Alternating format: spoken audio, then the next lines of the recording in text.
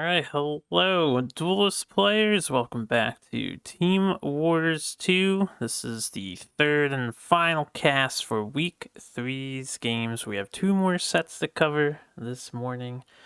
And today I am joined by Nick Lauren and Blatm. Say hello, you two. Hello. Welcome for some Duelyst. Hey, what's up? I'm very excited to be here. I'm very happy to have you two join me today. I won't stall too much, I guess, with things to say. We have a pretty long day ahead of us, so we can get into your first thoughts for the first set that we'll be experiencing. We're going to be watching the Senile Streamers versus the Lizard Lovers. Real quick. I mean, obviously, Lizard Lovers are like considered one of the best teams, but our streamers are no slouch. They've been doing pretty well, I think, right? Senile Yeah, I Streamers mean, has been doing pretty good. it's they have a lot of good old players Mm-hmm. on their team, but then also Chocobo. This is someone who I didn't really know until recently, and I think he's very good. He streams obviously because he's on the Senile Streamers. I'll have to make a minor yeah. correction. Chocobo's on the Blatm's miscalculators. So real quick for the team laydowns, Senile Streamers is captained by Rob No, and the teammates include Grinchers, Lucurative, Kitikaka, It's Just Cosmic, and Tuka. On the Lizard Lovers side, we have Captain J, followed by Mazer, Solafid, Blatm here, who's joining us, Wagnozak, and Faruka. Yeah, you definitely made me feel a little better about them because yesterday after our game, I like GG'd at the wrong team. I'm like, I'm not the only one who doesn't know who's on what team. Oh man, yeah. I mean, it's all a community, right? We're all just here having fun. So great. Yeah, it's all good. Yeah. I still have to look up the roster to pay attention to who is where myself, so the feeling's the same everywhere. Yeah, indeed. All right, well, I'm enjoying what is apparently our team logo. I didn't realize this is quite what it was, but yeah, great. I'm in favor. So initially, if you want, you can get it as an emote from subscribing to Faruka. So yeah, this is I just thought maybe they would use like a slightly nicer looking version, but guess not. This is what was sent to me. It's a little upscaled because I was sent the emote. There was a possible alternative of like a Wizards of the Coast banner, but it said Lizards of the Coast instead. But this was the one that they went perfect. Yeah. All right. Well, moving into game one, we have a particularly fun matchup, in my opinion, because we have an elusive Magmar mirror match for the first. Ooh. All right, so take it away, you two. Let us know what you think about the set. We'll get started momentarily. Yeah, I've been playing a little bit of Magmar recently because the way our team decides decks is Poncho Mango just like rolls a random. I don't know if it's random. I don't know how it decides. Arbitrarily, we like change factions each week. So yeah, I was playing this like list with Lock. I think it's quite good. Yeah, it's pretty powerful to like get a Lock Phalanx Star and then like flash out like a Veteran Siltar or something like that. The weird card here, and the name of the Senile Streamers deck is Sworn. They're playing 3 Sworn Defenders. Yeah. I'm glad you noticed that detail. It was quite the shocker when I initially received the list. I don't think it's a terrible card, but I'm happy to see it. They also have these 2 Elucidators for no clear reason, right? That also stands out to me. Not as much, but it's kind of strange. Yeah, let's just get into it and trade some blows and see who comes out on top, I guess. Yeah. Lady Lock, I think, is really quite powerful. This card was a 2/4 in, I want to say, like, patch 50-ish. towards the end of 2-draw, but not at the very end of 2-draw in original Duelyst, and it had to be nerfed, right? Like it was a really strong card, and here in these 2 decks, we're seeing some Lady Luck, and I think it's probably a little bit underplayed right now. Yeah, definitely. Like, it's really powerful for like a bunch of 2-drops turn. Or I've actually added Keeper to my list, so I can like Keeper a lock and have it a 1-mana lock. You can like really get some sick turns with that. I mean, you can So also do like lock into lock, and then all your stuff gets +2/+2. So I really like this new Phalanx Star because I think it's reasonably difficult to play with it. It's not super clear how you're gonna use it and how you're gonna make the most of it. I say this because already, this placement, raises people can have some questions about it, right? Like why is that Phalanx Star here? Would it have been better to put it 1 up or 1 down, or would it have been better to start with a young Silithar? And I don't know, right? Here at Cosmic, when they lead like this, maybe how I would interpret this is them saying that they really just they don't need the mana tile next turn. It's more about preventing the opponent from getting mana tiles. And that makes sense given their hand, right? That they had a young Silithar in hand already. So probably they're not going to need the mana tile. They can play 2/2s or something, and instead it's just better to get more space on board. Yeah, so the interesting thing, I really do like this Phalanx Star design. It feels really Magmar to me, like a big slow thing that like gives you like board control. And yeah, you can already like see the interesting stuff. Like how do you open this? And my sort of feeling on the matter is that it's so much scarier when it's along the middle row. So I am sort of in favor of this scientist opener in front of you, because if you put it to one side, it's so easy for them to like dodge it all game.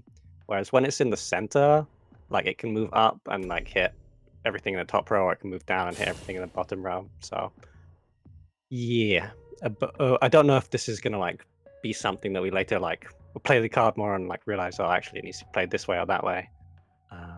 Obviously it's still quite new, so there's so much we still can learn. Yeah, I mean, one of the freebies is to just say it depends, because there's no way it doesn't depend on something, right? So you're just guaranteed to be right. Yeah, but you gotta I don't know, make a position and try and defend it. Yeah.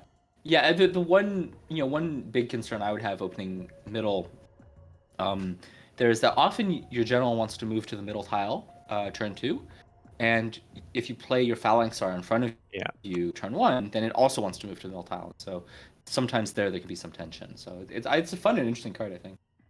Yeah, definitely. I quite like it. All right, Jay, you put this Twin Fang in your deck. Let's see why it's in your deck. I didn't see this deck before now, despite being on this team. So I'm, I've got my popcorn.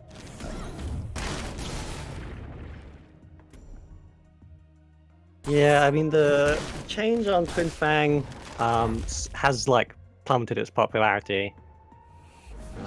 But it's still like it kind of does make sense in this like Stormy deck where you can like build a board and then trade in your locks, whatever, on a turn, and get a massive damage bonus from the Twin Fang. Like it's still scary to have equipped, but looks like Cosmic has the answer if they want it. Yeah.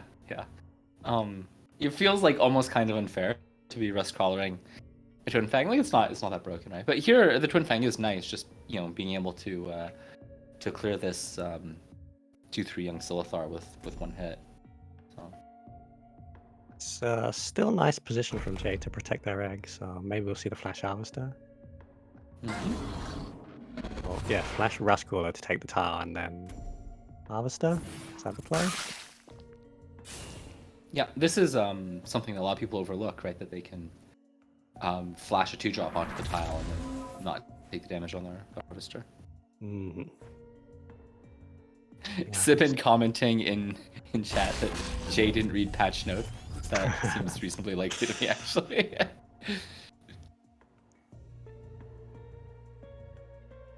What do you think Jay's gonna do to respond to this Harvester? Yeah, I mean, honestly, Jay is kind of, I, if I were Jay here, I would maybe just think about punching the young Silphar and walking away, right? Because you don't really have to fight this Harvester. Your hand kind of sucks. Just taking a turn where neither player really wants to play anything, I think makes a lot of sense. Instead here, Jay, the reason why I think he's doing this is because with that 5/3 Harvester, Mccanter next turn is a lot scarier, and so Cosmic is going to have to play a bit more awkwardly. Yeah, it does mean that like anything Cosmic plays now, if they don't answer the Harvester, like probably dies. It's gonna take like 4 damage by the time it gets to move. Yeah.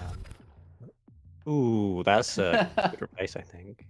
Are they gonna do Yeah. that? Because you could still do the 5-drop, but yeah, I don't think you can pass up a good natural selection like this. You can even heal your Harvester if you want. Yeah. I think another possibility that Cosmic must have been thinking of is to essentially do nothing, right? Mm. To just pass back and say, let's let time pass and see what happens, right? Because Cosmic, he doesn't know that Jay's hand kind of sucks. So maybe he looks at his hand and thinks it kind of sucks, and therefore is happy to just let a turn cycle pass. Mm. I'm not sure how much that like when I've got the situation with Spirit Harvesters on the board, I like playing like, if I can do artifacts and spells, obviously then I'm not like losing value on my minions, right? Everything's getting destroyed. I'm still like making a proactive play. So like maybe Jay would be happy to like equip a Twin Fang and just be like, yeah, these are all gonna get my like Phalanxar and Young Sithar are gonna get harvested, but that's gonna make me swole as heck. Yeah, no, that's definitely a plan. Though, Jay having seen one Rustcaller, because it's a closed decklist format, maybe he's worried about a second Rustcaller at this point, thinking, oh, my opponent is just playing Rustcrawlers, and so Jay's gonna have to figure out what his plan is with this Twin Fang. Yeah, you could like maybe play it more like a spell, like for this turn I get a big amount of attack, and it probably won't survive to the next turn, but it did its job. Yeah.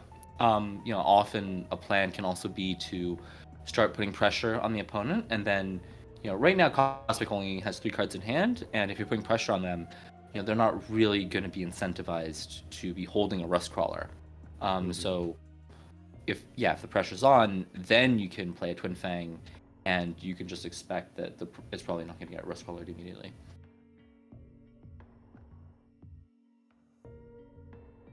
They're taking their time on this turn. Yeah, I mean, it's maybe a feature of Team Wars where it's like everyone is shouting various things and trying to make sense of it. Kind of like the full surround. Maybe not though. They're doing the Twin Fang play. Okay, cool. So they're using their minions to body block off the Harvester from hitting them, and just letting that Harvester buff them up with its damage. Yeah, that's scary. That's going to be a lot. I think if I were Jay, what I would be trying to figure out right now is how is this game going to go overall, right? Is this going to go to fatigue, for example? Because looking at these decks so far, they don't really seem like they have sort of very specific, concrete ways to win the game. It's kind of just like a pile of mid-range cards. And if you have 2 piles of mid-range cards facing off against each other, often neither side can really win because you have to go face to do damage, and if it's just a mid-range fest, then you really don't want to go face because it's so important to be clearing the opponent's board with your minions. So if Jay is thinking that, or if Cosmic is thinking that this is going to go to fatigue, then maybe they're inclined to play in certain ways, play more conservatively, save some of their big cards, which they don't have that many of, and say like, this is maybe at the end of the day going to give me a threat that my opponent can't answer, or just going to give me good value, and they're going to run out of cards. Yeah, it's always like a tough to like figure out how early you should be playing around fatigue, because you don't want to realize too late that the game's going to go to fatigue and you're going to lose that. But if you like start making those preparations too early, you could just lose. Oh man, well, Mind Steal is amazing in fatigue, but I think this is probably not what Jay was imagining when he... It's not a bad mind steal. It's not bad, but I mean, you must be just like, what the fuck? He sees the triple Swan defense, like, what are we playing against? I think you just drop it here, don't you? Oh.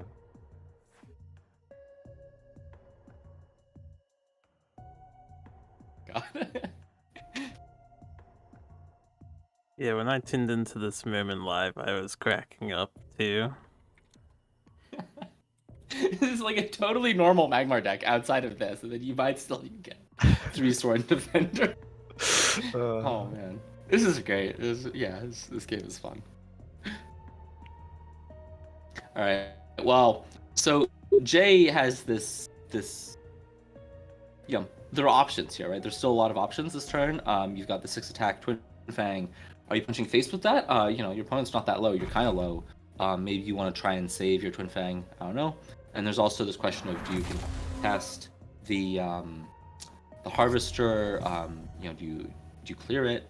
I think that Jay made the decision that he made here because it's just, I don't know, 10 HP is not very much. It's scary. Yeah. And one facet of that is that the War Beast can hit Jay without hitting the Sworn Defender here.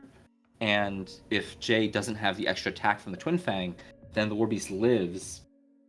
And Mind Steal, I mean, it's a fun card, but it's also quite skill testing, where it's not just that Jay has Cosmic's Hand, it's that Jay knows what Cosmic's Hand is, and Cosmic knows what Jay's hand is, and they know that they know, etc., etc.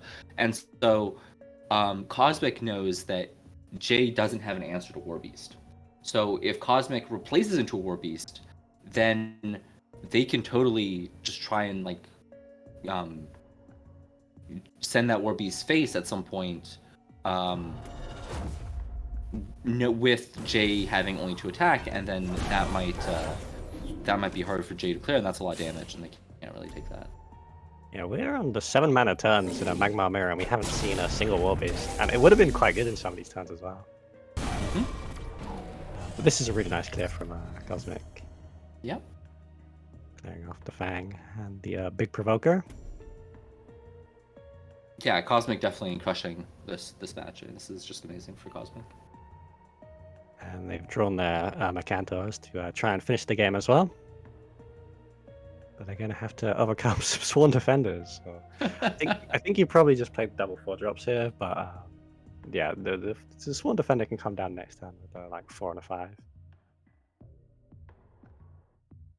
Yeah, there's no way. I mean, Sworn Defender, don't get me wrong, is a really extremely powerful card, but it's probably not better than 2 4-drops.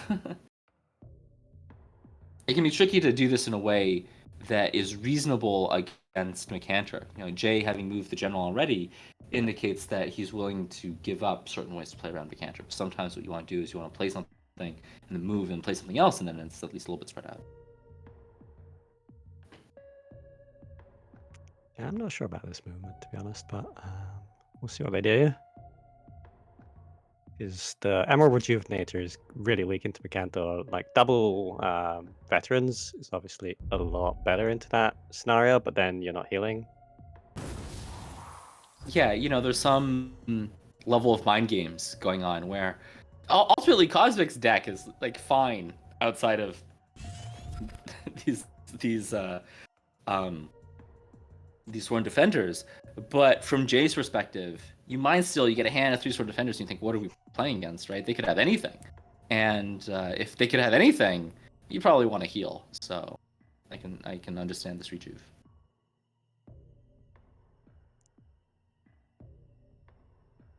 Sure. Unclear how Jay yeah. is going to win the game here. Yeah, indeed. I think you can just obviously Mercanto here, but I don't think you need to hit the 4/5. It's fine if it's just an egg. But also they did. Yeah, they are going to clear that off. They got so much HP. Oh no, they did go face. Yeah. Yeah, going face. You know, it could be like a player on natural selection as well. Yep. And Cosmic here saying, oh, you know, my opponent has still played 0 Warbeast, so not moving the Spirit Harvester up to continue to play around that. Having your own Harvester on board in this mirror can be very strong because then your metas are just incredible. Yeah, 100%. Yeah, it's so demoralizing when, you're like, well, I have to play some minions as Harvester because not playing anything loses me the game, and then they just metamorphosis because you didn't clear the Harvester. Yeah, so here, Jay has some really nice defensive positioning because this egg is going to hatch. It's going to be kind of hard to access Jay's general. You should probably flash this Mystic, but... Cosmic can definitely have lethal next turn because Mercanto Flash Elucidator is a lot of damage. And the 4/6 isn't quite enough to protect against a Mercanto in general hit, so I think this is going to be game here. Yeah. I think that, you know, it's tricky, right? It's sort of, you look kind of silly sort of either way half the time in such situations, but, you know. Yeah, this one's pretty rough, right? Maybe, you know, the Sworn Defender is ultimately just not quite getting the job done. Yeah, it's in case of a lot of cards that are like almost good enough, and Sworn Defender's on that list of cards that not quite there, and you like could pick them in Gauntlet and be happy, but in Constructed it's just a little too tough. Mm-hmm.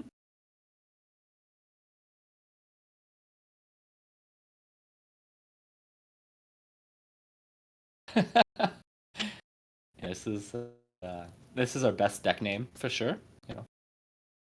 0 on and counting. Hopefully that turns around. They got to pick the matchup here, so yeah. You know, this is week 3, so I believe actually the name is out of date. I would guess it's 02 and counting, but I'm not sure.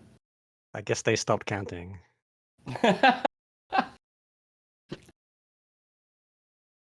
Yeah, this is pretty standard creep, right? What have you played this matchup much?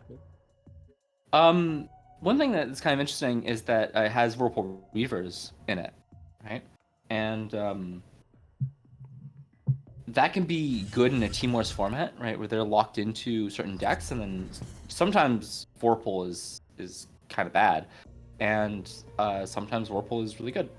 So if you can know ahead of time what you're playing against, and just send out the Whirlpools at the right time, then that can be really powerful. Yeah, I quite like Whirlpool Reaver. It's tough for a lot of factions to deal with.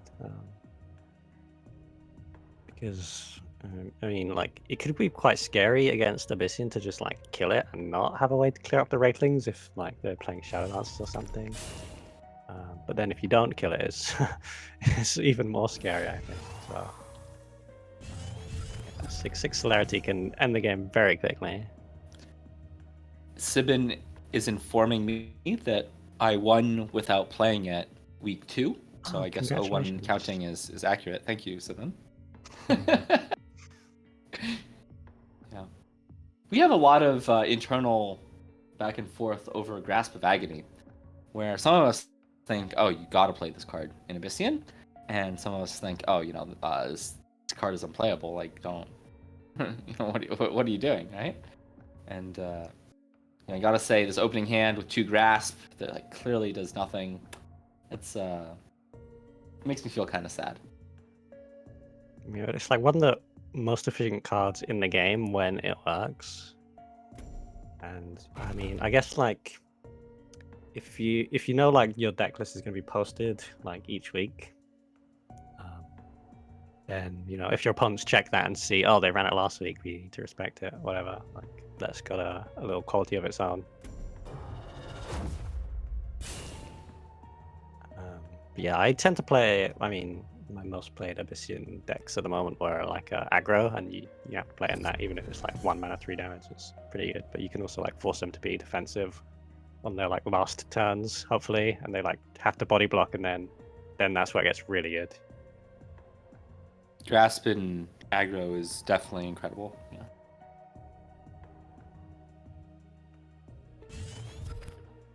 But we are going to see it get replaced right here. Doesn't do anything at the moment. And yeah, Wag doesn't really have a good play actually. Do you just equip the sword or what? Do you summon a 4/4 for tempo? What do you think? Yeah, the positioning is pretty interesting because it's just out of range of Night Sorrow if you want to Blood Tier Night Sorrow. So good play by Cosmic here, playing around that. With Vindicator, especially with the Vindicator change, where you can only use it once, you can try and ask concretely, oh, what can my opponent really do with this Vindicator? And, were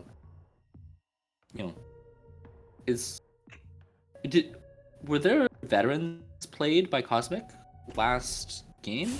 There are no veteran Silithars in their deck. Yeah, so because there are no veterans, there's really not that much that you have to be worried about with this Vindicator, right? I mean, if they rush out a Rejuve, okay. Elucidator already had Rush. They could flash Sworn Defender or something. It's not great. So I mean, Phalanx is maybe the best thing to Vindicator out, and even it's also not totally scary. So I think that just tempo Rejuve makes a lot of sense here. Just put stats on board and say okay, feel free to rush something, go for it. Mm. Do you think Cosmic's going to dump their whole hand here? It's a lot of stats if you play it all. I don't know if it's actually good. But yeah, it's pretty tempting. Yeah, especially because the Lady Lock buff is going to buff up something that lets you clear the Mystic, yeah. and the Healing Mystic is gonna let you heal the damage from the Flash.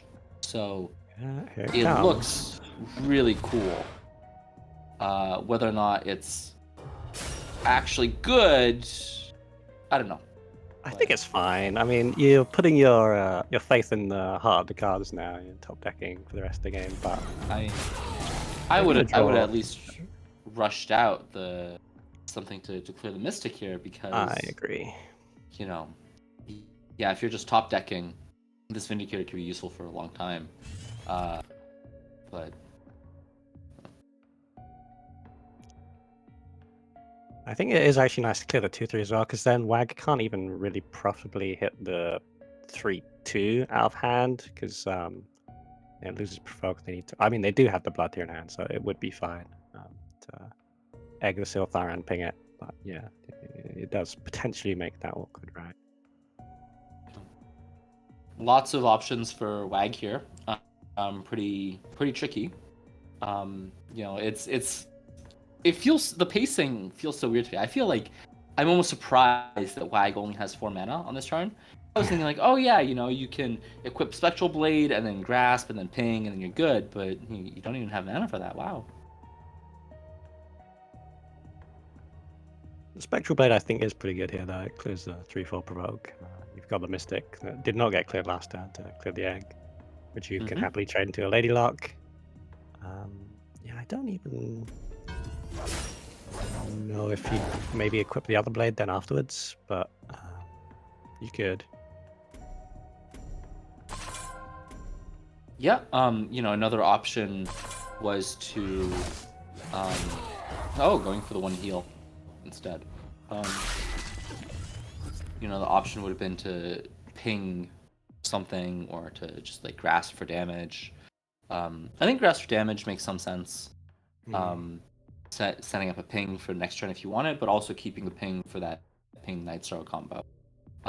Cosmic top decking here, I think that you cannot worry too much about this Vindicator still, and it's tricky because in these sorts of matchups, the Abyssian player is the one with the inevitability, in that they're just going to Nova you if you give them infinite time.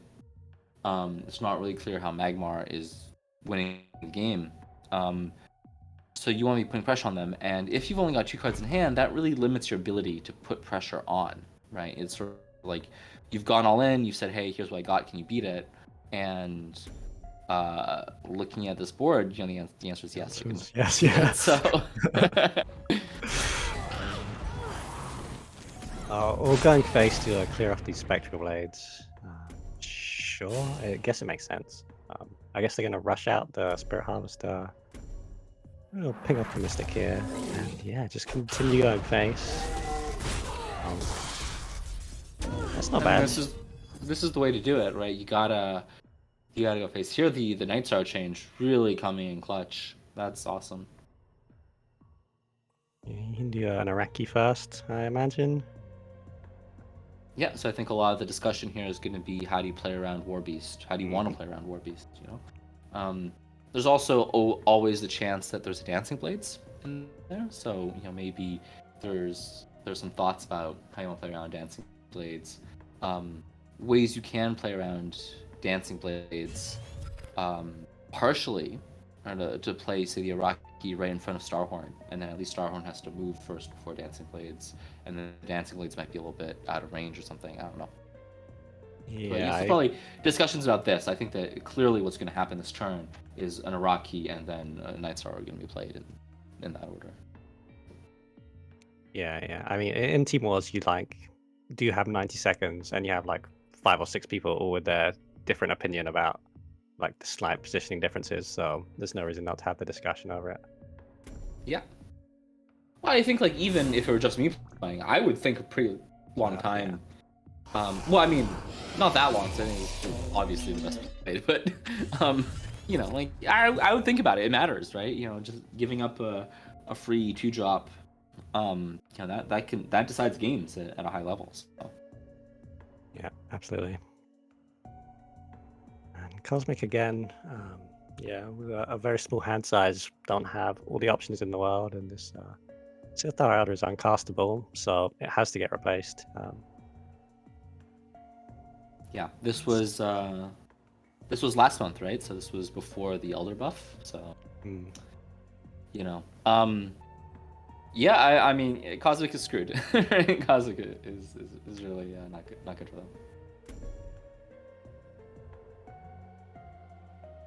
Because even if here they're gonna make sure they don't take a gajillion damage off of this Iraqi, they're gonna play Spirit Harvester, but the Harvester is kind of out of range of everything. So Wag is just gonna throw the 3/1 into face, and then they could just run away here and just say, hey, I'm gonna top deck Novas and Revenants. Soon enough. It's unclear how Cosmic is gonna be winning the game, though. Seeing that one Elucidator in the last game, they could always be on random combo, right? There's no way realistically we saw them flash something. You're not playing Lock in a Flash Elucidator Fractal Replication combo decks, but who knows? Opponents can be crazy, so maybe that's what's on their mind. It can definitely happen that they're just we'll run 1 amp 1 Fractal Replication for the fatigue matchup. Exactly. So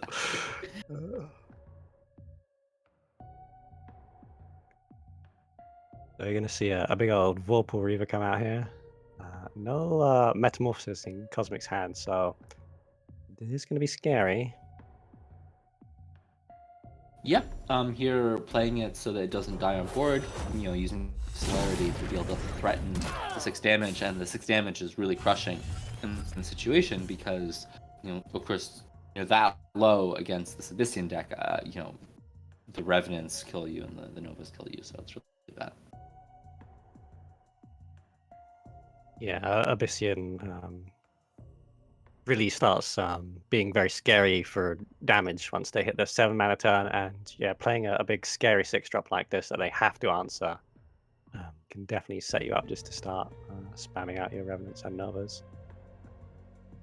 And doubly so when they're already low on HP. This is one of those situations that's similar to what you were talking about at the beginning of the match regarding Grasp, where Cosmic is probably gonna have to play into Grasp this turn, just because they're under so much pressure. So Grasp is gonna be pretty good. Yeah, they don't know. They might be able to guess that Wag's on creep if they've played this deck in our previous week.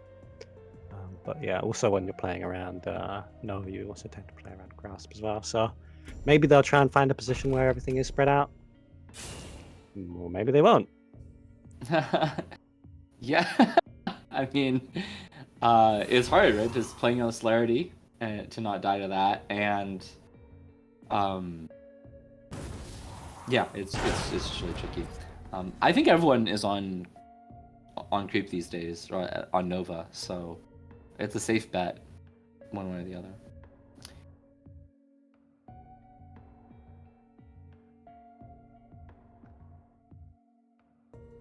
Looks like there's not going to be quite a lethal here. See what they go for now. Cosmic's healed up quite nicely there as well with 6 extra HP. So yeah, a little bit out of range of just a couple of Revenants ending the game. Yeah, I think that in situations like this, people might fixate too much on getting lethal. Even if there's no lethal, the Abyss player is doing really well, and they're not under any pressure where it's not clear how Magma players can win the game. So you can just play some normal turn, you can do zero calculation about lethal. Maybe from an Abyss player's perspective, you could think, oh, maybe there is some lethal, but I just don't care. I'm not even going to calculate it, look for it, because if I just play reasonable turn, I'm doing really well. Yeah, especially in Team Wars, the amount of times that it's like there's 15 seconds left on the turn, and then like somebody says, I don't care what your turn is, just like don't rope it. Just make something. Wow, those spawns. Oh wow, they're all touching. But yeah, this is a good board clear from Wag, and the bad. You'd honestly prefer them split up because Cosmic can just run away from these, but Yeah, it's really bad. It doesn't matter. I don't know why there's a Vorpal in this deck. Like, you don't do anything with the Wraithlings. Like, okay, have your 6/1/1s. Who cares? Both teams highlighting the Wraithlings. Wow, isn't this cool? Yeah, it's the yeah. Yeah, I wonder what the probability of that is. Yeah, it's got to be like 1 in 100 or something, right? Probably less.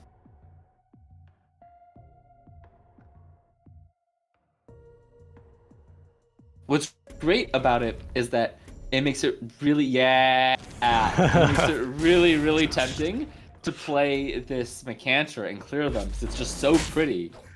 But you can just run away from it. This sucks. Why do you care about your Wraithlings? So. Yeah. I mean, it's obviously a really nice natural selection as well, so that's good. Yeah, that's fair. But I mean, yeah, it's just right. This is one of the reasons why I actually really don't like playing Nova Abyss, is that so much of it is reliant on top decking Revenant or Nova when you have 7 mana. And if you don't, then actually your deck is completely unplayable. It just sucks. And it's like, it's such a specific kind of RNG. It's like every turn you got 20 cards in deck, and it's like, do I top deck Nova? Yeah. So, but their Wag got it. We definitely had that in week 1. I think it was against Senile streamers. We had like 4 or 5 turns in a row where if we draw the Nova, we just kill them. Eventually we got it, but it was just exactly as you say, like, where's our 7 mana cards? We're playing a bunch of them. Oh man. Sibin pointing out that he really dislikes Creep Abyss because it's too reliant on good Wraithling spawns from Vorpal. Yeah. You gotta play a deck that runs Dark Fire Sacrifice and Ritual Banishing, so you don't care if you get bad spawns from the Vorpal. Yeah. Here,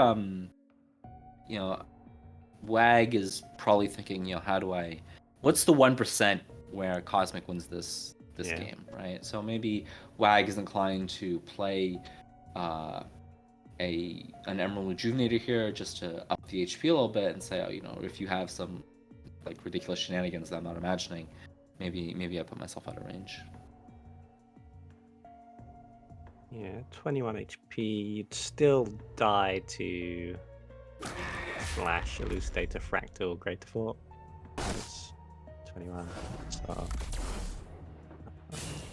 Yeah, well, you know, your opponent Oh, being low on HP is a good defense. Oh yeah, that's true. Elucidator So, change. but that'll be a tie actually.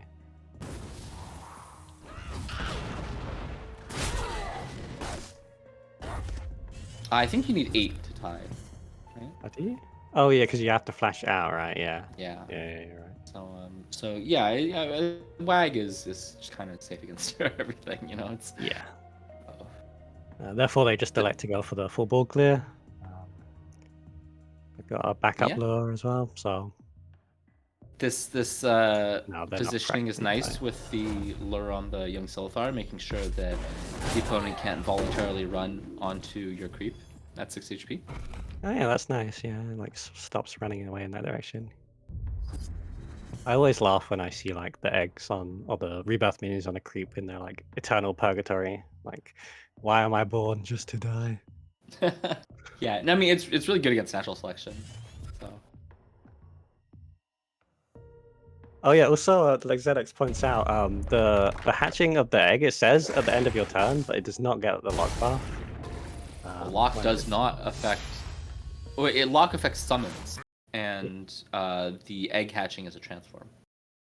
Are you sure? Like, it used to like work on tokens that just came out from like, for example, Fenrir Warmaster. It used to like the wolf used to get the buff, right? Yeah, but Before that's a those. summon, right?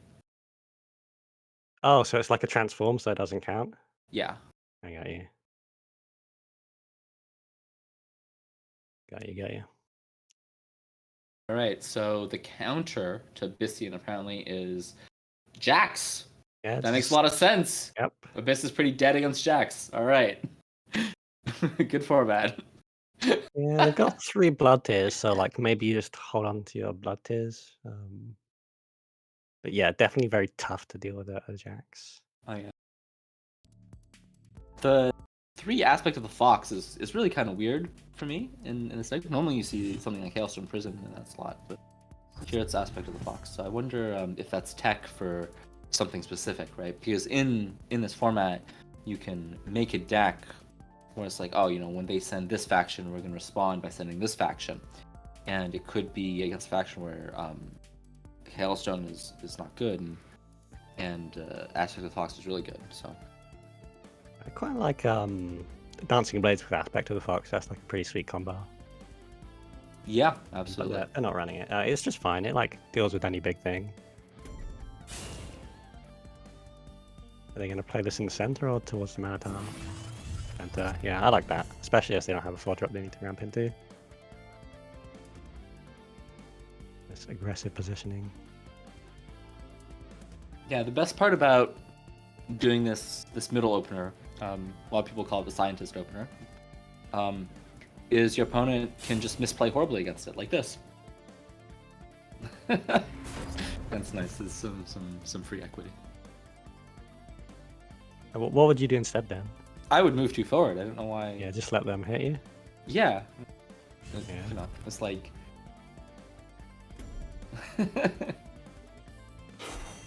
I think giving up the board positioning is pretty bad, especially against a deck that could totally be playing Snow Chaser, for example. If they hit their 2-1 into your face, right? Then next turn they'll need 1 mana tile. They're already on Jax, and it's kind of hard to stop them. I guess it maybe not that hard, but it might be difficult. You don't know if you'll be able to stop them getting the mana tile playing a Jax. Don't you just want more time before like the Jax comes down, so you like actually have a board that can answer it? I think it's pretty optimistic to believe that this Crystal Wisp is going to be living through your next turn as well. And if it is, it probably means things are going quite badly for you. So I think it's kind of moot. I think that you need to be planning for Jax in other ways. is obviously the opponent is on Jax, right? If they counterpicked Vanar into Abyssian, so you've got this Abyssal Crawler. So okay, that's a start. You're gonna put this Abyssal Crawler in the corner. You're gonna save every blood tier, and I was gonna say save every lure you have, but maybe that's excessive. Maybe that's not good enough. To try and just clear as many as possible, you try and but against Jax, you can also defeat a decent amount of it just by positioning, right? You know, as long as you're sort of towards the middle of the board, but not in exactly the middle of the board, you can clear usually 2, sometimes 3, just by like walking up and punching them. But if you're sort of cornered like this, you can't really do that. Yeah. I also really don't like this turtle opening because I'm like more critical about turtle openings than a lot of good players, so you know, take this with a grain of salt. But it feels like you're positioning to try and get that mana tile. They're not going to give you that mana tile, right? Like, they're just going to play something on it. And now, like, look, you're in the corner. You've got no room to maneuver. Your turn sucks. Yeah, it's terrible. Just absolutely terrible. And then, I don't know. This is my team, so I can shit on them, right? Like, what is this? I mean, they don't have to be your team for you to say you don't like a play. I mean, definitely anecdotally, I like let Crystal Wisps hit me, and I don't feel like I'm losing games because of that most of the time. Like, but maybe Jax is a special exception. I don't know. I hear you. Like, even if they didn't have Jax in their deck, you're gonna lose at this point, right? Like, yeah. You know, you're so far behind right now. Yeah, you know, it's like this crawler. You really wanted to put it in the corner to kill a Jax spawn, and then you know, this Primus Fist can punch the Iraqi, and you're like, oh yeah, but they're gonna have to walk under a creep tile. But 1+1 is less than 3, so you don't even kill the Primus Fist with what you have on board. And yeah, it's so easy for them to have an attack buff and clear your Iraqi. So this is just absolutely atrocious, and I don't know. They've lost their minds. You know, like, I feel like I'm watching like a silver player play. You tell them what you really think. Yeah, no, it's because it's my team. It's because it's my team. So we do see the Tempo Razorback come out just to help clear off the board properly. They'll just planning to draw it. I mean, you don't even need it for a Jax to be game ending in like when you're this far ahead already. So yeah, I think it's just fine. Play it out. You get a tougher board here. Yeah. And you know, I think when it comes to Creep Abyss, you get a lot of hands in the mid game like this where you have a lot of air in them. You know, you've got this Void Pulse and this, you know, this Blood Tear, this Grasp, and like it kind of doesn't really do anything. It doesn't like put stuff on board. So top decking this Dancing Blades is kind of nice. I think at this point, the plan for Abyss is just hope they don't have Jax, I think, or at least they played a Razorback, so maybe hope they don't have a Razorback to follow up to Jax. But it seems to me like you're just never beating Jax Razorback here, so you should just stop playing around it. Yeah, it looks like they're going to be able to clear 3 of the ranged, which is not bad at all. Yeah, I mean, the thing is that in this matchup, I think Abyss actually has to be the aggressor. You know, you have to be going face if you're punching them with your Spectral Blades, because you don't have a long-term solution to Jax. You know, maybe you can play a bunch of Blood Tears and deal with like most of one that way. But then we'll just go and play a second Jax, and you know, that's gonna be yeah, that's gonna be really hard to beat. So when I'm in this situation as the Abyss player, my plan basically the entire game is that no matter what kind of Abyss deck I actually have, I pretend I'm aggro Abyss, and I just go face a ton. So I'm like, you know, I have to kill you before you start playing Jaxes. Yeah, I've seen, and I've also been running, like, I think maybe it was from Jay's or Farok's out of Jay's list, where they're only running 2 Jax. So maybe you like can reason that if I can sort of half deal with one or fully deal over a few turns, like maybe they won't draw a second one, and then I can get to 7 mana. But yeah, it's a bit optimistic, I think. Yeah, I mean, I think that the issue is more that like okay, you get like, say you just straight up give Wagnazak an extra mana at this point. Say, sure, you're on 7. What are you gonna do, right? Your opponent's at 25, and like you Yeah. have to kill them, and it's like you're gonna know them deal 5. Like they don't care. So yeah, this is over. Here, pinging the Jack's True Sight because of random Keeper of the Veil. Or I guess in principle they could hailstone it. Sometimes it's correct to do that. So that's a tip for the fellow silver players in chat. That it's the one you want to kill.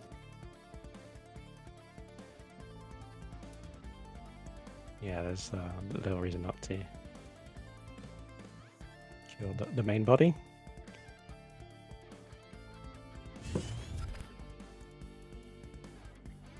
Green just has a lot of choices or a lot of options here. Like I think Razorback's good to buff up your ranged, but also just the tree is also okay. Yeah. I don't think whichever line they take is gonna lead to a bad result. So take your pick. Yeah, another nice combo with Aspect of the Fox is Cryo, right? Just True. Fox Cryo kills everything. So Yeah, I definitely think you hold on to the Fox for Revenants and Vorpal Reavers, but yeah, the Fox is gonna be really nice against Vorpal. Revenant usually a Cryo will kill it. I mean, it's pretty. I guess with Jax on board, you could have a 5 HP Revenant. Yeah, but the Razorback is nice because you've got this No Chaser in range, and so getting that 6 damage in is nice. Here, Grinch running forward to do some damage, saying 25 HP is so much that doesn't even care that they're in range of the Dancing Blades, not even clearing the Dancing Blades. Just yeah. I don't care. I'm gonna punch you in the face. This game is over, which is correct. It is over. yeah. Yeah, like, things can go wrong if you give your opponent enough. I mean, very unlikely to, but just give them no time at all. They cannot kill you from 23 HP, and you don't want to like let them have more and more turns to like draw void pulses and whatever. So. Hey, at least they got Grasp of Agony. Yeah, it's not going to do anything here, but if they had like a lure, so you can always like justify Grasp of Agony on the grounds of like, it combos well with Demonic Lure. Yeah, these days I've been wondering, can you play Dark Transformation over Lure in certain sections? What do you think about Dark Transformation? I think Abyss already has I like an okay sort of a late game. You're probably like struggling most in the early game. You're like borrowing all your tools from neutral to like have a good early game. But also like helps you have a better early game where you kind of need it. Just my opinion. The buff is nice though. Like a 1 mana like is a big deal. Yeah. Way more playable there. Here, I think the players are going to be mostly concerned with information at this point. Grinch playing that Razorback last turn, probably motivated by this idea of not revealing cards that your opponent might not guess you have. So it's like, of course, there's Razorback in this deck, and we saw one already. Revealing Cryo instead, so that's some information. But maybe they think it's not too much. And Cryo is a big thing in one draw. I think it was a bit less of a thing in 2 draw, so it's not super clear that they would Cryo, but just revealing as little information as possible. If you play the tree or something, I mean, I think it's hard to guess that. All right, we're gonna see some Solifid.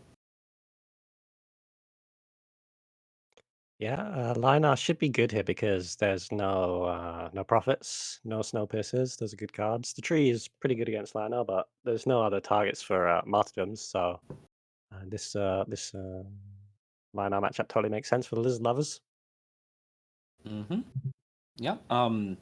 Only 9 2-drops in this Linar deck because everything has to be multiple of 3. 9 2-drops makes a lot more sense these days.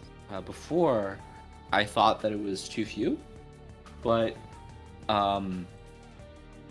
now, because of the way the mulligan has changed, mulligan now works like replace, as opposed to in original Duelyst, where it works like replace for each individual card, but not for all 3 together. So you're more likely to find the thing you're looking for in the mulligan, and that lets you run fewer 2-drops than you might imagine if you're used to Duelyst 1.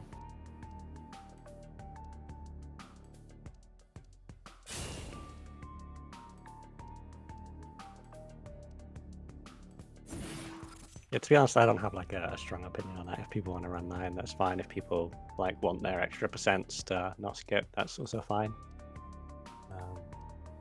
So like sometimes you just don't have that many like good 2-drops, or you're a slow deck. It's like, oh, I'm gonna be drawing these later and it's gonna suck. Yeah, 9 bare minimum, guys.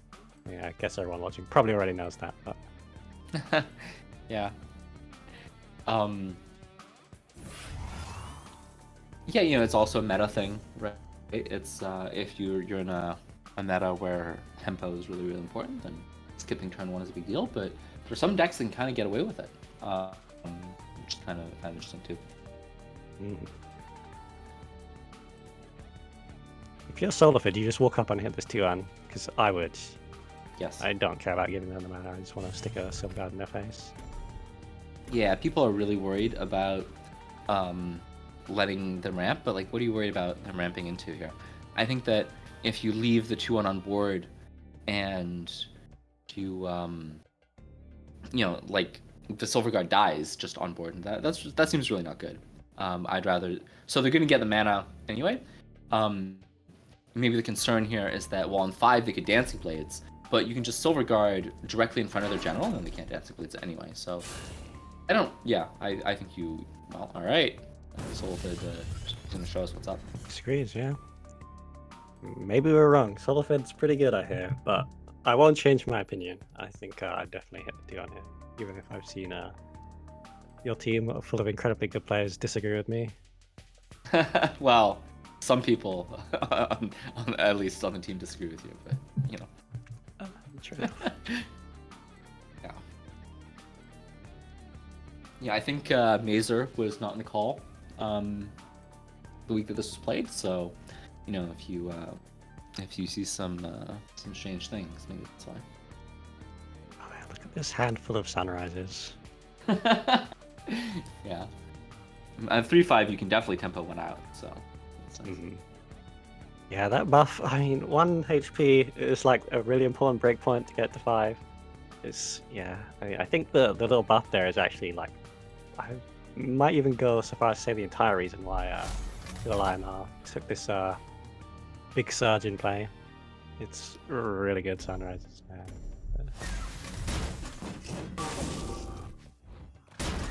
There's this interesting dynamic when you've got some good players playing and there's a really strong answer card to something. So here you've got this Rust Crawler that's going to be really good against Arclight Regalia, and Regalia is going to be really good outside of getting deleted by Rust Crawler. And Grinch has to decide if he's going to hold Rust Crawler in hand, because you can imagine Solifid might not want to play Rust Crawler because it's gonna, or play Regalia because it's gonna get deleted by Rust Crawler, and then maybe Grinch can sort of level that and say, oh, well, I'm gonna start just replacing Rust Crawlers for now because no Solifid is gonna play into it.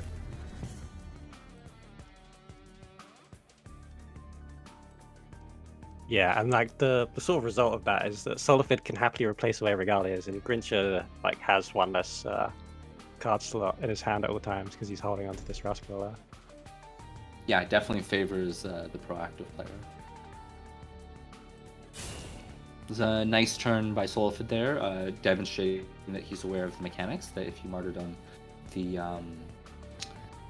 Fenrir, then the Sunrise will proc and kill the wolf. And Grinch going with the YOLO Jacks. He doesn't run Profit in his deck, so there's no point like holding onto it for a Profit, and I guess you just play it at the earliest point in the game. You hope they haven't drawn the Tempest yet. They have. Everybody knows they have it, but I guess they don't have a better turn. So Yeah, you know, sometimes I think people can get a little in their heads and think that they have to go more all in than they do. You know, I can totally believe that you had reasonable chances just replacing every Jax you see until the end of time with this Vanar deck. Not great chances, but probably higher chances than just YOLO Jaxing, right? Because in the same way that we were talking about this Rustcrawler Regalia dynamic, you've got this Tempest Jax dynamic. true. Yeah. Where, you know, as the lineup player, do you hold Tempest against this Vanar player? Like, the Vanar player has to be kind of crazy to play Jax, but here Solfid is saying, oh, you know, like, he had many coherent reasons for holding the Tempest here, and he obviously was proven correct. Yeah, I think Tempest is a little more forgiving in that you can also be like, oh, I really want to hold this for Jax, but it's so good here, I can just play it. Whereas the Rustcrawler is almost never like so good here when there's no artifact, right? Yeah, though it's tricky because if you Tempest something that isn't Jax, then you only have three Tempests, and so maybe you could actually, in a long game, give your opponent some chances. But I think Solfid is also not the type to have those really long games with Lionel. So you can see like Solifid's positioning here is he's really scared of the second Jax. Like if Grincher had it, like Solifid does not have the second Tempest, so he's ran his minions all the way back to like clear up the mini Jaxes should they come down. Yeah, absolutely. And you know, that Sunriser positioning was interesting, right? Because the Sunriser could be one upright of where it is right now, but then that's weak to Snow Chaser Dancing Blades. So it's going to be out of the game for an extra turn like this, but it's not going to get Dancing Blades, and that's a difficult call to make, I think. Yeah, unfortunately, Grinch just doesn't really have anything that can like, what's the word? Capitalize on Solifid running all his minions away. He doesn't have a really powerful proactive play. It's just a 4-1 and a 4-3. Not super hard. I mean, when turns like this, I like to just pause, take a moment, say, hey, you decided to go to the collection screen and put all of these cards in your deck. Right, so this hand of Cryo, Chromatic Colds, you know, and Crystal Wisp was like, well, why are those? You know, do you really need all of those cards in your deck? You know, maybe you didn't. Maybe you like it means that your deck has a little bit too much air, but they can do strong things. And in this format, I think this Vanar deck seems like it's really designed to be a silver bullet for certain things. And well, it went and it was a silver bullet. It did its job, and now it's getting counterpicked, and maybe there's just no expectation from senile streamers that they were going to be able to win this match anyway. Yeah.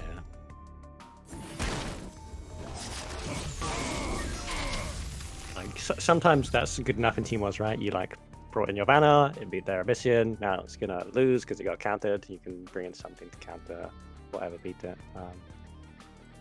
And if you won the first game and everyone goes 1-for-1 for the rest of that, then you win. Yeah, it feels like tennis almost, right? Yeah, a nice little rally. Yeah,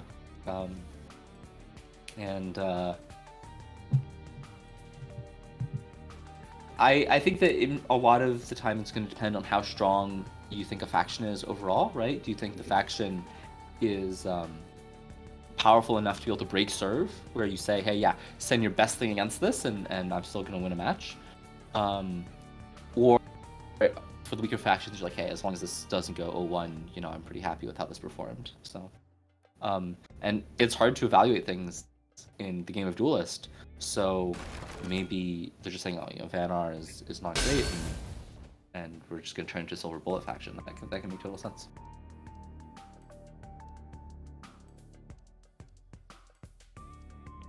So Grinch getting the big tree. I think they it's not a Vesper, right? That got changed. They just replaced it off the Snow Chaser.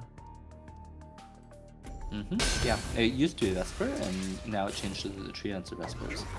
Yeah, I like that. It was pretty sweet with Glacial Elemental.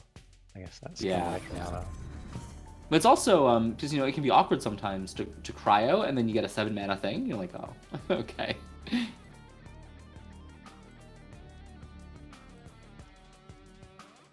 yeah. I was gonna say, but also it's like late game. But I also don't think like Snow Chasers are that bad in sort of a late situation. That you can be running out of cards and just getting one that lasts forever isn't terrible. Yeah, if I see a lot of Snow Chasers, then I start worrying about Aspect of Mountains. Mm-hmm. Here, Solifid is firmly parking his minions in these corners, until like the end of time, saying you're definitely not going to Jax me. And Solifid has enough of an advantage. You can just straight up send 6 mana worth of minions into Narnia, and he's still doing well. So that's kind of crazy. And they are getting a little low though, but it's Lionel, so there's really not too much to worry on the HP front. Valor does not tend to burst you down from 11 HP. Yeah, and the sun drops just like completely stop that. And if you take an aggressive line as Vanar, and then they just go like Viju sun drop, I mean you basically instantly lose. Right? That's if you want to talk about like Jax into Tempest instantly losing, I mean, nah, taking an aggressive line and then getting Viju sun drop, that's instantly losing. And because based on the positioning, I mean, unless Solifid is like some mind game god, he doesn't have a Tempest in hand, and so you gotta start asking, what does he have in hand, right? You haven't seen any healing really out of the deck, and he doesn't have Tempest. And you've seen like the Dancing Blades get played, you've seen like the Silverguard Knights get played. Like, what could the hand possibly be if not healing? So I think Solifid's pretty safe. Yeah, it certainly seems so, especially with the sun drop draw there, in no danger.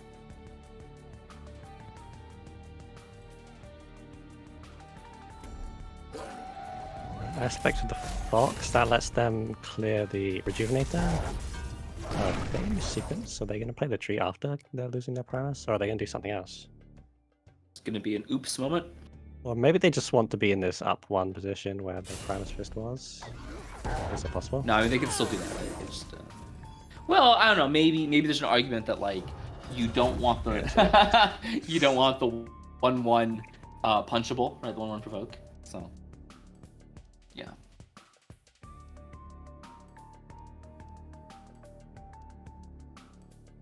Do they have like? Is there a way 9 HP? No, I don't think so. It's probably just gonna get martyrdomed. Solifid's gonna probably be able to demonstrate his game knowledge once again. Do the same thing that we saw earlier this match, where he martyrdoms the Fenrir, and then the Sunriser clears the Wolf. What are you talking about? He's gonna martyrdom the tree, and then oh. Oh no, you got me, Nick. You got me.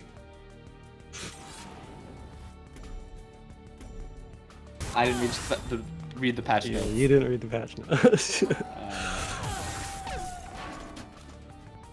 And Solifid can also like move these Jax defending minion. Firstly, like he's trying to win the game in Eternal 2, so Jax does not do anything with Grinch, but also they can still hit the corners if they need to move forward. Oh, this I remember actually. So what happens here? Okay, well. So this concede. It's not a concede because the situation is hopeless. Like, don't get me wrong, the situation is hopeless. Grinch is like 0% to win, but the concede there is because Grinch apparently initially thought that he had submitted a deck or had submitted a deck, whatever, something with only 2 trees instead of 3. And then, of course, he just played a tree, and then he had 2 in his hand. He's like, oh, I'm playing the wrong deck.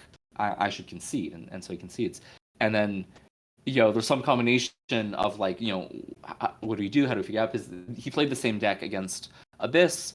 Right. And we're like, yeah, it's fine. You played the same deck both games. You weren't, like, obviously counterpicking us. It's just, like, 2 trees instead of 3. Who cares, So it's fine. But that concede, technically, is because Grinch was concerned that he was playing the wrong deck. Okay. But it's moot because the situation is completely hopeless. Yeah, it didn't seem like it matters. It's not like I think maybe if there were like 3 Jaxes in it or something to like try and counter the Abyss, and you'd be like, oh, you ran your version with more Jaxes. But I don't think that's the case. I don't think it had a material impact on those games. Yeah, I So mean, I think that like is switch like if the deck had changed between the Abyss deck and the Abyss yeah, match, but you can verify that that's not the case with the hash. So here we've got Vitruvian with 1 Jax. yeah, 1 Jax. I mean, sometimes you go second and you're against Banner and you draw your Jax and you make them cry, and that probably makes you feel pretty good. Yeah. Wind Strike's pretty nice. I like Dancing Blades Zenrui split. I think that can be pretty cool because good players will play around Dancing Blades. It feels pretty bad to play a 5-mana Hailstone Golem. This doesn't look like an obvious Llanowar counter to me, but I guess OMR is pretty alright. And Portal Guardians as well. Like maybe you can tax their Martins out that way. Or maybe I just don't know what I'm talking about because I don't play Vitruvian, so maybe it smashes Llanowar. No, I think you're bang on with the Sigmara comment because, of course, Solifid doesn't play any Dispel, right? One weakness of Solifid's decks is that because he's very well known to play 3 copies of 13 cards, basically always, you can, after just one match, figure out exactly what his deck is with extremely high confidence. And Senile Streamers here surely has figured out, I mean, if they don't have Solifid's list exactly, I mean, surely they have it well enough to know that there's not going to be any Dispel in this Llanowar deck. So Amara is going to do very well against it. And Portal Guardians too, but like Amara, what does Solifid do against Amara? I mean, they got tanking. Tanking it is not so hard. But it also feels like the kind of deck where are you really going to be ahead enough on board that you can just like tank it and still be winning? Maybe not. So I think for sure this MR comment that you made is really just spot on. Yeah, and we're seeing Grinch's answer the Light Chaser with a Saberspine Tiger and a First Wish. They're moving up to the top mana tile there because Solifid, if he wants to kill Tiger, cannot play double 2-drops. If it's in the middle, you can like move down towards Modern Metals and still hit the Tiger. Yep, absolutely. A lot of people mess this up with Tusk War. You got Tusk War the top or bottom mana. It's so nice when you get a Tusk War and then like a Kaido Assassin, and you just like play the Kaido Assassin to protect your Tusk War, and they don't kill it. Just laughing straight to the bank. Here, there's some interesting question about where to position this Mystic, right? You could have played it 1 lower compared to where it is now. There are benefits, there are drawbacks to that. Sometimes if you leave your general all alone, they can get bullied. So maybe Solifid is saying, I'm on the back foot here because my opponent is just going to have a ton of mana next turn. And all I've got is this little 2-3. If the 2-3 is too far away, then you can get into a lot of trouble. Yeah, and it lets Grinches play his minions where the Healing Mystic cannot hit them. That's the downside for sure. Don't know if it matters that much. I mean, if you like played the 3-3 in range, it wouldn't be too bad about that. Yeah, one small change one small difference is that if the Mystic were 1 down, I mean, of course, Grinch would just have played the turn differently, but supposing that he didn't, the Mystic could immo those 3 things, and that would be powerful, right? So it restricts options in that way. Yeah, we're just seeing Regalia come out, clear 3-3, loses a charge, but it's going to be hard for Grinch to actually now deal with this with just 2 attack stuff on the board. Yeah, a lot of the time you see Lionars played this way with Regalia against Vitruvian specifically because you've got to expect that Russia is coming out. Grinch is running 3 Russias. Yeah, so you might as well just get value where you can, and the number of charges on your Regalia is not as important as it is in other matchups. Oh, I really like this. This is Solifid is exploiting some like self-body blocking thing where the Mystic actually can't be cleared on board here, just because both Xerix and the Prime Assist want to move to the same space to hit it. Ooh, an Amara replace. They can play that on 6 mana with the tile here. Would you? Yeah. I think it's probably the best play. Like, you could do like a heal and a ping, but surely just Imara's better. It's bigger and better. Maybe not. Are they going for the ping? Well, so here's one thing the Grinch might be thinking, why he's choosing to go for this line instead is that say he plays the Amara and then just gets martyrdomed. Well, you know, that heals you for 10, but Grinch is basically at max HP, so he doesn't really care. And then Solfid has this Regalia equipped, so okay, it loses a charge, but like we said, the charges don't really matter. So just like kind of taking 3, taking charge off of it, that's not really worth 4 mana and like getting that martyrdom out, you know? So yeah, you know, you're right. This is it feels pretty good. Like you actually get the full healing off the redo. You heal 4 because you took 4 because you hit the Regalia off. You use 6 mana anyway, and Imara will always be there next turn. So yeah, you know, Amara can be really nice sort of as a late game thing, sort of scrappy thing, especially if your opponent doesn't know for sure that it's coming. You know, sort of getting close to the end of the game, and then they slam Amara, and you're like, oh no, you know, because you had to, you know, you had that pressure on you, and you had to use your resources on other things. yeah, if you're thinking about it like efficiency-wise, and they have to master it, you'd want to be like a 15 HP or less. Yeah. Oh, we're gonna see a Tempest? Because if they Tempest, does Grinch just Jags? Like, it's not unlikely to have a second one, but they're probably not expecting a Jax out here, right? Yeah, you know, I think the mana is really kind of unfortunate because it on 5 mana here, you know, the things that Solfid can spend this remaining 3 mana on are pretty limited. Of course, with Silverguard Knight, you haven't seen any of those, so that'd be the best thing for sure. But after that, the next best things are, you know, much worse. So it's nice and. They just replace the Jax. Yeah. It doesn't quite fit on board, but you still get. Yeah. Well. And it makes a lot of sense because on 6 mana, the Jax getting Tempested, and then you have 4 mana to spend on other things, and 4 mana in Solfid's deck can do a lot of stuff that you're really unhappy about. So.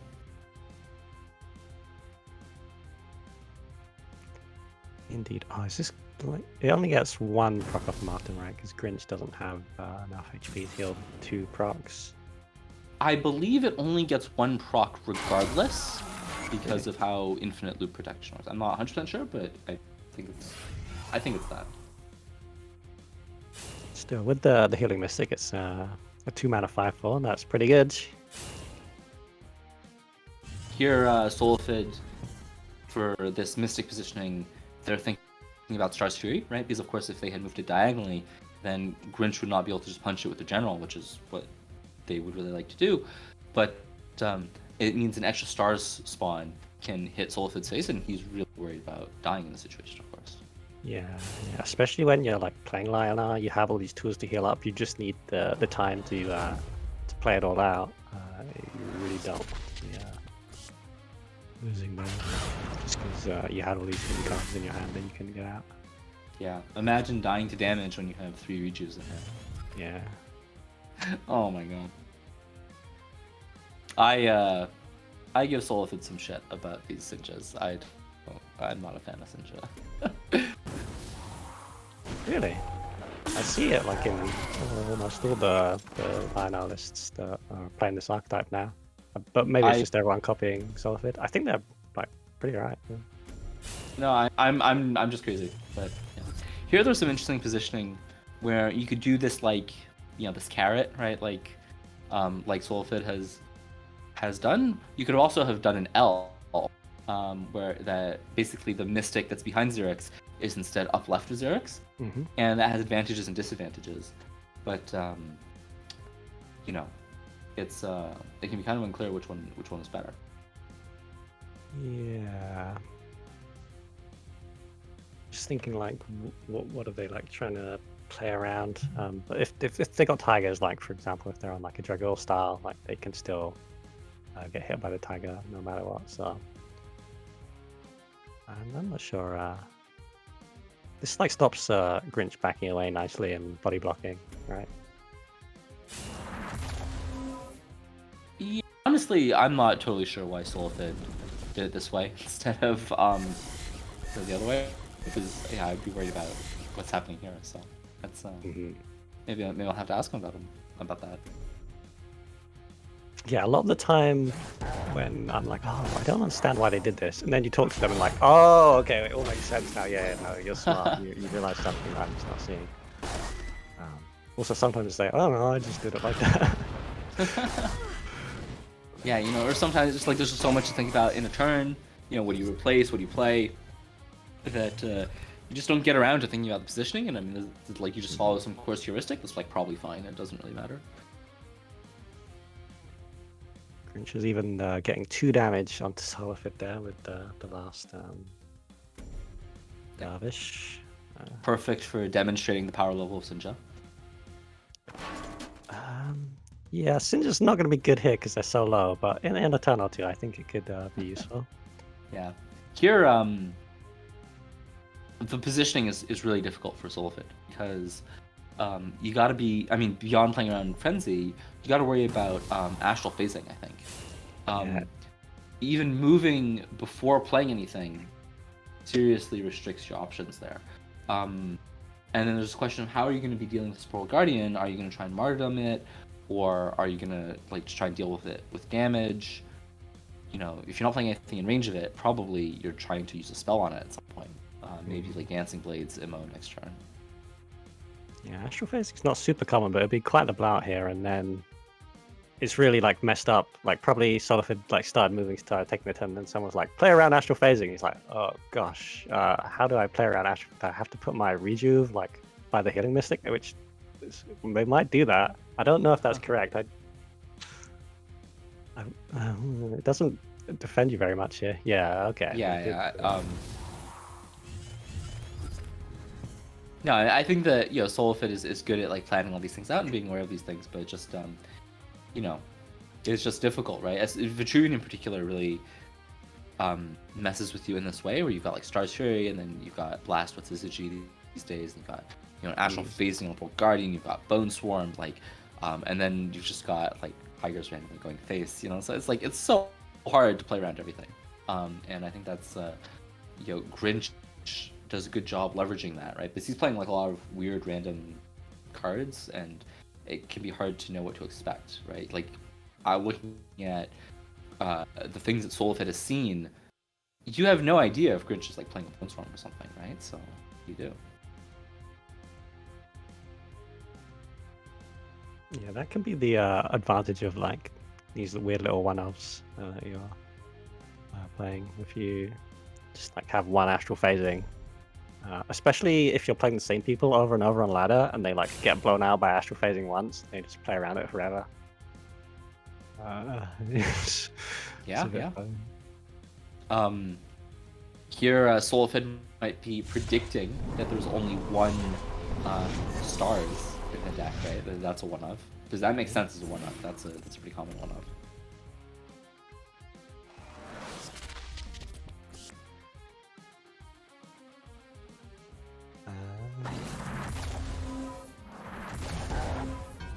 A pair of big Portal Guardians. So I think the Sinja's gonna get played here, perhaps. You can't deal with them both with just one Sinja. Maybe not then. Maybe you can do a Immo play.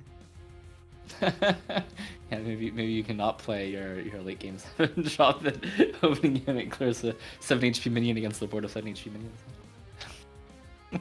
Yeah, Sorry, well... am I being mean? I think I'm being mean. No, it's tricky because also like you gotta worry about Dominate Will, right? Like this is totally the kind of deck that could play.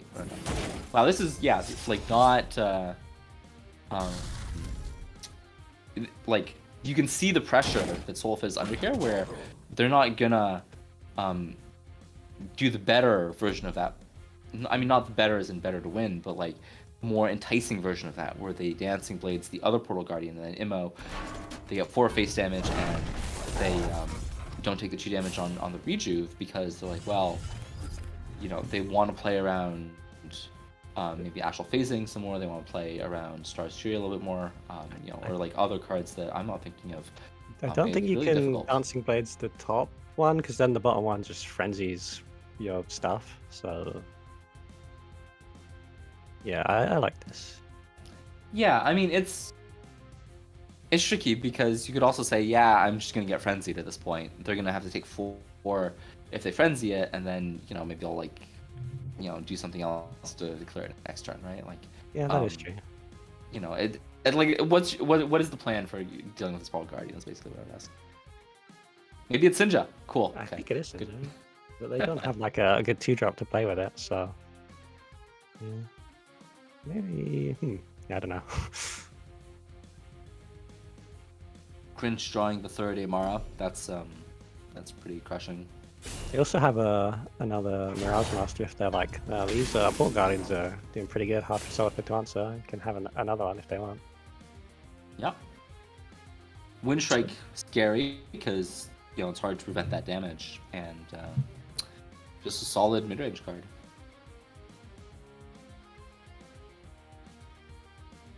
Yeah, Wind Strike's nice. I've seen it get played a little bit more with the change to Scissor, or the addition of Syzygy. It's a really good target to blast there. Ah, they're copying it. That's kind of cool. Yeah, Dragal has popularized a version of Vitruvian that looks pretty similar to what Grinch is playing, and that has a lot of burst in it, right? It's got the Tigers, it's got Bone Storms, it's got Rashas. We saw in this match a Tiger and Rashas, so it could be something very Dragalish, and that's going to do, if these 2 Wind Strikes can go face, it's very dangerous. And here the Sunrise are working against Stolfid, because you might think, oh, just play one, let one Wind Strike hit you in the face, and that body blocks the second one. But if you try and do that here, one Wind Strike goes face, and then Grinch can play a Healing Mystic or something, kill off his own Wind Strike, and then go face with the second one. And so that's why Stolfid feels compelled to body block with both Sunrisers here and take this extremely passive line. I mean, yeah, it's not a play like sometimes you make plays and you're like, this isn't good, but it's what we have to do, and this is a really powerful Primus Fist here. It's clearing both the Sunrisers, the Dying Wishes, that Grinch, clear the Dancing Blades, and even get an Imara. Oh wow, look at this turn. Yeah, this is just absolutely disgusting, right? So of course both staves also are just right for clearing that Dancing Blades, just totally brutal. Totally brutal. And, more than that, Solfid just had to basically concede. Had to concede last turn that, you're just gonna be dead to Syzygy, which is, that's been a foregone conclusion for a while, so. Yeah. So the Sinja is gonna clear the Imara, and Solo will be left on 2 HP, I suppose. You could not hit the Imara and just be hoping that you. Yeah, no, you kind of have to hit that. Yeah, he's not dead on board if he plays the Sinja in front of him, punches the Amara, and then plays the Windblade above the Sinja, because of this, again, the self-body blocking thing where the Portal Guardian can't clear for the general because of the spacing of 2. But it's kind of moot, right? I mean, I think that's what I do. I don't think this line, the Imara is going to hit you anyway, and you have no way to stop the Dying Wish, so it's not dealing 10 damage immediately. I guess it buys you some time if you do it this way, but yeah, okay, maybe it is good. They would be dead otherwise, so. The Solfid has played 0 Sun Drops this game, I think, so there's always hope, I guess, to just double, triple Sun Drop it or something. It's Should have lethal here. I think they do. Yeah, they can just rushes. Yeah. But so valiant try by Solfid. Yeah. Except in dex destruction. If you say so. Sorry. It's my team, so I roasted it. No, well played by Grincher. Really leveraging a lot of the strengths of Vitruvian that, just like so unpredictable what they're gonna be doing. And this didn't really feel like a deck that was. I mean, it felt like a deck that was good against Lion-R, but not one that was like specifically geared towards beating Lion-R. For example, because of the Jax. I think it's just like what Grincher likes to play in general for Vitruvian, and just said, hey, send me in, and just toppled Solifid on the best faction. That's very impressive. Yep, well done. And then the counter to Vitruvian, one of those factions that has no way to deal with Jax, so we're going to see Mana. Yeah. I really And hope, beyond that, also, go on. beyond that, you've got like this Chromatic Cold and Hailstone Prison that's going to just be extremely good against cards like Portal Guardian and Amara and Windstrike to some extent. So, this is just going to be extremely difficult for Vitruvian. This is one of the worst matchups. Yeah, they also don't have like good anti-swarm tools either. Like you need Bone Swarm and Star's Fury, and you can't always get reliably to get those off to work. So yeah. But what I'm hoping we see is Grincher is player 2, so if they get to Jax first, it could be quite funny. Yeah. I mean, the downside of that is that, it's good at preventing opponent Jaxes, but it does nothing, right? Like, if your opponent isn't buffing their Jax, like, you actually don't care, right? It's not really worth 6 mana. I think if you lose to Jax, which Vitruvian does, like, preventing the opponent's Jax is enough. But Jay is replacing it. He's replacing everything. Interesting. Yeah, I mean, you need a good turn 1. So. But you could have kept that whole hand. It's like it's a 2/2, right? Or is it a 1/3 now? But it's not. Yeah, it's a 2/2. You've got 1 extra point of HP, which obviously does matter, but you had the Fenrir in hand to follow up. Now you don't have that. They did try back with the Jax though, so. It's tricky. It's definitely tricky, and good players will disagree on the right thing to do there. The flip side is that when you're Tempo Vanar, you really want to get an early lead, right? The deck is all about getting a board through like small incremental advantages and like just being slightly more efficient than your opponent, and then razorbacking your big board. And if you start off by playing a 1-mana 2/2 and then nothing else, you're just giving your opponent such a head start that can be really hard to surmount that, and you don't really have good comeback mechanics on board. If your opponent gets an advantage on board at any point against the Tempo Banner deck, like, that's sort of worst case scenario. But I mean, in this situation, like the way it's played out, like they would have the Mystic die to a Tiger anyway, and they'd have a pretty good Fenrir turn right now. Obviously, that's results oriented. What are they just gonna do? Like play a Snowpiercer, play a 2/3 again? I'd probably play the 2/3. Just because of Rashos. Yeah, I think that's fine, right? Because you can position in such a way that you're threatening Jax next turn, and so Grinch probably can't take the mana tile and clear your 2/3.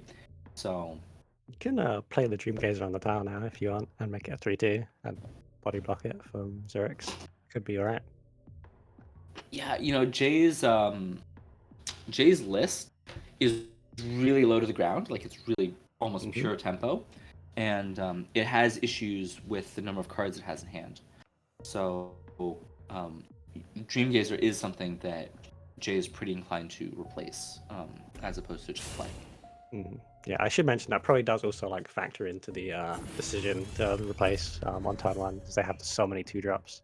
You're probably very likely to get some. So Grinch's hand was not so great, but at least they now have a player they can make a 5/5. Get a free hit. Yep, I mean, this is when you have these matchups that are like pretty lopsided, sometimes you gotta think, how am I ever winning, right? And I think something like this for Grinch makes a lot of sense, right? Like, play a 5/5. What are you gonna do about it? I wonder if Grinch making this 5/5 is kind of him projecting a little bit, because his Vanar deck played Cryo, and of course against Cryo it's much better to play the First Wish there. But outside of Cryo, 4 versus 5, you know, I mean, guess it matters against Hearth Sister as well, but you know, it doesn't matter against that many things. I don't know if they necessarily were thinking about that when they played it. And it's like, oh yeah, we want to draw a card. 5 is bigger than 4. Yeah, hand sucks. I don't want this this First Wish right now. Yeah, it's a good reason. I'm not Positioning here is moving the interesting. Primus Fist here so they can threaten the tile, ramp the jacks. Keeping both jacks is, I think that's fine. Like there's a chance they can answer one or semi-answer one, then you just move all your range slightly and yeah, get even more, and it was probably game over. I think that comes from some pretty high-level testing that Jay did recently, where he streamed a lot of matches against Dragal. His tempo Vanar, basically this exact list, against Dragal's vet, and he found that 1-Jax actually often was not enough to win the game, because Dragal could consistently clear most of it, and enough that it wasn't a threat. But then when he could then turn around and play a 2nd Jax, then it was completely crushing. Then it was over. Yeah. This is like Jedi mind trick level, right? Because I look at this and I think, you know, you could just put that Primus Fist in a way that blocks the Dream Gazer, but the positioning was like so, you know, it pulled Grinch in so many ways that Grinch just declines to punch the 2/2 and instead does nothing with his general. That's kind of crazy. Yeah, I do think this makes sense. Like they're threatening the jacks. You can't let that 2/3 stay up, so they didn't. You know, when you're delaying jacks, I think that you kind of have to delay jacks with a plan.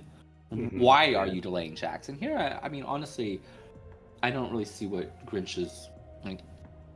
Sure, a turn has passed. You know, we're closer to death, but like, are you any better against jacks at this point? Grinch is running 3 Blood Tears, 3 Siphons, and a Star's Fury, so maybe they're hoping, like, oh, it gives me an extra draw, an extra replace. Can get those cards that actually do let me deal with it. Yeah, that's fair. Or, you know, of course, Grinch is, you know, yeah. Grinch could, like, if Grinch manages to jacks here, that is a lot Yeah, better. But that's yeah. yeah.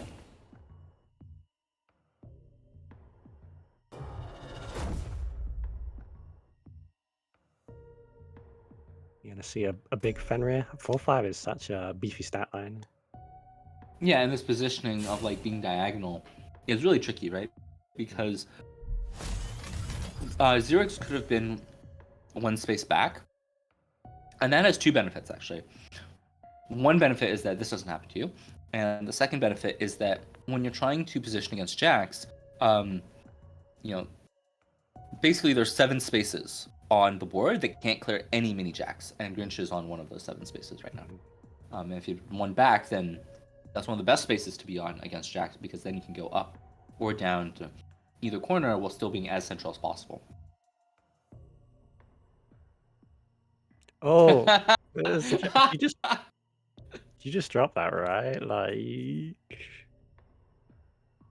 is it happening?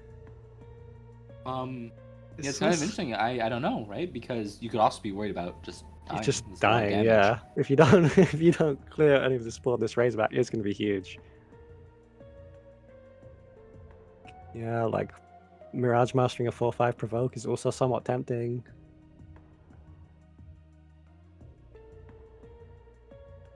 Okay, Wow, so looks like yeah, Grinch, you know, tried to buy time to find that Jax and has that Jax on their 6-mana turn. Jay's on 5. Can't play the Jax. Feels bad, man.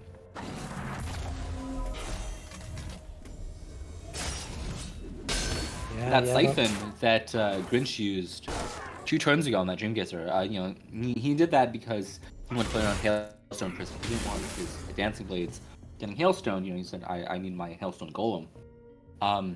You really would like that Siphon right now to dispel this Fenrir. So that's kind of crushing. yeah. I didn't even notice that when that happened. Yeah.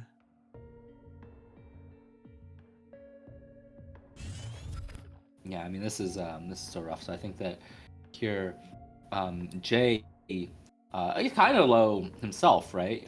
But you can imagine that if he plays Jax here and then passes the turn doing nothing, which I mean he's not going to do obviously, but suppose, then Grinch could go siphon the Fenrir, and then there are a lot of ways that he can have 6 damage on 7 mana.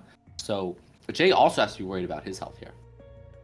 Yeah. I mean, this game is actually a really nice showcase of you don't actually have to have the Jack's answer in hand if you're proactive enough to pressure them to not be able to cast it. Yeah, like I think that people kind of overstate how auto lose Jax is. Like there are a lot of ways you can mitigate Jax effectively, and we're seeing it really well from both players in this game. So here, Jay, yeah, on 6 mana against the faction that has no answer to Jax. Jay's playing the Jax deck, doesn't play Jax because he can't play Jax.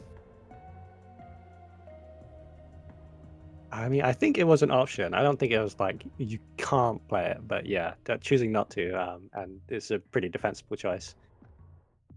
I think I also would not in this situation, but but it's tricky because also it's not like you're all in on playing Jax here, right? Like, if you just look at the board state and sort of pretend the card Jax doesn't even exist, right? Jay's line is perfectly reasonable. He's doing really well. He's got a ton of pressure with this Fenrir that's like still not being cleared, and you saw that Siphon get wasted. Like just from the perspective of playing normal Duelist as opposed to just trying to cheese your opponent, Jay is doing really well. But I love cheesing my opponent. Yeah, I'm a fan of Provolone and Camembert. I don't know what kind of cheeses do you like? I like Halloumi and Blue Stilton. There you go. Great choices. Grinch is also not choosing to Jax. I think that was a reasonable window for it. Yeah, I think here it's kind of a faction difference thing because if Grinch had something like Reset, then he would definitely Jax. But he knows that the Jax here is purely defensive. Says, oh, it prevents my opponent from Jaxing.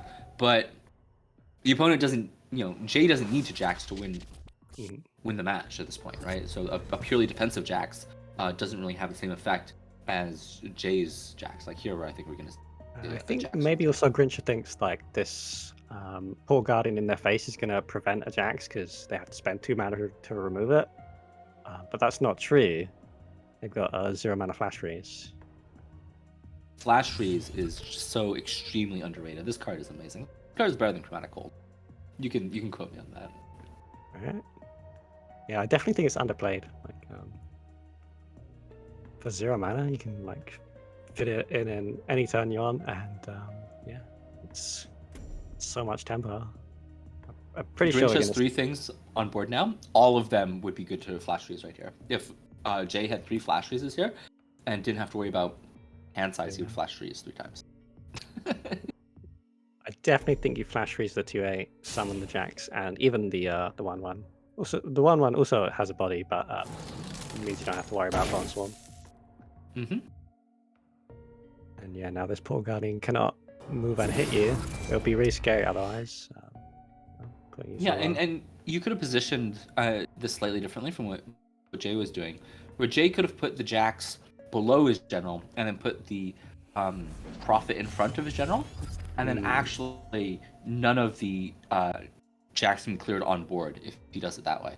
Right now, the Jax True Sight can be cleared, and that's another instance of that like self-body blocking thing where, in principle, you'd want the Dancing Blades to be able to punch the Prophet that would hypothetically be in front of the general, and then Zerix goes and punches the Jax that would hypothetically be below general, but you can't do that because that's not how the game works.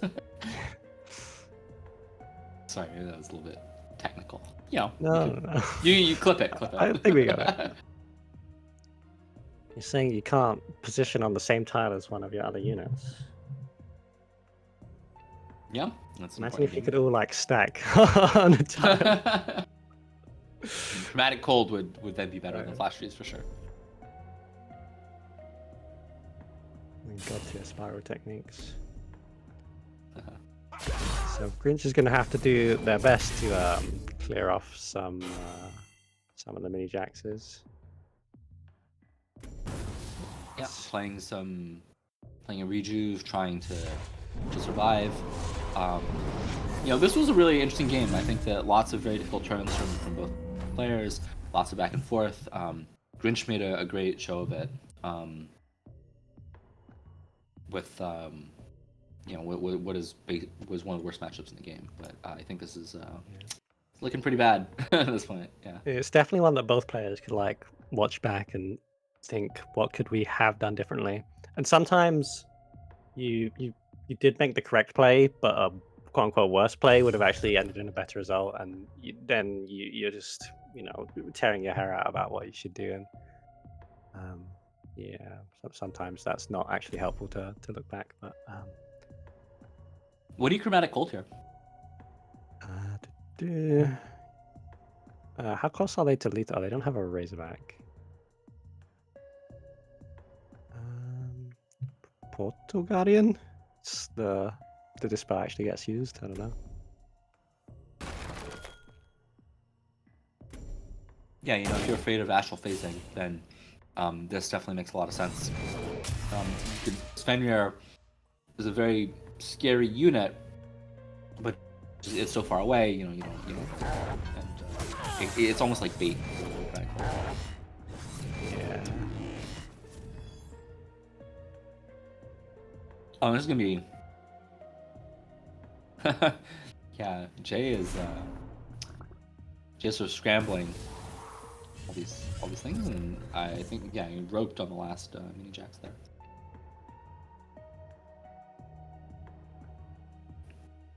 I do actually think that chromatic is an interesting question, because can you like save one more Jaxie? No, I mean the poor Garden would hit something anyway. So yeah, I think it's reasonable. Yeah, this is that rope actually hurts quite a bit, right? Because now this Fenrir punching the rejuve, which is relevant because of Heart Sister, and if Grinch had like a First Wish or Primus Fist, clearing two of the Jaxes on board, like it could be a game at that point. Yeah, I mean they could summon their own Jax if they want.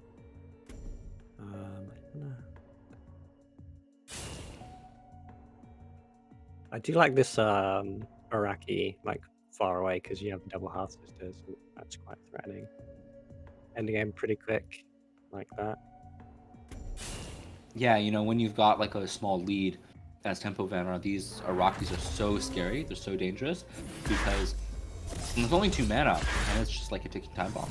Right? Like, your Heart Sister Razorback, and that just gives you like damage just all over your HP.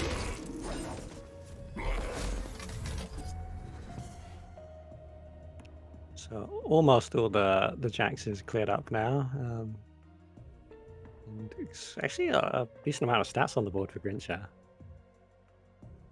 Yeah, it's a good attempt. This is lethal. So, but Oh yeah. It was. No fun. It's really close. Grinch made this really, really close.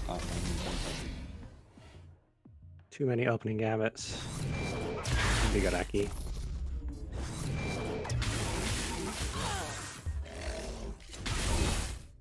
Oh, that was a close game. That was good. Yeah. It's also nice in this format to be able to have a long, close game, because then you can try and figure out the deck. I think J decks are very hard to figure out in general, because it's hard to predict how many of each card he's going to be playing. So, that depending on how you look at it, that can make the information either more useful or less useful. Yeah, Right. I'm not like overly worried about giving away information, but all those little edges can add up, right? There's no reason not to try and take them. This Lionar deck, pretty interesting, right? Because you got the 2 Twilight Sorcerers, but then you also have a wide variety of spells, right? Including this 1 Sunbloom. That makes me think that this lineup player is going to be trying to play in such a way where, if Sunbloom is really good in this matchup, they're going to play it and they're playing only that, and then they're going to recycle it with their Twilight Sorcerer. Yeah, that's Which not is- so reliable if you're just running It's a Twilight really interesting strategy. Sorcerer. Maybe that's what they're playing against Creep or something. Yeah, it's way more reliable if you're running Aerial Rift and Acid Law Masters to recycle just one card over another. With Sorcerer, it's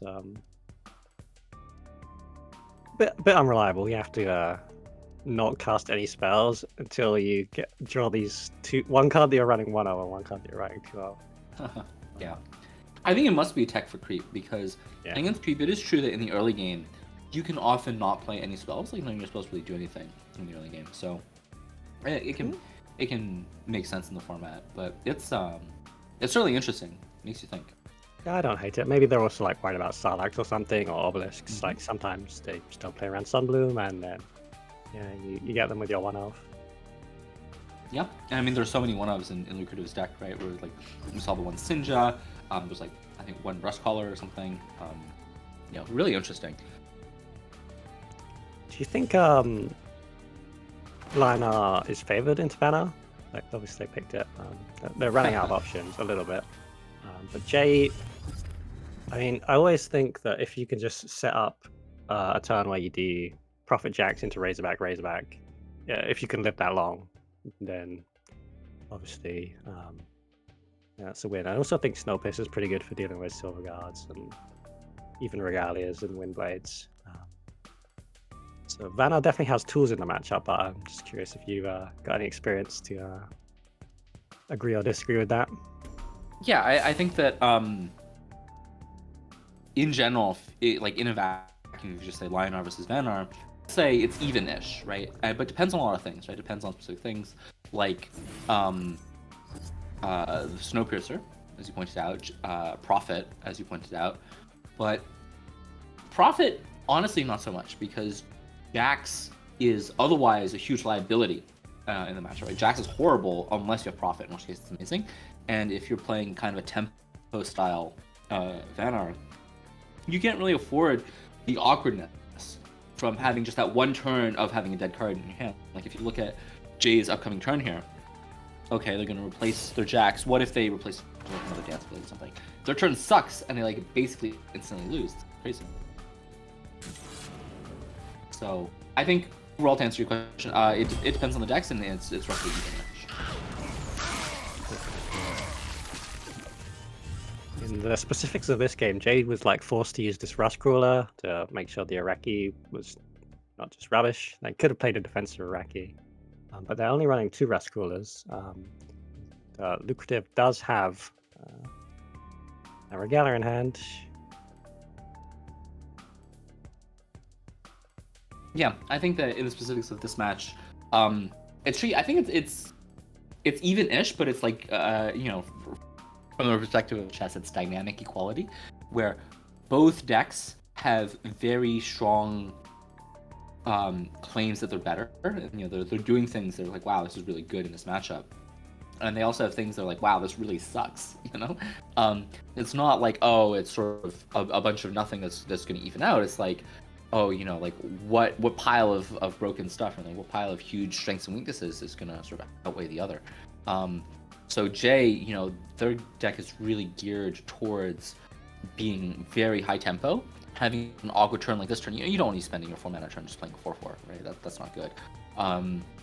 They had to play the Rust Crawler, and Regalia kind of crushes them.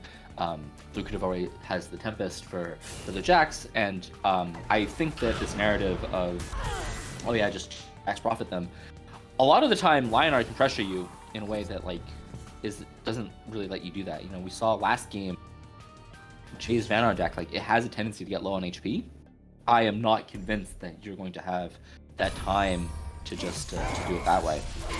The flip side is that Lucrative in their deck, they have a lot of cards that are just like kind of weird and don't do anything. Like if we look at this hand of like this Drop does nothing. Tempest you don't want to play because you probably want to have Jax. Circle, I guess you're probably circling next turn. Twilight Sorcerer kind of does nothing, right? Because you're not getting anything back. Hailstone Golem, like the other cards don't really do it. Like it just kind of sucks, because you have all these weird cards in your deck.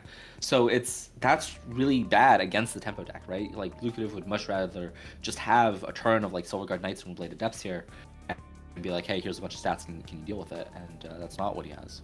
Yeah, if you can just beat them down and threaten them. I can't remember if it was, I think it was probably last week, but there was a Lionar versus Banner, I believe, where the Lionar player just Tempested early, and the casters for a second were like, oh man, he's using Tempest. Then they realized, wait, he's using Tempest because like it doesn't matter if they play Jax. The Banner player will die on their turn if they play Jax. Yeah. They cannot play Jax. Yeah, this is, I think, the biggest gap for sure. That like when you a lot of good players will have an opinion that the matchup is one or the other because you play on ladder, and on ladder your HP is not getting pressured because you're just better than your opponent. But here, I mean, so Jay got pretty lucky here with his second most color, but Lucrative could easily just like start pounding Jay and make it so that the Jax is just not much of a threat, and they don't really have room to like play stuff. Lionar can just do Lionar can be a bully, I do know. I always, I always get caught off guard like against Lionars. Obviously, you learn it, but like, it's like, why are they're doing so much face damage? Like these Sunrises are killing me, and then I get Immortal Tempest. They're supposed to be the healing faction, but they're like bursting me down every turn. Send help. Yeah. So here it's an awkward turn for Lucrative.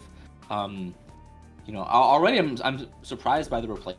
Right? I would have thought that it was a Twilight Sorcerer replace. So he must want the Twilight Sorcerer for something, and he hasn't played any spells yet. And he has a Tempest in hand, so maybe he's trying to set it up. Right?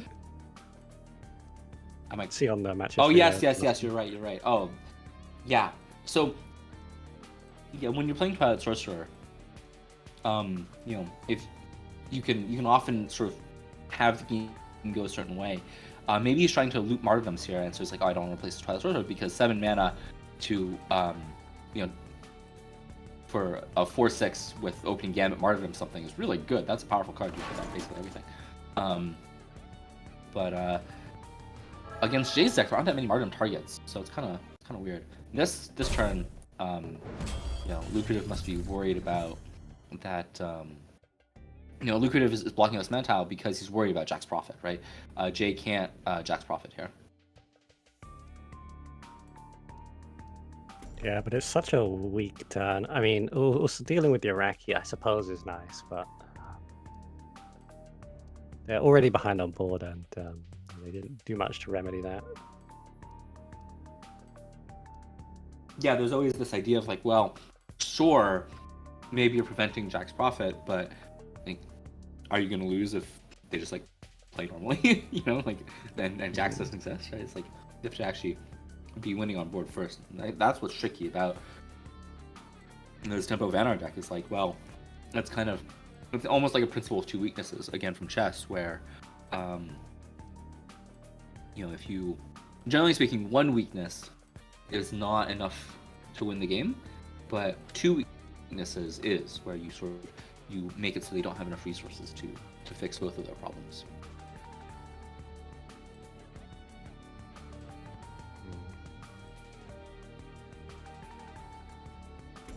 So I think here, that all those awkward cards from Lucrative are really sort of tossing. Whereas otherwise the match is looking pretty good for them, but that one awkward turn, as it tends to do against Tempo Vanguard, has really turned things around. And draw into Jax there. So now they do have Jax Prophet if they want it. They don't have like a follow-up Prophet or a Razorback in hand currently, which does tend to seal the deal. So like sometimes Jax Prophet, as you mentioned, isn't enough. Yeah, if they're at, especially if they're high HP, you can just wait a turn with the Jax on board, right? So it's gonna be interesting to see if Jay waits to draw a third piece, or if he just goes for it here. I think it's a strong enough sort of gambit to just to go with it. Say what have you got? A bit of time to draw into something that makes it even more powerful. And even if like you deal with it, it's not in the world for me. Like they could do like a lock Prophet play, but why would you're just using the Prophet on that anyway? So Yeah, right. Like it may be that there's just no reasonable alternative here. One thing that can be nice here is like the bluff element of it. Of course, Lucrative doesn't know if Jay has the follow-up Razorback in hand. So if Lucrative seemed like he was in a situation where he could, at great expense, deal with a Jack's Prophet, then Jay might be inclined to play one just to be like, yeah, just use all your resources dealing with it, and then I'll just play like a good follow-up. But here, it doesn't seem like that's the situation. Here it seems like Lucrative just straight up will not be able to do anything at all against Jack's Prophet. Yeah, it'll be interesting to see if these martyrdoms come out, or whether they be like, you don't have the Prophet next turn, I'll just Tempest next turn, because it's sort of a question of can you hold your bottle and hang on to this Tempest. Yeah, with I can see arguments either way, because on the one hand, Jay doesn't seem to have any good martyrdom targets in his deck, so you could just fire off the martyrdoms. On the other hand, Lucas is at 25, right? Even one Razorback doesn't kill him here, so it's Martyrdom gets replaced. yeah.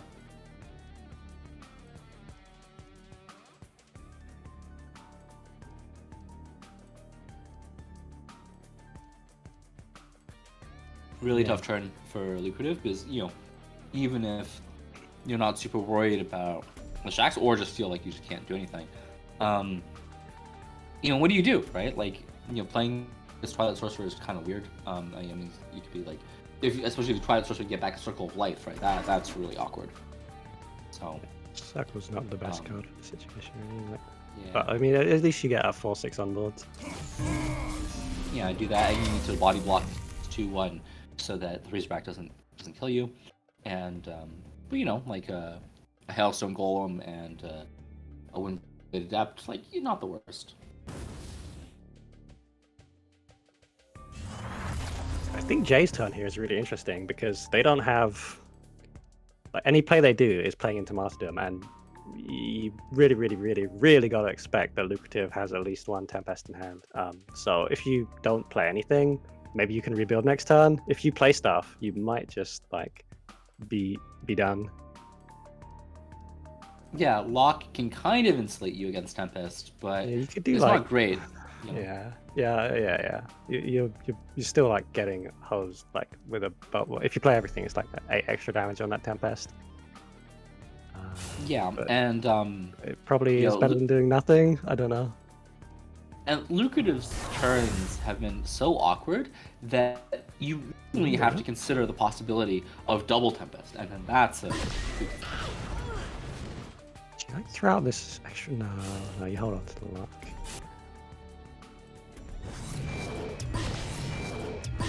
Yeah, obviously double Tempest would be real bad.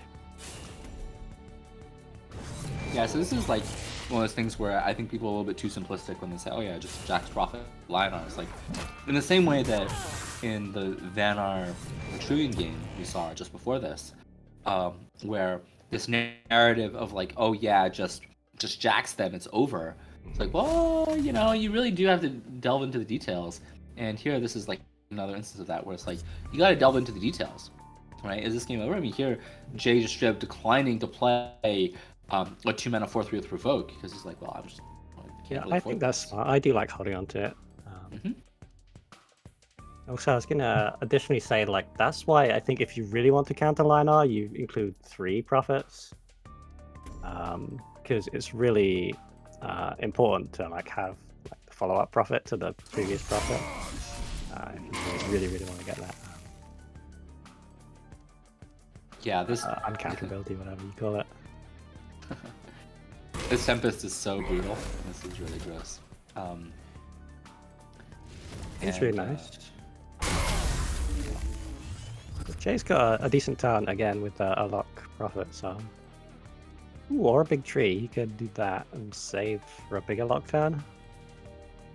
It might be good. Yeah, one thing that's nice about the Prophet in Jay's deck is that it's not specifically for Jax. I mean, Lock Prophet is so good. Mm-hmm. Yeah, Lionar does have a little bit they can do against it when they're playing Sunrises. Like, it doesn't counter spell damage, minion damage.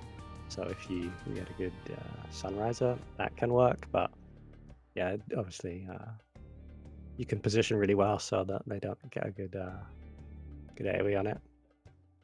I think here what Jay is worried about is his HP, right? He's pretty low, and this Dream Gazer only having 1 HP means that you can't really use it as like when you want to do that that surround with the provoked from Lady Locke.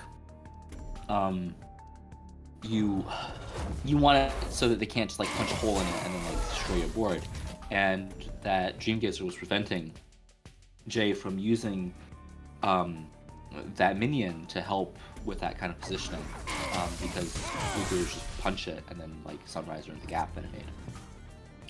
Here Jay is playing the tree, I think, because he wants the martyrdom, he wants the HP because he's feeling that pressure. Yeah, it's the one copy of a tree that he rounds, and it's it's good here. It's a big minion that forces out a martyrdom. Or maybe Sunbloom. So they can do like Sunbloom and then some healings. That doesn't even answer it though. But I guess it really lets them. Yeah, the martyrdom's going to be way more useful when they Sunrise here. Yeah, this is a nice clear. So they can heal twice and deal with all the little trees as well. Well, yeah, I mean, yeah. So this is pretty brutal for Jay. Right? This is kind of screwed. Yeah, at least they healed up. Yeah, I mean, so here at this point, Lucrative, basically max HP, has this amazing minion on board, has a great hand at this point. Jay behind on board doesn't have any clear way to regain it, has gone through some of his cards that he was like kind of hoping we're going to win the game for him, and to basically no effect. Very unclear how Jay is going to win this game. It's quite nice to see that one of martyrdom like being really good there. It's powerful. It's like it can just be good in situations that you don't expect. Yeah, one of Sunbloom, yeah. They probably didn't put it in their deck thinking I'm going to dispel Ancient Grove, but it does do that, and frees you from the provoke. Yeah. It was nice that something like Shroud there doesn't do it, of course, because you would have provoked the other way. So very, very good. Yeah, Jay thinking hard about this. Where exactly you want the Stream Gazer to go. Gonna just sell this Sunriser because it's just gonna blow up your whole board. Even where you run is tricky, right? Because Jay could have ran 2 up, done something like that. Instead, just trying to get this as far away as possible. Tricky, not replacing the. Maybe he had replaced before. I missed it. But yeah, he'd replaced before. I can't remember what card it was. It was a minion of some description. I do think is a little weird. They could have also played the Dream Gazer there as just a 3/3. They still had 2 mana left over. So, I think there it's just like hand size is such a concern.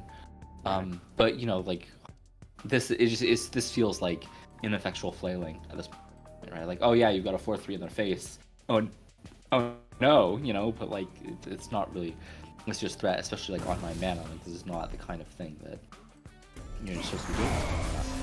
And then of course you've just given Lucrative this great trade of provoking their 3/3 with your 2/3. Like, it's kind of silly. So, but what is Jay supposed to be doing? Like, it's just pretty over.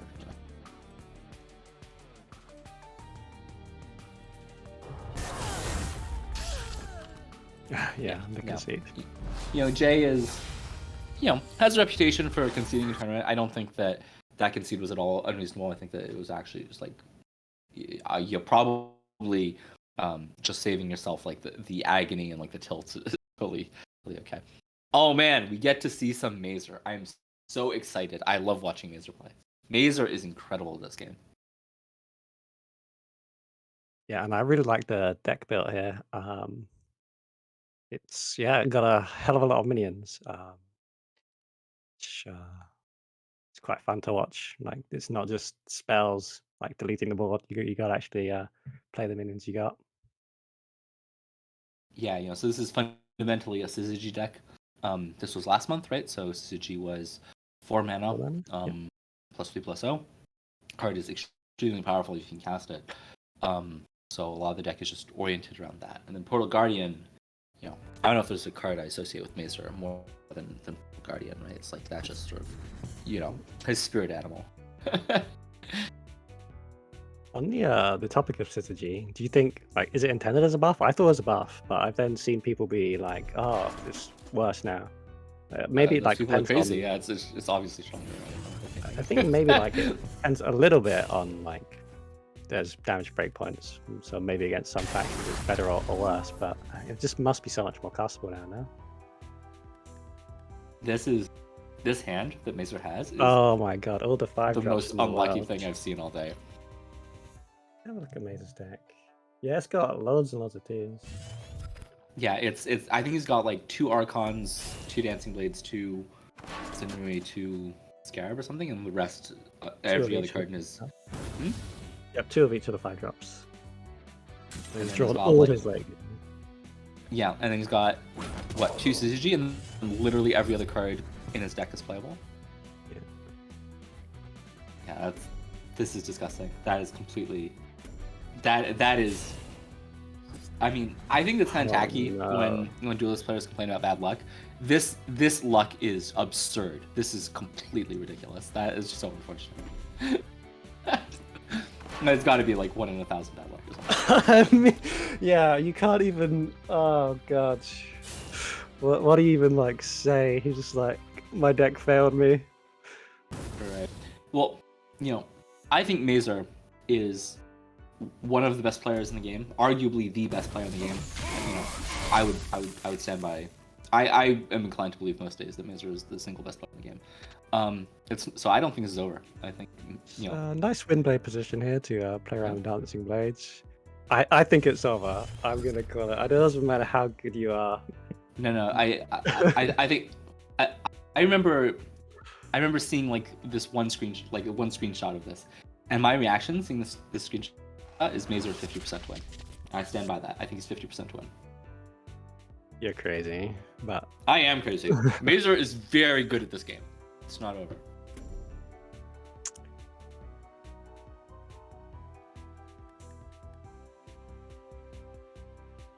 all right. Tell me what needs to happen then for Mazer to win. If it's 50%, it can't be that crazy, can it? What Yeah. is he gonna Well, do? okay. I mean,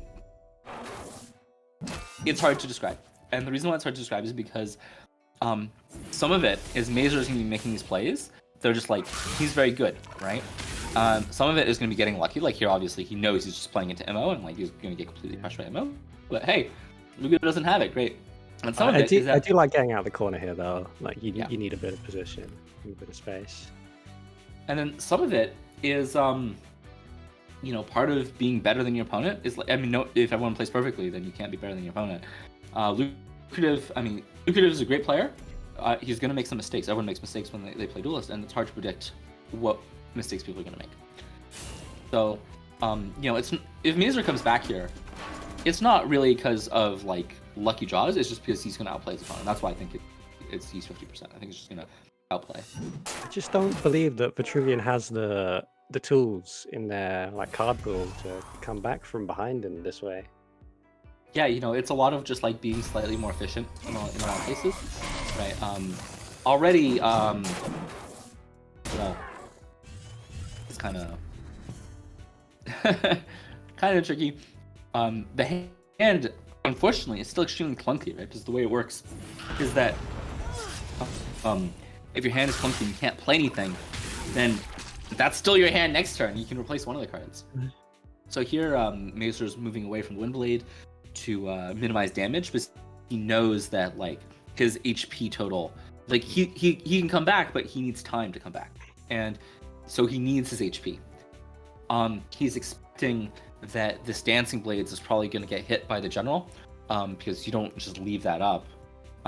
So this does a good job insulating his HP, and then the Dancing Blades, if it dies on board, it's because it's trading with the Windblade, which is pretty good, right? All things considered in the situation. So, Mazer already is equalizing is a very strong word here, but imagine Lucrative's turn is punch the Dancing Blades with the General and with the Windblade. It's like, okay, he has this dumb Dispelled Silverguard Knight, and then and he has 6 mana to spend, and he's got a Regalia equipped. That's really bad. You're far behind, but it's not what you would expect seeing that start, you know? So like Mazer is slowly making I will progress here. admit, this doesn't look as bad as it did a couple of turns ago. It's Yeah, still, exactly, right? Like it's not going to happen overnight, but but you know, Mazer sort of it's precarious because it's like if Lucrative like draws an like board for free, then yeah, Mazer's probably just completely screwed. So it's a lot of just hoping that it's gonna be okay. So here, Lucrative instead deciding to go face, realizing that yeah, you know, Mazer is gonna need time to come back. Let's not give him time. You know, so here it's a sort of a tricky turn. So Mazer doesn't run Siphon in this deck. These Archons are like pretty useless. The Syzygy, despite what the UI says, is 4 mana in this game. So, you know, it's tricky. And Lucrative is doing a good job making the Dancing Blades awkward. So, there are possibilities where, for example, Mazer can punch the Silverguard with his Dancing Blades and then go like a Rocky Dancing Blades, the Windblade. And that doesn't look so bad all of a sudden, right? Like, you're dead to Tempest. Or sorry, dead to Immo. But you're probably dead to Immo no matter what. Right? So it's like, it's a question of like, is Mazer going to play around that? Or are they going to try and mitigate the effect of Immo a little bit? What's going on, you know? So they can do Iraqi Dancing Blades. I think if they kill the like 1/4 Iraqi Festival, then they can. Oh yeah, again, this works as well. You can kill the 2/3 and still do it. So here, I mean, there's some slight differences, right? Where it's like, one, the Silverguard Knight is next to the General. You know, 1 damage doesn't seem like that important, but maybe it is. You know, having that Mystic far away has some differences. Oh my god! You know, I didn't think it'd be like Lucrative getting lucky in this game, but you know, it's,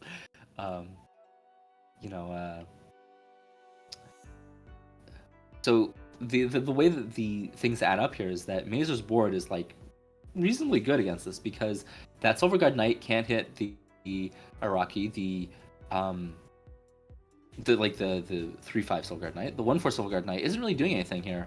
You know, at best it could maybe go into the 4/4 Dancing Blades along with the 3/5 Silverguard Knight. And then the General also, you know, is not doing super impressive things because if it hits the 4/4 Dancing Blades, then, you know, what are the other units doing? But Lucrative, I think, is going to continue with his philosophy of like, oh, you can't give too much time. Yeah. And this is a lot of damage. That sort of clears Mazer's board. So now at this point, I think Mazer's screwed. It's unfortunate.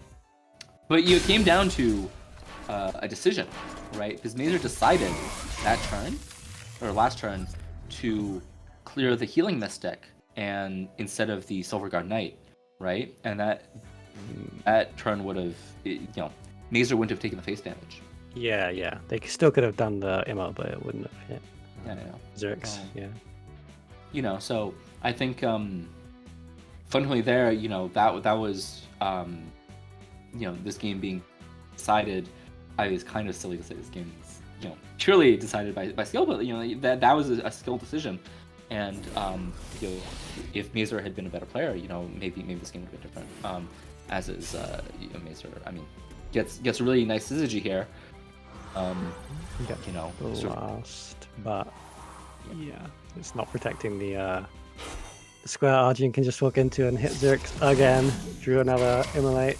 And, yeah, Lucrative did well with that positioning there, sort of creating basically like a cost rate or something, right? Like just a nice little bridge to cross over to get access to where Mazer's General is going to be. You know, Lucrative seeing ahead, seeing that was going to be how the position was going to play out, and saying, if I'm taking this aggressive line, this positioning of my minions, like making sure that I can access them. next turn, that paid off, right? And that made a big difference, right? If Lucrative doesn't kill Mazer that turn, I think it's Mazer favored at that point in the game. Yeah, I do like the way they played it though. Like they didn't have the good trades on board really, so just go face, force Mazer to like deal with your board and yeah, just draw your immos. Lionel does have a decent amount of burst. Yeah, and Not as sometimes you much can as try some and have. yeah, because it gets more soul fed. The Spell High deck got a pretty reasonable buff with this Kaido, because before Spell High was kind of awkward in that you didn't really have like a 2-drop you want to play alongside, say, Chakri and Heartseeker, and so your early game could be really awkward. Now with the Kaido having backstab 2, that's really meaningful for Spell High, because it's one of the only ways that Spell High can do 4 damage, and it's just a really solid 2-drop that it's what the deck needed. So Spell High is doing really well. Yeah, previously a lot of lists would only have like Taskbore, Chakri, and Heart Seeker, and Taskbore is not a good turn on play really. Now you have like 9, so it feels pretty good. And if you get a Jax early on as well, like do a Kaido Jax and be quite ahead. But yeah, it's not the deck you want to have last when your opponent's got Lionel. It's not a doomed matchup though. It's just very difficult. Yeah, absolutely. Certainly, this is the thing that kind of keeps Slide down, but like you say, it's sort of there's not Lionar can get pressured, right? You can sort of burn them out and like just sort of do a lot of damage to them, and they can't really recover. Wow, this is how it starts, eh? Yeah, that's not. Sometimes they skip turn 1.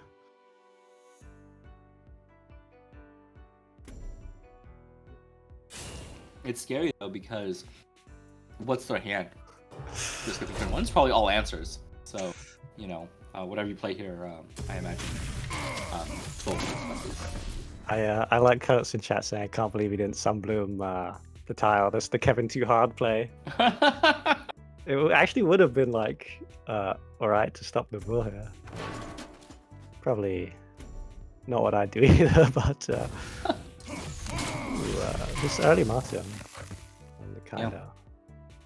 I mean, it would be a really powerful Kaido turn next play with Jack's position and 4-drop. So, yeah. The Light Chaser not getting buffed because Soul Food was already at max HP, so healing for 0 doesn't count for healing, for the purposes of healing procs. Here, 4 wins is really scary against a Light Chaser, right? Because every spell you cast, it's as long as you're damaged, is giving that Light Chaser 2 damage. Yeah, so I don't know if you saw it, but on Friday, Andreas and Harpu cast our game against I don't remember any of the team names, but yeah, they had a Light Chaser, and I was on Monk's Sarlacc Shadow Dancer deck. Yeah, it was the biggest Light Chaser you ever saw. Yeah, that's sick. I gotta go check that out. Wow, playing it. And there's punching face saying like, I gotta kill you sooner or later. Makes a lot of sense. And with a martyrdom that just got played, I mean, if they have another martyrdom, bad beats, but otherwise, it's a nice try. Yeah, and not putting the 4-wins on the tile and summoning a Heartseeker, or you could even put the Heartseeker on the tile, but yeah, that just doesn't achieve much. You just lose a card from hand for not much reason and risk losing your minion. So just a safe 4-wins is good. Yeah, sometimes it is good to use your Heartseeker just as like, they have to deal with that, but here, it doesn't. Yeah, it doesn't seem like. I think I might have played it back further and then moved, because they moved forward, right, and then played it. And it's just gonna get light bended here. I mean, why do you think they played it close? Yeah. I mean, it's still a 4/4. It can hit them, and sometimes you can like over backline your stuff, and you only have 3 Jux. If you have like a Fox and a Fallins and a Chakra Avatar all chilling in the backline, yeah, that's obviously too much. Do you think that there's some sort of cognitive bias where Soulfit had just replaced a Jux, and so he's less inclined to make a play that requires Jux? Yeah, quite possibly. His 4 HP Light Chaser is pretty awkward for Soulfit. You know, the Saberspan Seal is so good in this matchup because it kills Silverguard Knight, it kills Sunriser. So Soulfit probably doesn't want to be using the Saberspan Seal on this Light Chaser. Indeed. You can. See, that's the thing about Light Chaser. It's just a little dirtly 2-drop, but then you're like, what if they heal? Yeah. You don't really want to get smacked for 5 just because you were in range of their 2-drop. So I think a lot of Go on. Well, a lot of playing spell has sort of knowing when to like shift gears, right? Mhm. And you know, I think a lot of the time Soulfit spent that turn was thinking about what's my line. You know, am I going to try and clear this board, or is it time to just like start sending everything face? And he is saying it's time to send everything face. So I think it's very respectable. Oh, everything face. Yeah. I like the full commit. Yeah, it puts him solo. But what It's if so he scary heal? because, of course, yeah, exactly. If he just like turns around and sun drops, oh man, you're kind of screwed. I definitely think it's like the way to go though. It's a bold move, but you've actually got a bunch of stuff that needs answered with this Blood Rage Mask. The 4-2's not so hard, but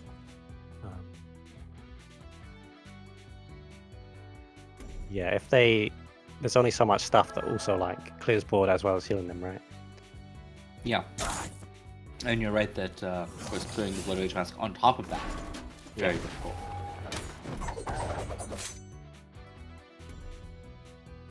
So I think that's a lot of the power of the play that Soulfit made, is that, you know, it's like, well, with that mana, like, you're not healing and clearing all this stuff, so. But Soulfit also, I mean, this is kind of spooky in terms of how he is, you know, it's kind of hard for, I mean, not kind of hard, but like, Soulfit might not have lethal here, and he was banking on what exactly inner focus. So, you know, if he doesn't get that, then It didn't. yeah, You can still cast some stuff and get the most out of the remains of this Blood Rage Mask and get your Chakri up to 5 HP. And I guess also the Jax lets them kill a 3-2 while moving away from Albion. yep, you know, Casting it's nice for remains. playing around Holy Immolation.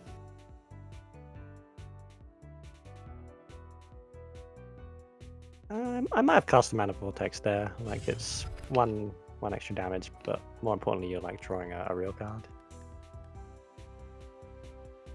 And also getting your Chakri to 5 HP is not bad. I agree. Yeah, it seemed like a difficult decision to make.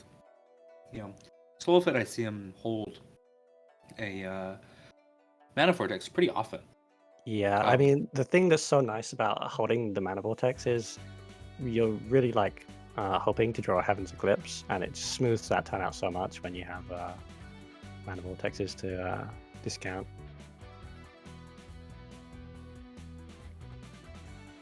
Yeah, I mean, you have a lot of experience with Spell High, so, you know, I think that that judgment about playing the Mana Vortex or holding it, it's really something that just comes from experience more than anything. And it's very difficult to know. Yeah. Chakri's going to get dispelled, so the buff on that would not have made any difference. And Solo drew a Blood Rage Mask anyway, so they're going to get the 1 damage from it either way. 6 HP, this just looks lethal to me. Yeah, you know, Soulfit just, you know, having lethal playing the lead immediately. Lucrative, I think, when he doesn't have any healing in that situation, he's got to expect that he's very likely to be dead. Nice try, though. I mean, Lucrative skipped turn 1. Really, really hard to win that, and Lucrative made a game out of it.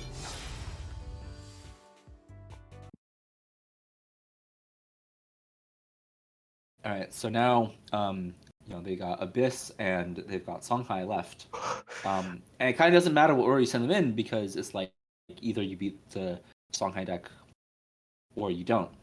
Mm-hmm. Yep, it's the last one, so it doesn't matter. Yeah, maybe you make the decision on who you think has the most mental resilience. Sometimes being the last matchup, you want your toughest guy. Yeah. This Abyss deck is pretty dank. It's pretty dank indeed. There's a lot of one-offs. This has got to be a horrible matchup for this Abyss deck. I don't understand how this Abyss deck is going to win here. Yeah, so it does it's probably look a going bit to come down early. to the Songhai mirror. I can imagine how it wins is you get a Shadow Dancer and they do not have the answer. But that's yeah, it could happen. Honestly, man, I have no idea what I'm looking at. Because it's Shadow Dancer. There's only one Sarlacc. Yeah, There's one Consuming Rebirth.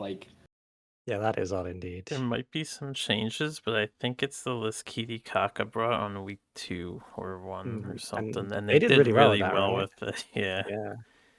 Kitty Kaka is very good. Kitty Kaka not present today, so Lucrative is going to have to.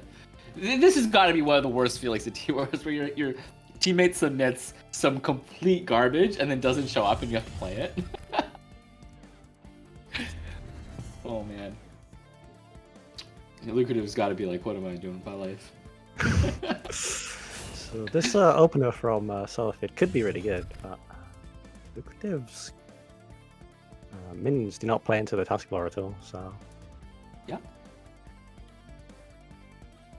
Yeah, even this decision, what do you play here? I think you it had to have been Kikaka saying yeah, you play this and not that. I have no idea what's going on.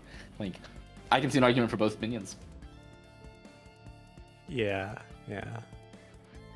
I mean, I guess I played the Jaxi because it might make your Shadow Watcher next turn easier to get up to 4 HP. I don't know.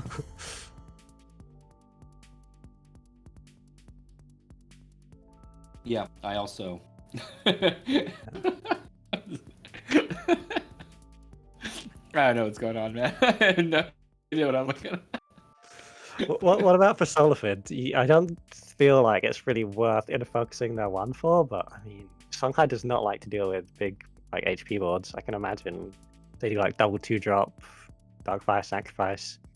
You'd be groaning over that, so maybe you just feel like dealing with the 1-4 before it becomes a problem.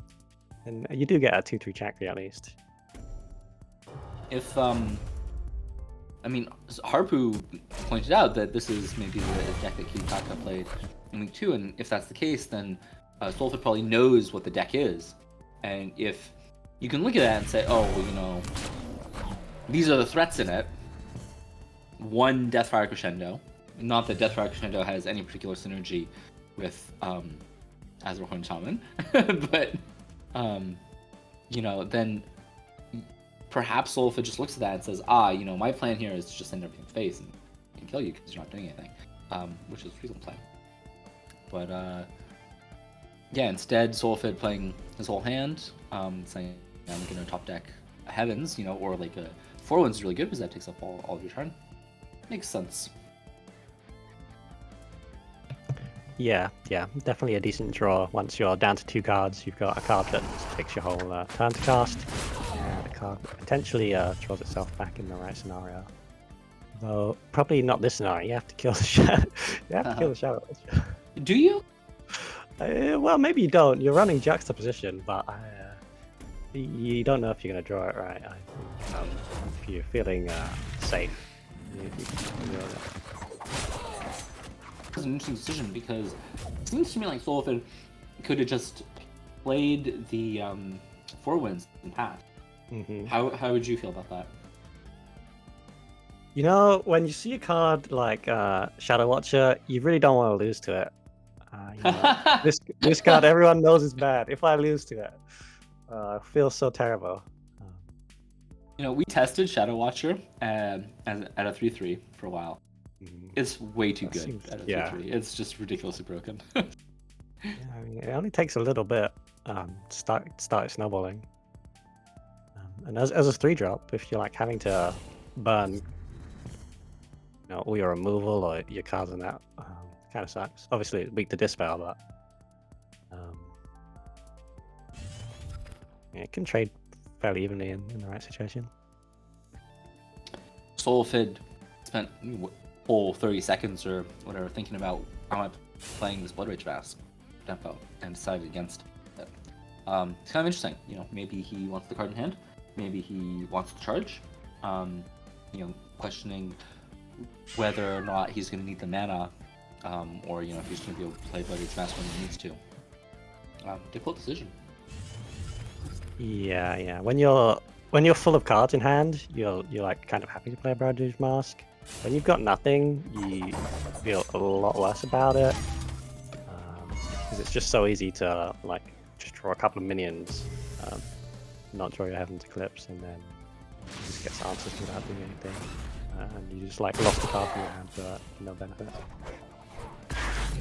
In contrast, you know, this turn pretty easy.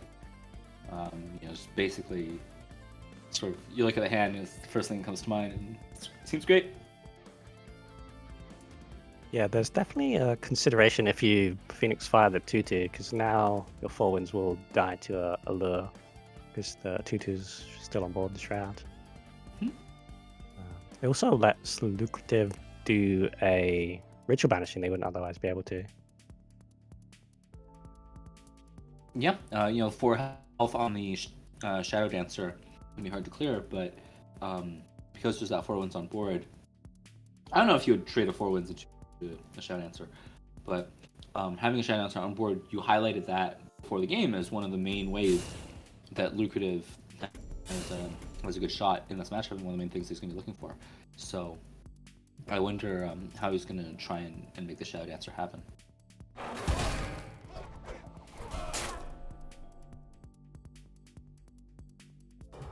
Making the choice not to do with the 4 winds Magi could be the last mistake they make. Well, you know, Soulfid is basically top decking, so I think it's reasonable. Maybe he doesn't have ends. Of course, here it's unlucky he does have ends. Getting the Starlax going is a great way to set up the Shadow Dancer, I think. So yeah, Lucrative is like, yeah, you top deck that. Unlucky. Yeah, I definitely like see it. If you don't set up the Sarlacc now, when the hell are you going to get the opportunity? So, and it's not like in other matchups where you can count on killing their stuff and block the Shadow.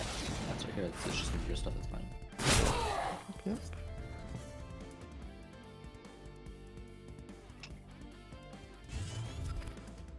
So now with that Heavens, there's a decent chance that Soulfit has another Heavens in hand. And now Lucrative is like, oh, do I really have time to set up the Shadow Dancer? You know, do I really have to ritual banishing this? No.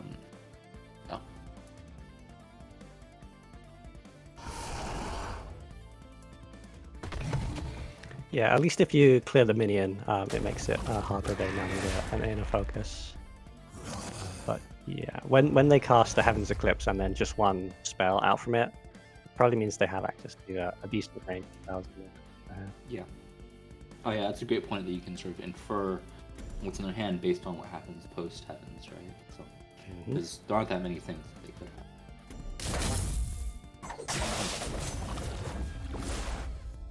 So this Shadow Watcher, all right, it's kind of scary.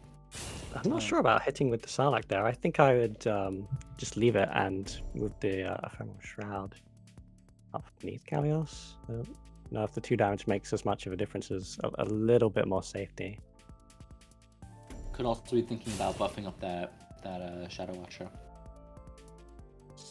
I mean, that's definitely what they are thinking of. I don't know if the trade-off is worth it. Here, I mean, I think this makes sense because of Saber's Fine Seal. But yeah, no, I mean, you're right that it's scary, especially because Shadow Dancer is really the thing that you want to be using your the minion deaths for. Mm-hmm.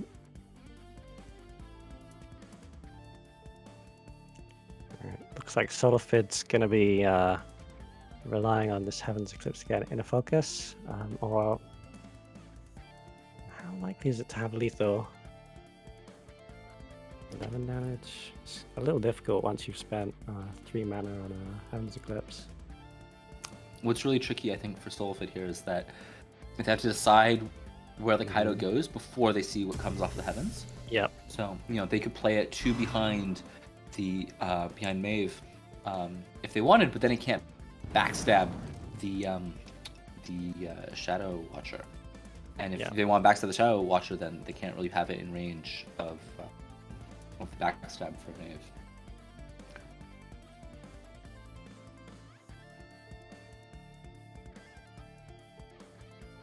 And the backstab here is important because keeping this Kaido at 3 HP means that the 2 Sarlaccs don't also kill the Kaido, in addition to just having an extra minion on board for Songhai.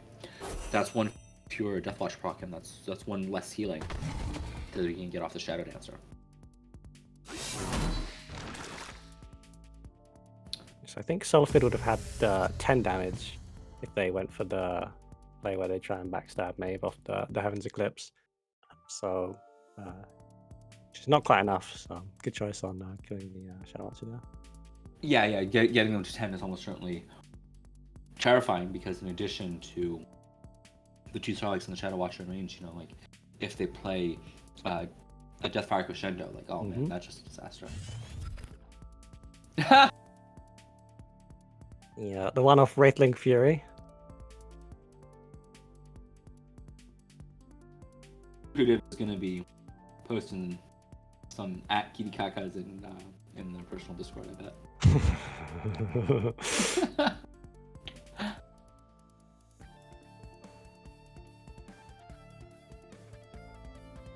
Here's sort of a Sophie's choice. Do you put the Shadow Dancer in range of Kalios, or do you put the your general in range? Yeah, tough choice for sure. They did just survive a turn that could have been the lethal ones, so maybe you're feeling slightly more confident that you didn't die there. But I don't know about this. I think moving in range of their minion here, and even taking 1 damage. So you have to. And this positioning with the Shroud is really interesting because the Shroud could have body blocked the Kaido from hitting the general. Yeah. But then Kalios could run away from Maeve. So this positioning suggests to me that Luca was like, all right, I gotta actually end the game. Like I have to kill the Songhai, otherwise I'm just gonna lose the long game. Makes a lot of sense. It looked a bit ropey to me. Oh, it did. I think Solifid just has lethal here. Maybe they got overkill damage as well. Yeah. Quite a bit. Nice try from Lucrative. This deck probably has really hard time against Songhai, and it seems like the kind of deck that you need experience with. Definitely. Alright, so it's going to come down to the Spell-High Showdown. Oh, this will be exciting. It's it's almost an exact mirror, right? We've got a Spiral and we got a Killing Edge. And in exchange for a Blood Rage Mask and Heartseeker. Heartseeker, yeah.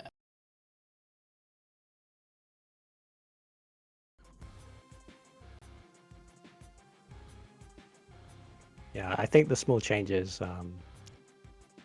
Well, they're small changes, so they make a small difference, right? It should probably be even. I don't think big difference. Placing that Chakri from Cosmic Yeah, like Chakri can get carried away in the matchup if they don't answer it, but that's an if, right? So Yeah, maybe worried about like I'm not going to play other spells turn 1 and it's just 2 weeks to Jux. But it's kind of spooky. It's like I guess you're looking for Fox, but not that many turn 1 plays you can have.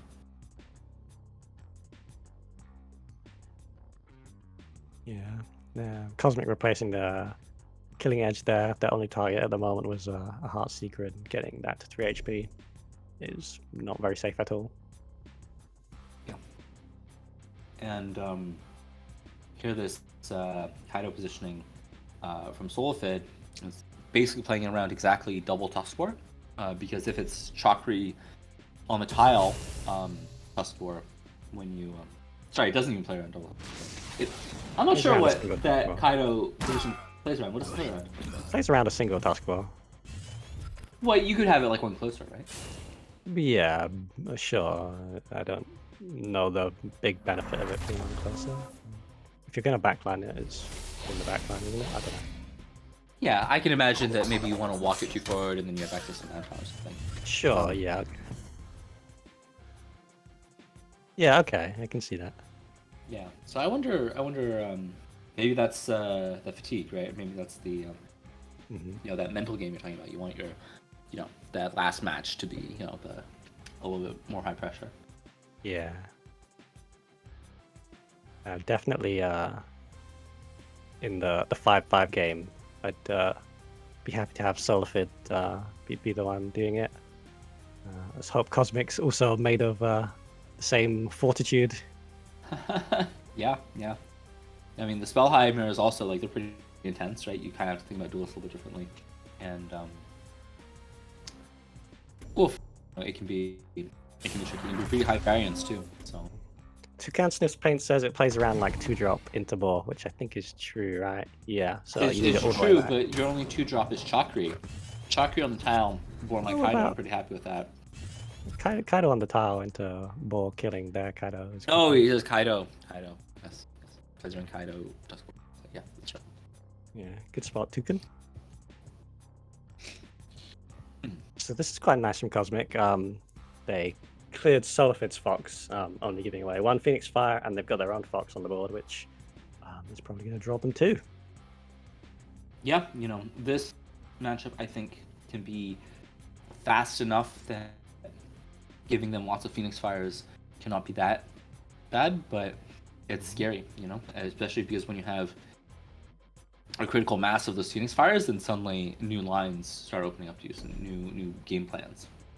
So kind of a tricky turn for Solifid. What would like?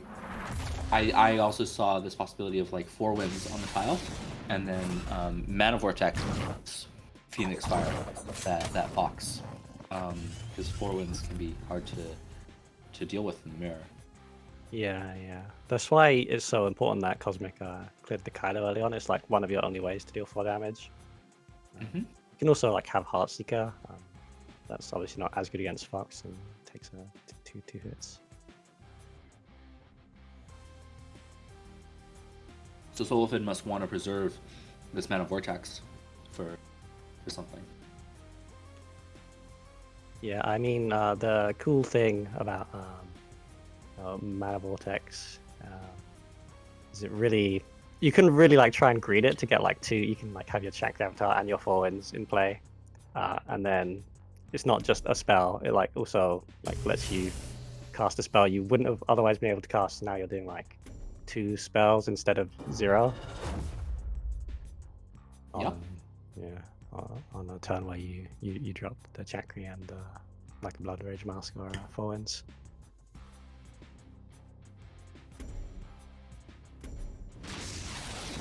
Solifid gets their one of the Phoenix Fires burned there, but not the end of the world. Cosmic's doing really well here, and this Heartseeker that he has on board is a lot scarier because he's got that 1 killing edge. Of course, you just given your opponent a Phoenix Fire, so it's probably not going to get killing edge immediately, but having a 1/1 Heartseeker lying around often doesn't do that much, especially when you've already been through one of your Saberspine Seals. So having the option to killing edge it later in the game, that I think gives Cosmic a small edge in the situation.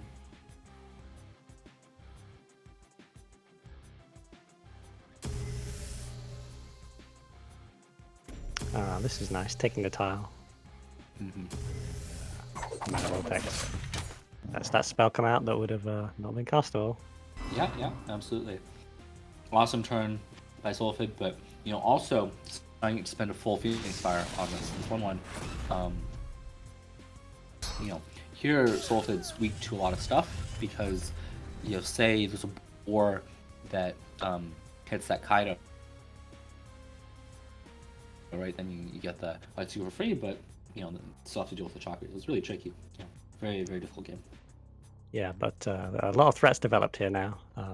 Obviously, Cosmic could have like the perfect hand of like Kaido Assassin, Inner Focus, Tuskball, which would immediately swing the game back in their favor, which is just, I mean, it's really fun to see the swings in the Songhai game. But as it is, I don't think they're going to be able to with the Chakra Avatar. And it's going to be a big deal.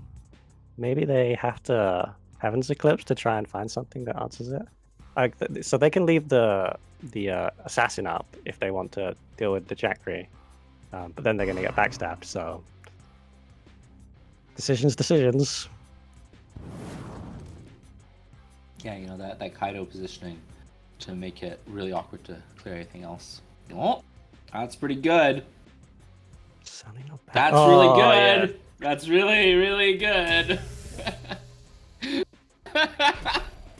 Holy shit. Alright. That's disgusting. Holy shit. Just Songhai things. Oh, I don't know about moving 2 down. I would protect the back of my Kaido Assassin. Just because you don't want to get counter-assassinated. It looks like it's not going to matter, so if it's... Are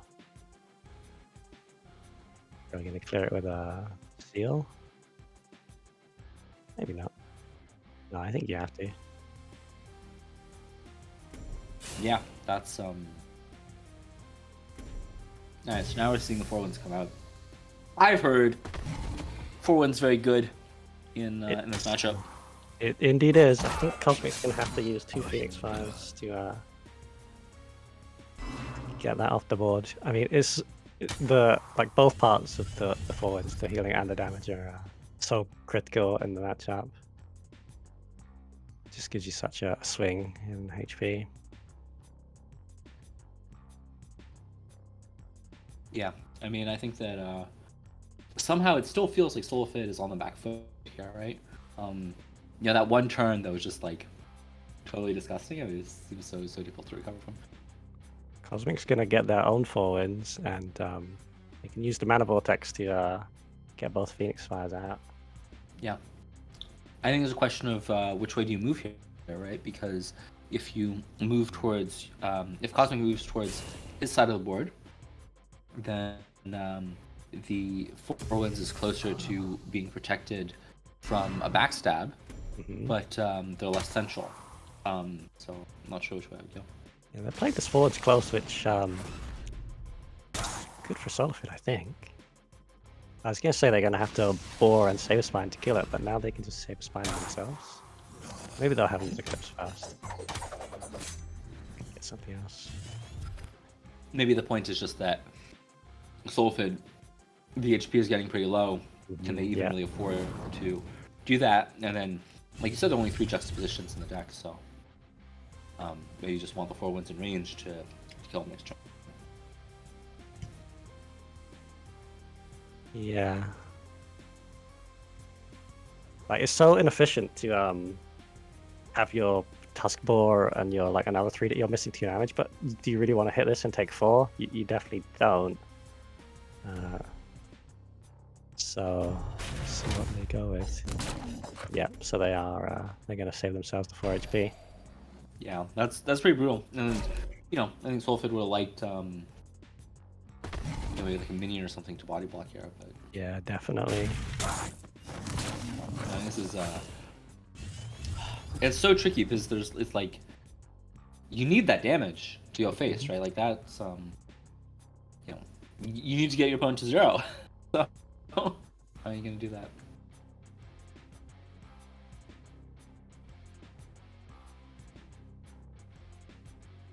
They 4 wins and Heaven's Eclipse. There's unlikely to be a good follow-up, so maybe they play the Fox and hope to draw Inner Focus.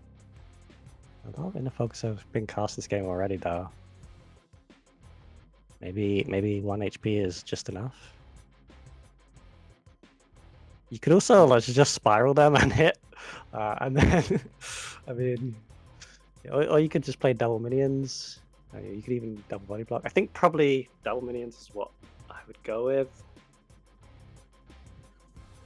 Yes, because next turn you're gonna be on 9. Mhm. So Phoenix Fire Spiral is 11. So Yeah. if you can, it's tricky, right? You could count on that 4 wins surviving, or I think playing double minions is going to be really hard for Solifid to deal with. That's what we're going to see. Solo would need the Kaido Inner Focus turn of Legend. yeah, no, it's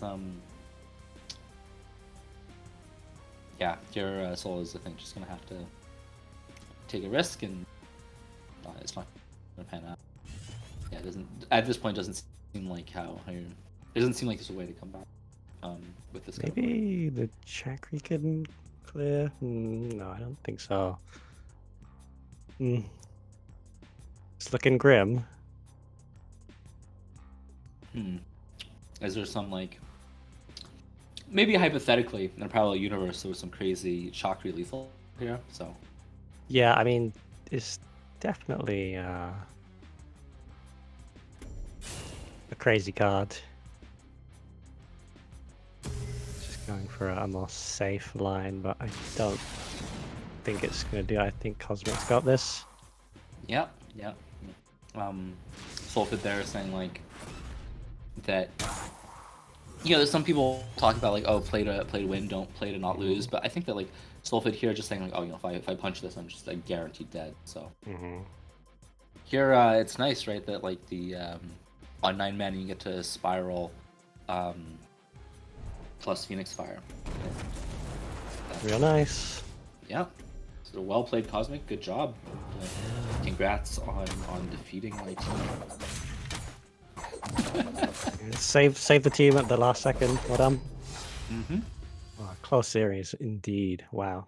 Yeah, that was an awesome set. It was super back and forth at the beginning. Everyone who came in knocked out the person they came in against for a while there. But senile streamers take it in the end. I just need a moment to set up the next set. We're going why to don't we be... take a quick break? Oh yeah, and, how go to you the guys top room holding then? up and stuff? You guys want a break? Yeah, just like a quick 2-minute break while you set things up would be good. Yeah, we can definitely do that. Take a quick little break. Chat, how are you all doing today? It was a really great set, that last set. And I know it was a high moment for Cosmic and the team. I caught the last game live because I think Cosmic was streaming it with delay when it happened. A lot of good energy there.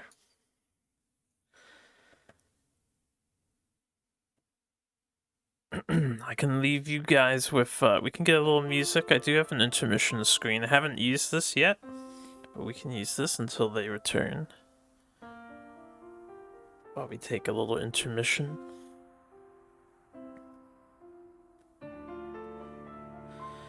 Yeah, that double inner focus play. Come on, that play was so exciting to see. Thilifid had 3 threats, Songhai threats on board at that point, and the only way that board state was gonna swing is if Cosmic drew exactly Kaido Assassin with double inner focus.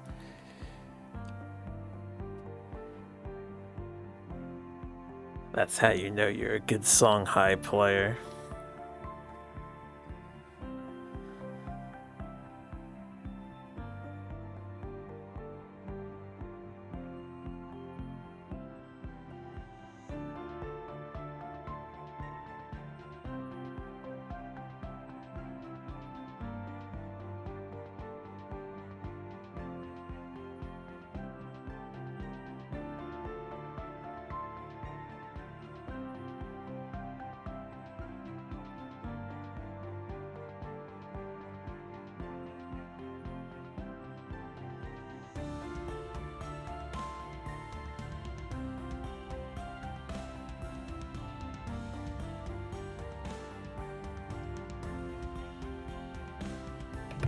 All right, I'm back. Look at this nice intermission screen you got. Thank you.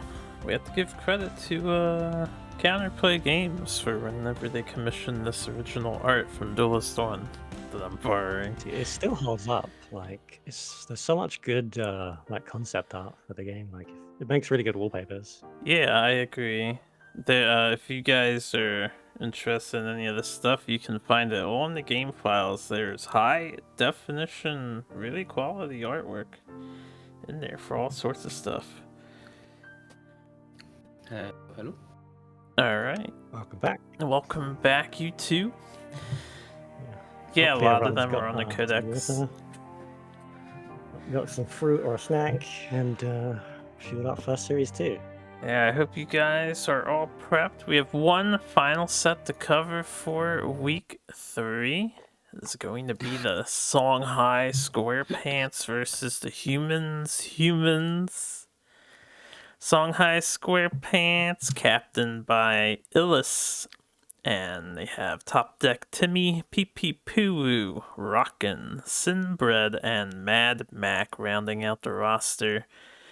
Humans is captained by Not Humans, Draggle, featuring humans, Abracadani, Smarty, Nangert, and Mezel G.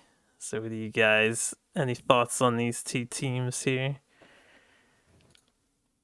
So I use compact mode for Discord, so I don't see people's profile pictures. So I gotta say, like, this humans team picture is just like outstanding to me. I absolutely love it because I have no idea what I'm looking at. You had to be told, right? That's what this was. Yeah, this was Smarty's art for the team of everyone's Discord icons drawn in MS Paint by her. Yeah, I have to say, Humans has a few more established players, but yeah, I've seen the players on Songhai Squarepants doing good, climbing up the ladder in Fates tournaments. So it should be a good matchup. And a big part of the format is like how well can you work together as a team? How well can you like have a coherent lineup of decks? There's a lot more that goes into it beyond just like individual player skills. Excited to see how it's work out. Like this Vitruvian deck, I like this kind of thing. Chaos Elemental with Syzygy, yeah, I'm down for that. Chaos Elemental with Astral Phasing as well. Yeah. So it looks like a fun deck. I feel like humans always leads with Nangert on Abyss. Just like every week they do that, right? So far, it's been a 3-week trend, I think. Yeah, I mean, that seems reasonable. This has a reasonable spread of even matchups, I think. So just send it out to scout what you're against, and you have a good chance of winning the first game and getting that advantage. Yep. So top deck Timmy replacing the Siphon, because there's not that much to dispel against Abyss. If you think that they're on Starlack, you might keep it, but they're just like obviously on creep, right? Very obviously now. Yeah. I like the Syzygy deck against creep because, especially when you're playing Abyssal Crawlers and stuff, you're not really like contesting the board in any meaningful way.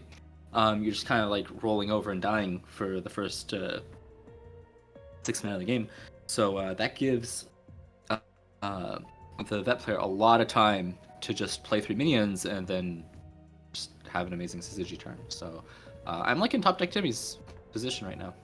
Yeah, I think both Syzygy and Astral Phasing like allow you the freedom to play around Grasp and Nova. You can like put your minion in the back line. It's fine because you can have it fly in or blast in, and you don't have to worry so much about like the fact that I put my minion away from them and it can't hit them next turn. Well, it's fine, it can. Yeah, exactly. Both of them just kind of embarrassing for lure. But Nangert does have these 2 shrouds in hand. That's kind of exactly what you want to be seeing. Especially against Water Guardian, but also has other good targets like Iraqi and the Scarab and Aymara. Yeah, this kind of tempo play, Iraqi Saboteur, this is one of the best openings in the game I think to play too. Like, this is so hard to deal with.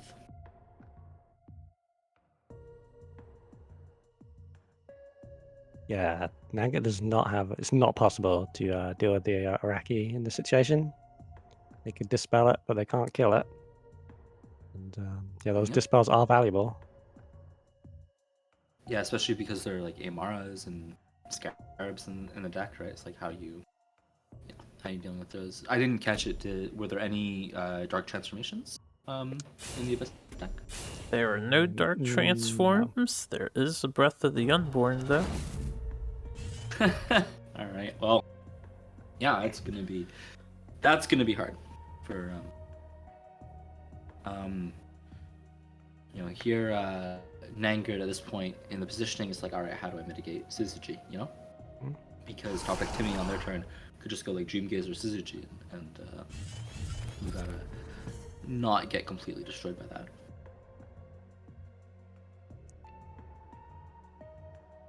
Yeah, they're just copying a little crawler and hoping that the Iraqi doesn't grow twice this turn. Yeah, you know, like these crawlers, they can be seen as a bit optimistic, you know, like, are you really making it to 7 mana if you just completely ignore your opponent? And even if you are, and you Nova them, it's like, well, okay, so what, you know? Like, it's pretty tricky, right? Nova is really, it's a great deck in, like, those long games where you're comfortably getting 7 mana and more, but, you know, if something it's much more dynamic than Nova, I mean, you know, historically, this card wasn't fast enough in older duelist metas, and so this is going to be pretty awkward for Nangar. You know, Nangar's going to have to show us his moves. You know. Yeah, I still reckon I like this play more than like doing a Shroud or something. You get your full mana and you put some minions on the board. Yeah, absolutely right. Because even if you shroud it, they can Syzygy it. You know, if anything, you'd rather shroud after the Syzygy. Yeah, not get shroud. This Rasha is kind of unfortunate for top deck Timmy, and he had an awkward turn too, right?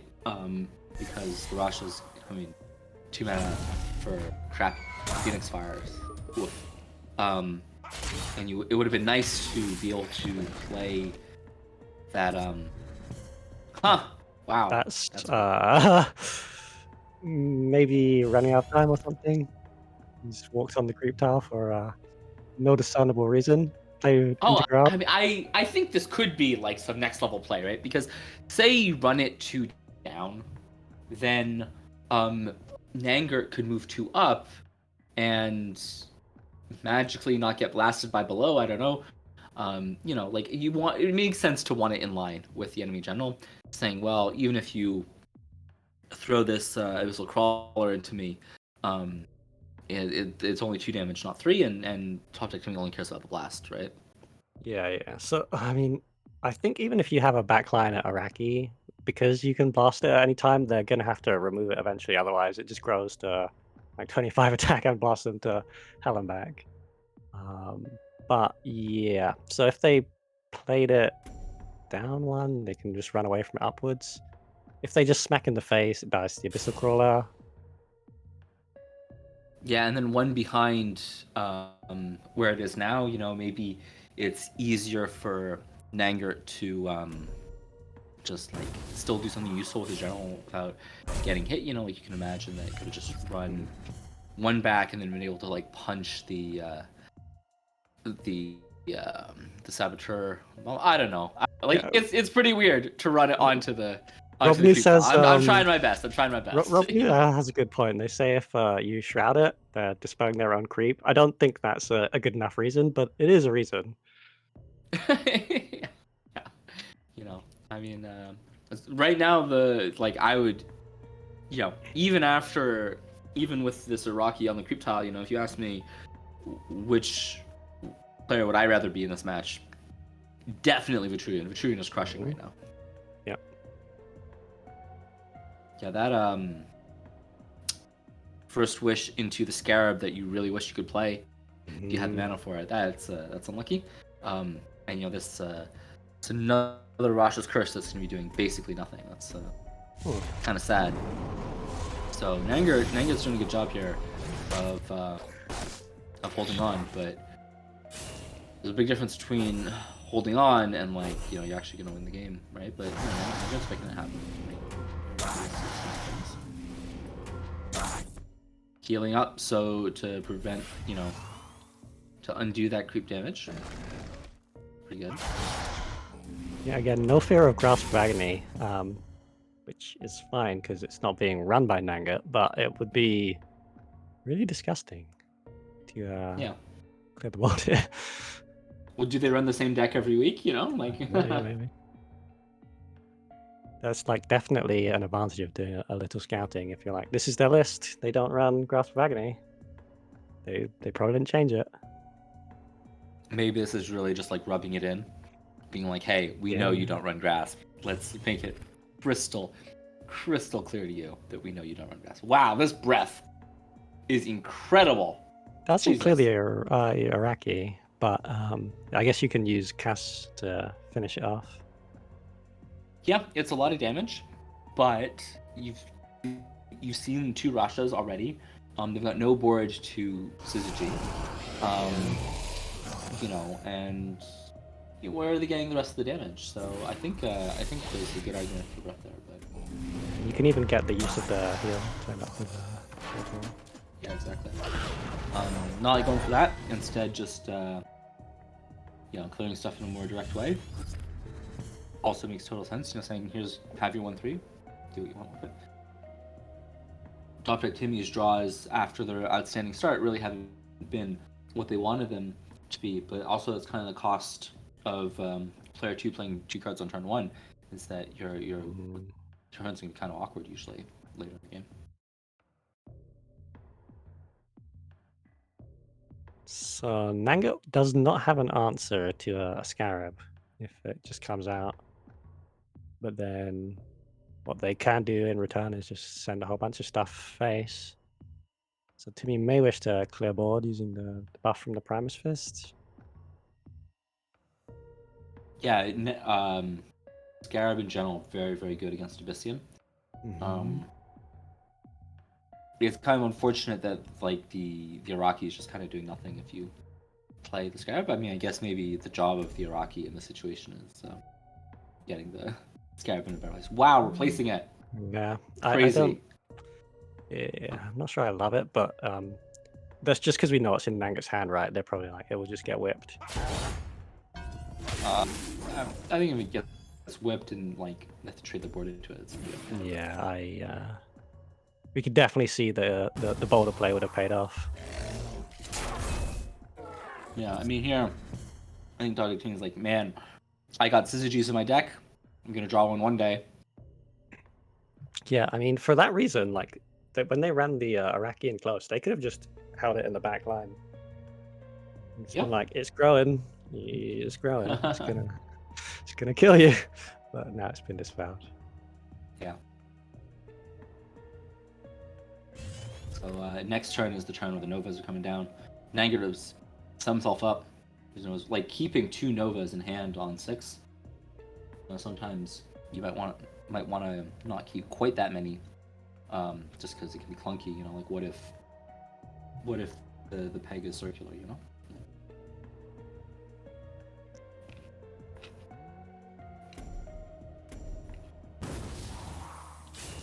Instead, Nanga is saying, hey, I'm playing a Nova deck.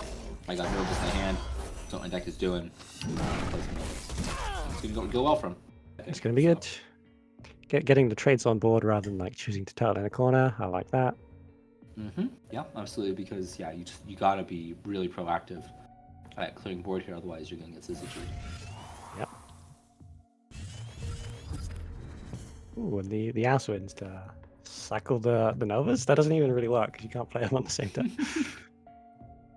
But you can keep up the Aswins. They're running keepers as well, and you get a little 1 mana. Yeah, I think the Alcuin is for the super, super late game. matches where you can Nova, and then if they don't play a spell on their turn, you can Alcyon, and then you get like another one.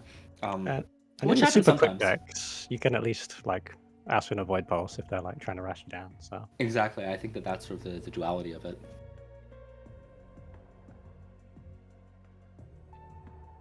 Tricky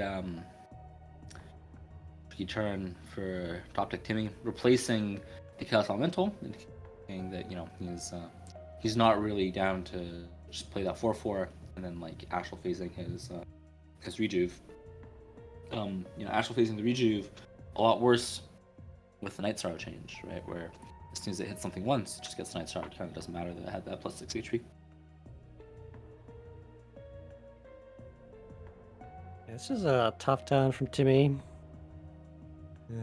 Have way fewer options in hand than Manga sitting on very healthy 6 cards. So it's just going to be the Scarab. She does survive the Nova. And 1 HP. And then you can phase it, so maybe Nanga feels like they have to dispel it. Yeah, the timing here of like play something on 7 that the Nova and Revenant don't clearly deal with, and all of a sudden all those Abyss players who just like have been stockpiling Novas all game in their hand to just like play them on 7, like, oh no, what do I do, right? So that's a legitimate strategy. Yeah, just gonna do it anyway. Yeah. 1, 2, 3 many. It's gonna work out, right? Positioning is such that you start get blasted and saying, well, at the end of the day, what's the Scarab really gonna do? It's gonna do 4 damage a turn. Yeah, that's nice. I mean, Nanger has sort of really successfully mitigated the early game where they were in danger. They sort of didn't really give top deck Timmy much of a chance to Syzygy. I mean, there were a few turns in there where like a Syzygy would have been amazing, but sometimes they don't have it. And at this point, Nanger is sort of able to just start playing the bombs. They've been stockpiling the bombs, and top deck Timmy isn't really sort of executing their game plan very much. Like this. Wow, not even playing the Amara. They really want to play the phasing because, yeah, Nanga assumed that they'd be safe from being blasted by the Scarab because on the positioning. Maybe from where it was, you maybe had a clue they had a way to move it. Yeah, it just, so here it's nice that Lure alone does not deal with it. Mm-hmm. That's nice. But, the 5 damage turn, it's not fast enough right now, right? Because, like, you get Nova and get Revenant, you're dead. So. Very true.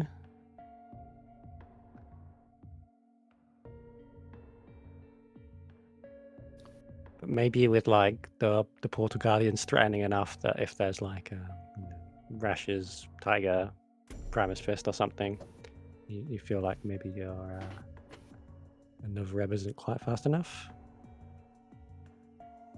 Yeah, well, I think that probably it's tricky because you can rev this, but yeah, if you're afraid of Dominate Will, if you're afraid of Mirage Master, that's really bad, right? Like if this rev gets double Mirage Mastered, you actually just lose Nanger. So that's a very serious concern, and I think pretty often in this matchup, Abyss, you actually just start replacing Revenant. You just say, I can't play this card ever. Well, putting them to 9 here is really nice. Top deck Timmy does not have a way of like the Novas can deal 9 damage, and they can't make it deal less. Yeah, absolutely.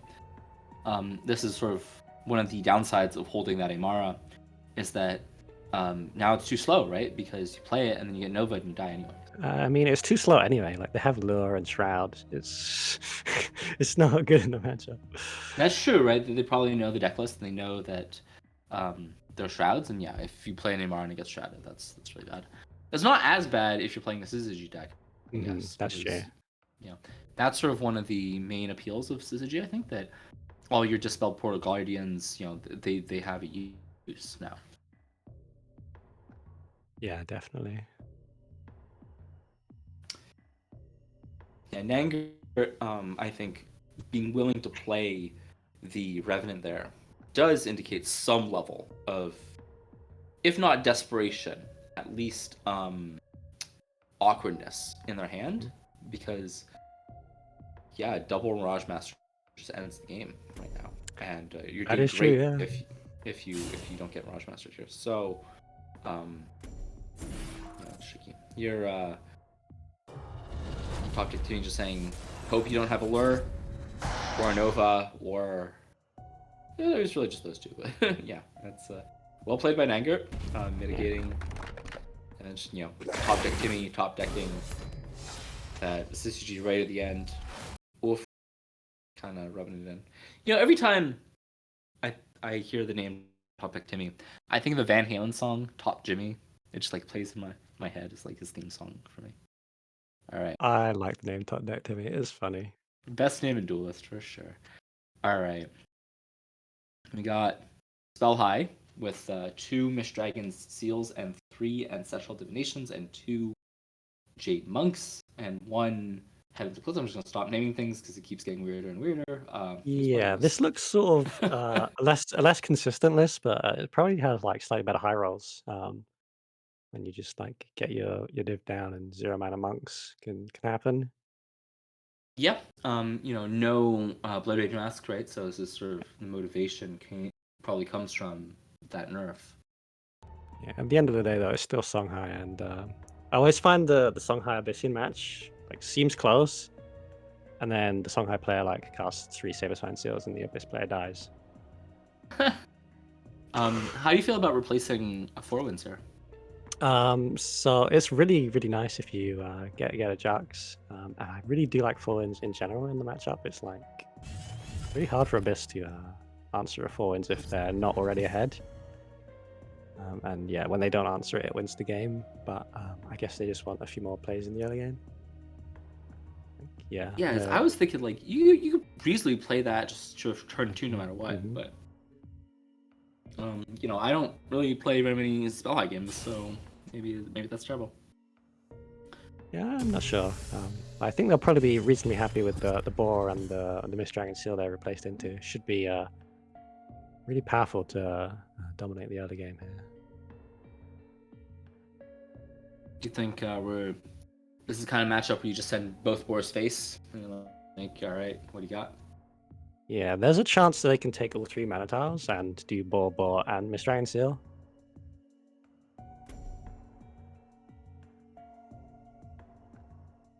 Yeah. Nanger's hand, kind of awkward, but also kind of like what else could he have really? Is like his 2 drops just kind of suck. So this is sort of what his deck is equipped to do. So yeah. Abyss needs some good in-faction 2 drops. Relying on the neutral card pool at the moment.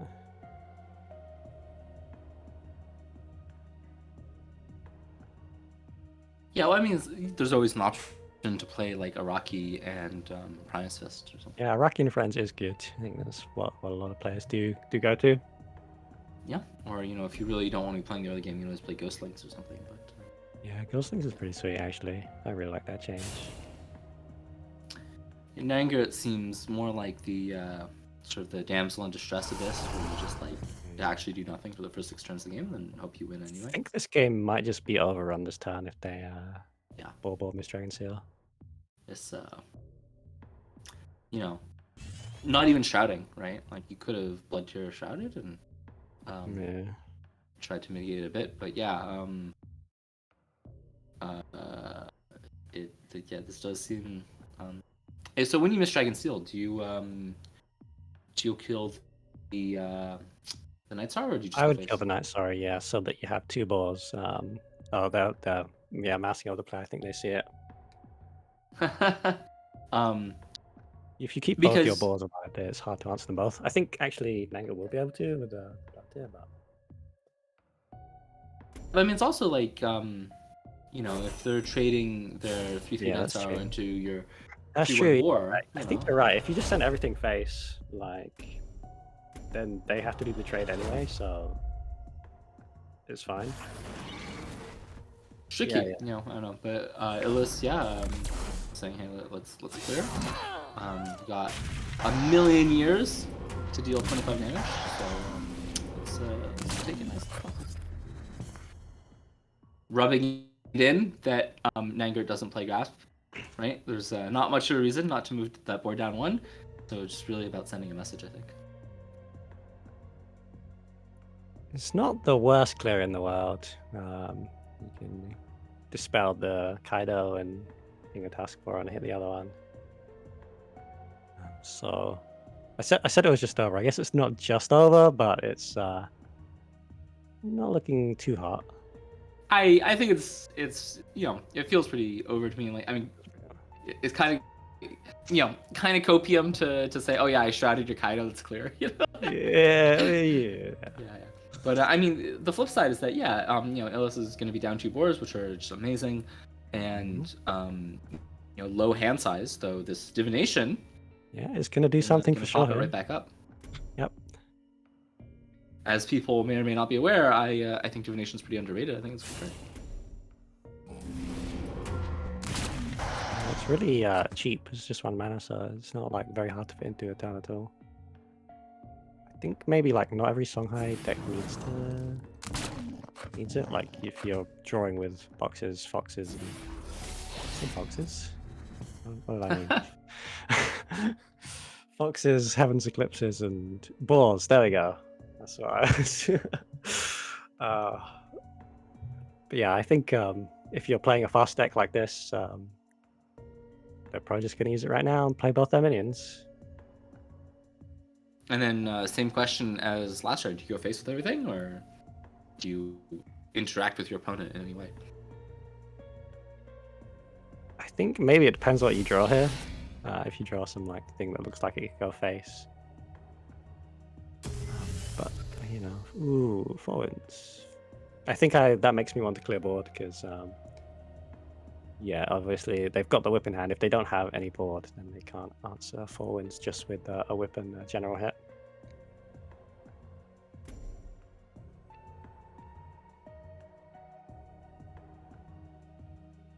This matchup is one of the hardest for Abyss. And this matchup is also, I think, one of the worst in the game. In general, like, stats are kind of weird, but like statistically, this matchup really sucks for Abyss. Like, Songhai just crushes. So Yeah. Like Songhai and Abyss, are pretty much my 2 most played factions. So I've experienced this from both sides. Yeah, I'm fairly confident in saying it's terrible. It's so bad. Yeah. I mean, Songhai SquarePants, they know that, right? And they, it was spawned with this just to basically know they're gonna equalize the score 1-1. But it can be tricky in the format, right? Because then, well, maybe this is the master plan, right? Maybe Humans is gonna come back with Lionar, and then hey, you got the best deck out. Let's get busy, right? So it's maybe it's all purpose of master plan. Yeah, it's all on the flow chart. Yeah. Maybe next week we'll see Humans is opponent. Humans is opponent. Lead with Songhai, since Humans leads with this every game, every set. I actually played Humans this week, so I know whether that's true or not, but I just won't spoil that. I look forward to the cast. Indeed. Yeah, this Nangert's holding on, right? Like Void Pulse does some stuff. Yeah. There was some unfortunate sequencing, not sequencing as in like it wasn't a mistake, but unfortunate way the cards came where Nangert had the Alcuin and then replaces it and then gets the Void Pulse, and it's like, that's kind of what I want to Alcuin. So yeah, it looks like Illis was hovering over the Heaven's Eclipse here, thinking about maybe doing a Mana Vortex Heaven's Eclipse, and then I guess hoping to draw in a focus.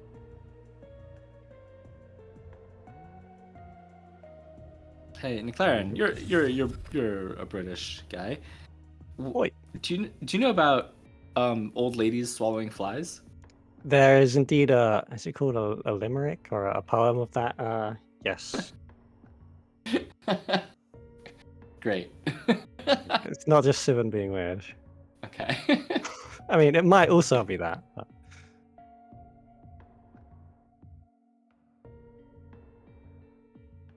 Is this not a thing? I have no idea what you're talking about, Sibit. I'm sorry.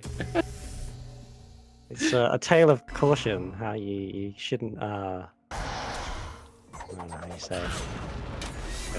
Send one thing a greater problem to deal with. Yeah. A smaller I see. problem. Right. Am I to understand that one should not, in fact, ingest flies? Yeah, that's correct.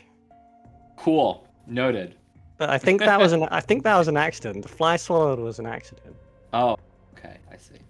I'm excited to look this up after the cast. I will become more worldly. Yeah. So 4 wins, I think, is really hard to deal with for Abyss, but like you said, Nango's got this lure ready to go, and that's kind of how you do it. And then got the follow-up with the Void Pulse right after.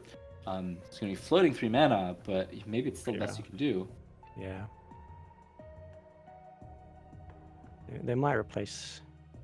Yeah, I mean, replacing the Revenant sucks because that's what you're going to do next turn. Oh, I don't know. I mean, it's tricky, right? Maybe Nango says, it's not, the Void Pulse is just not good enough. It just doesn't do enough, yeah. Yeah, maybe looking for a rejuve or something, that can make sense. Yeah, it's totally like reasonable if you're like trying to plot out how you win the game. Like, what do we need to happen? Like, Void Pulse is not enough for it to happen. We need to get a Rejuvenator or something. So we have to replace something that we get that. And if we don't, then... Is that a misclick? Yeah, definitely weird to deal with the 1/1 rather than the 4/4. It's going to take so much more damage. But I guess they didn't... There's they no didn't want to do it. confirm if you click on that, right? So it could have been misclick. Here it goes. Spell combo engaged.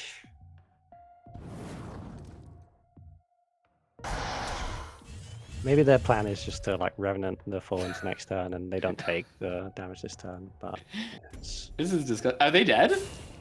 could be. Yeah, No, double into focus and yeah, it looks kind of dead to me. This is I think this is what, 2 over? That's disgusting. Holy shit. Yeah, you have to kill the 4/1s there. I mean, it's unlikely that it must get such a good turn, but I mean, it's just Songhai things, man. What can you say? Yeah. Well, it's still game, right? Like, it is a strategy game, but there is some element of manual dexterity. Unlucky. I mean, it could have been a real decision because they did have the Spectrum in hand, and if you whip it and take 4 damage, that also is painful. Not as painful as what happened, but I mean... Few things are as painful. I like giving the benefit of the doubt. I like believing that they cannot click a mouse properly. I think that's more charitable. No, when you say it like that, it doesn't sound like you're giving the benefit of the doubt. Yeah. All right. So we're seeing this Lionel come out. So Mezelgi was really the one I think that put Sinja on the map here. It's very similar to Solfid's old deck here, except they're playing 2 Sinja, 1 Lightbender, and 2 Dancing Blades, 1 Shroud. I like this quite a bit. I think that like having a little bit of Dispel in your Lionel deck helps a lot, and it's going to help a lot against Songhai.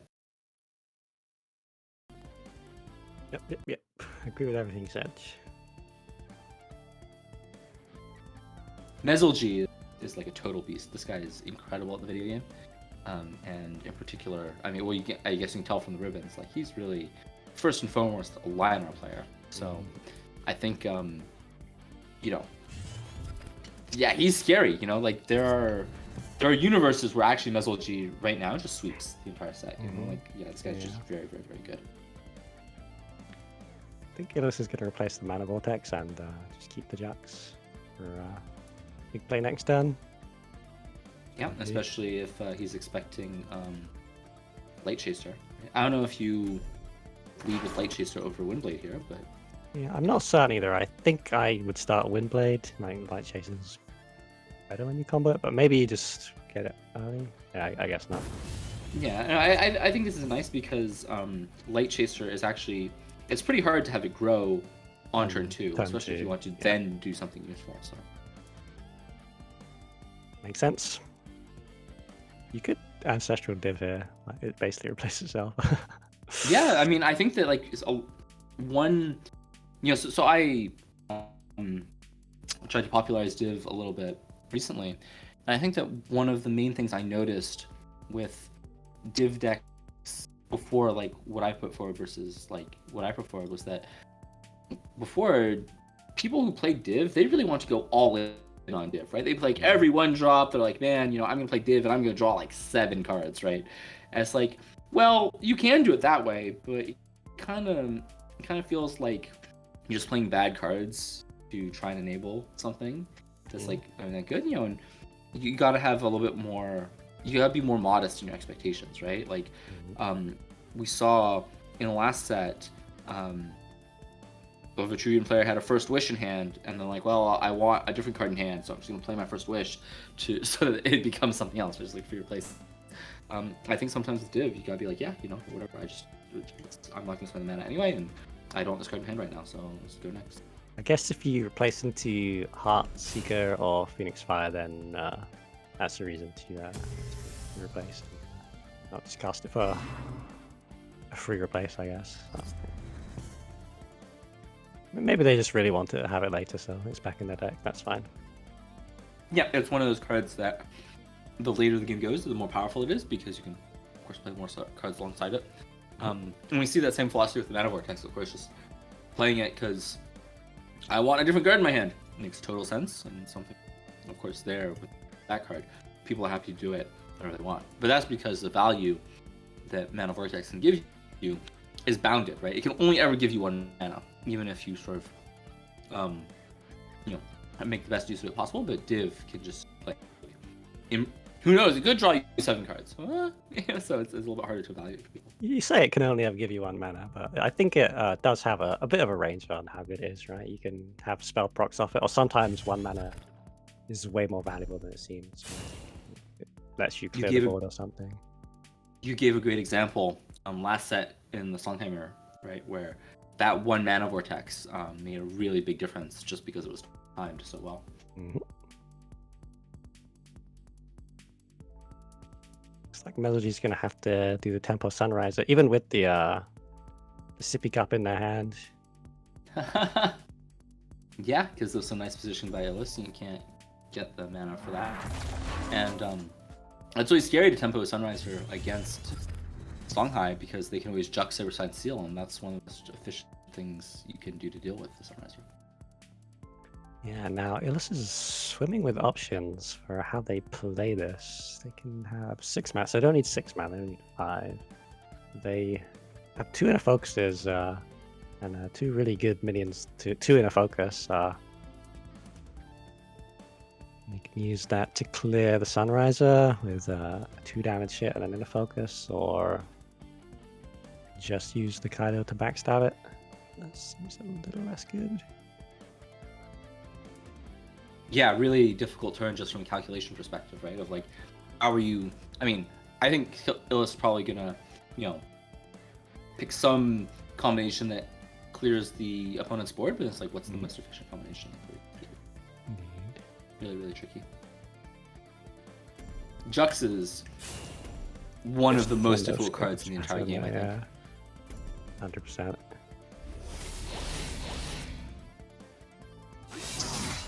Looks a little up to me. I guess they know that in. Yeah, okay, this makes sense. You can bore as well, can they? Okay, this is good. Yep, and gonna have a full hand after this, even though I'm empty-handed right now, because the box is more, and then this Tempest is really nice, but it's they're still kind of on the back foot, right?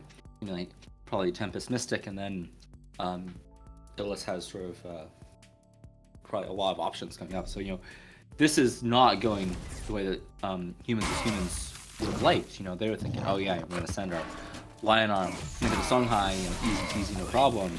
And Illis is really is pretty far ahead right now, I think. Yeah, the Tempest really does help a lot though.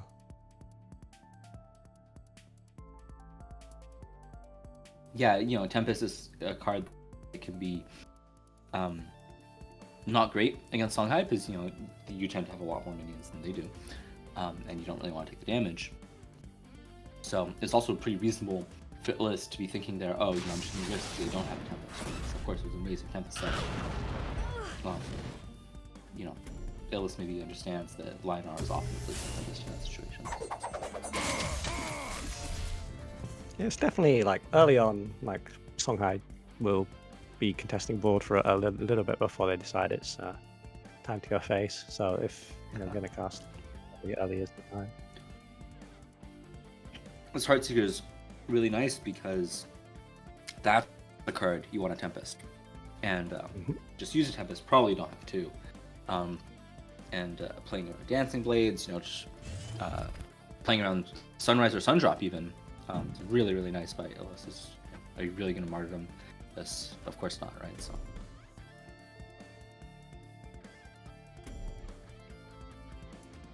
Yeah, they're going to have to martyrdom it once it gets killing edged, but then it's a bit of a 2-for-1. Or, yeah, well, maybe, you know. Oh God.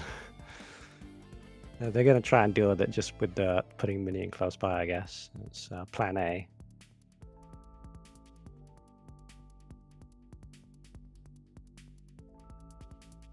I wonder if Mezolji is thinking about Mask of Shadows here. Unlikely, but possible.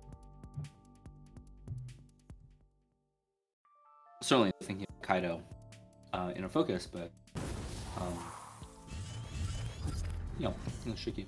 I think having this one killing edge, or maybe I don't know, maybe it's even more killing edges, but having this killing edge to go with your Heartseeker, I really like it because I think that otherwise your Heartseekers are so anemic, right? It's like they're not useless, but you can just ignore them so easily, right? But when you got that killing edge, it's like, wow, this is scary.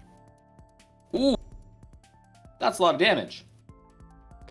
That's a lot of damage indeed. I wonder if they're gonna use the killing edge to clear the 4/4. Looks like it.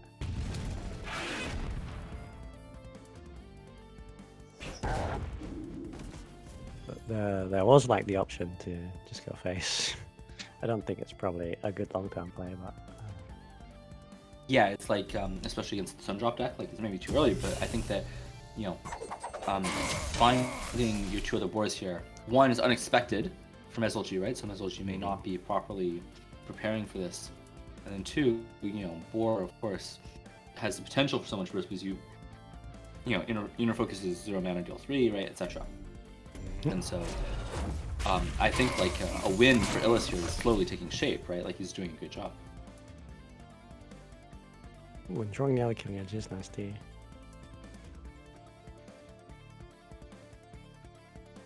Playing out Immo really nicely here. Mezolji can't access that one super juicy Immo square. Mm-hmm. I think the ball could have just stayed in front of Reaver as well to like block the movement up. Mm-hmm. Would have been possible. As is, Mezolji could, in principle, Dancing Blades the Heartseeker. But what's interesting is that Mezolji has to choose between Dancing Blades on the Heartseeker and punching the boar. Yeah. I think punching the ball probably wins every time. Yeah. So it's really tough, right? Like at this point, Mezolji is really starting to sort of feel that pressure, getting strung out. I mean, probably you have to martyrdom this 5/3, and then it's like, well, what are you doing with the rest of your stuff? I don't know, maybe Mezolji shrouds instead of martyrdom. Yep, that's definitely possible.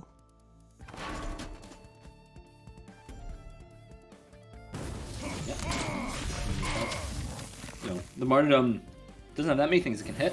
Martyrdom as well. Oh, okay. Take a drink from the speak up.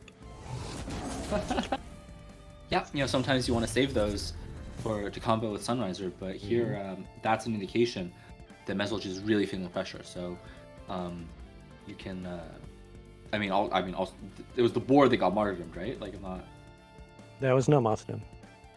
No more. I'm crazy. I see. Okay, I understand. I understand how the healing happened. My bad. Yeah, they've held on to it, which is nice. They've got that ready to go for the next killing edge.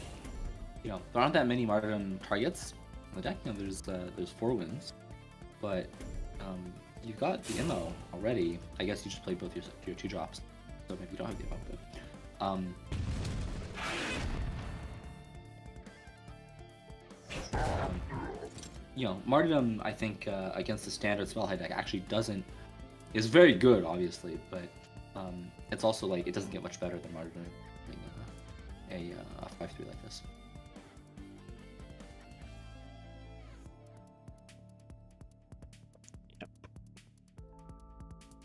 I guess we're gonna see Boar and the Kaido behind Argian, I imagine. Or the... I can also see Duelyst trying to play around Dancing Blades with their minions. I think that's an interesting sort of,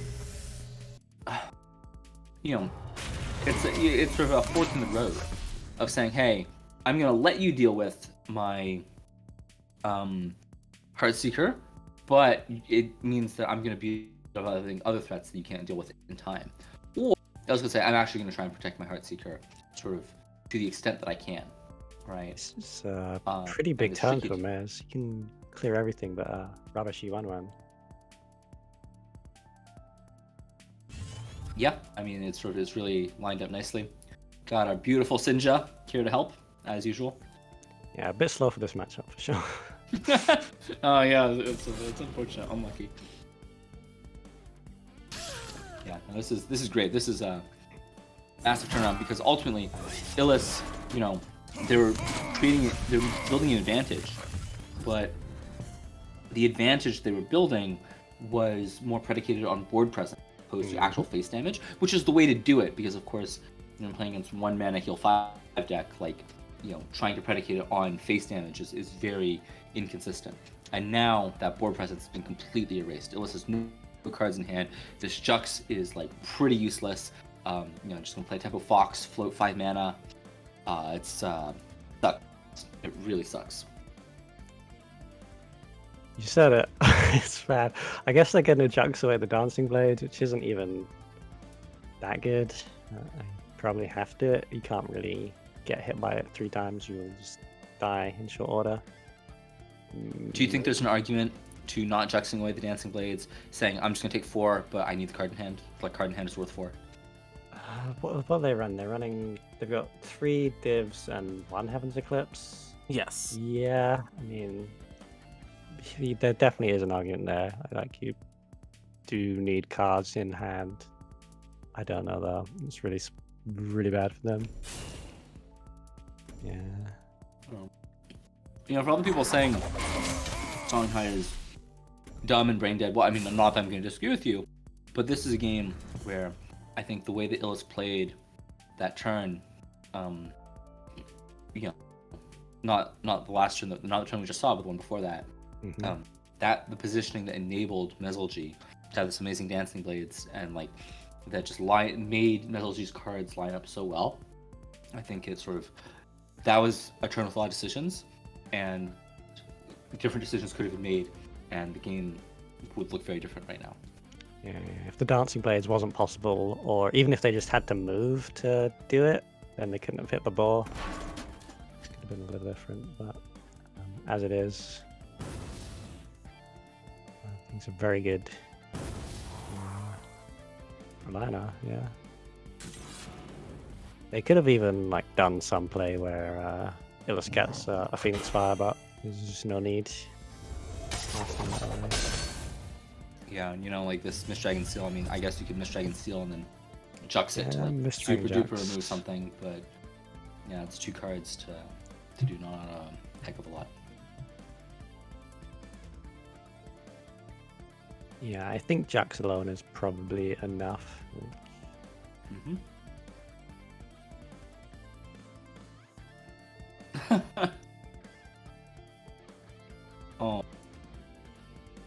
You know, sometimes people just concede out of like misery. Might be one of those Yeah, I times. mean, if your chance to win is sufficiently low, and you value your time and your mental happiness, yeah, conceding is sure.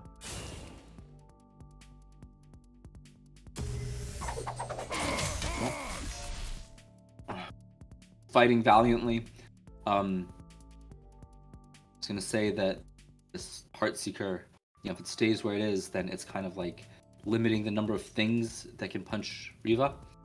You know, it's it'd be 2 instead of 3 if the Heartseeker doesn't move. That's a useful defensive technique. Instead, throwing the Heartseeker in to play around Tempest, I guess. Anyway, well played, Meslogy. Well played to Duelyst. I mean, really made it super close, just a very difficult video game. Yeah, I mean, they're playing a deck that sort of relies on drawing one of your 4 like refuel cards, and they didn't get it. So a small error can cost you the game now.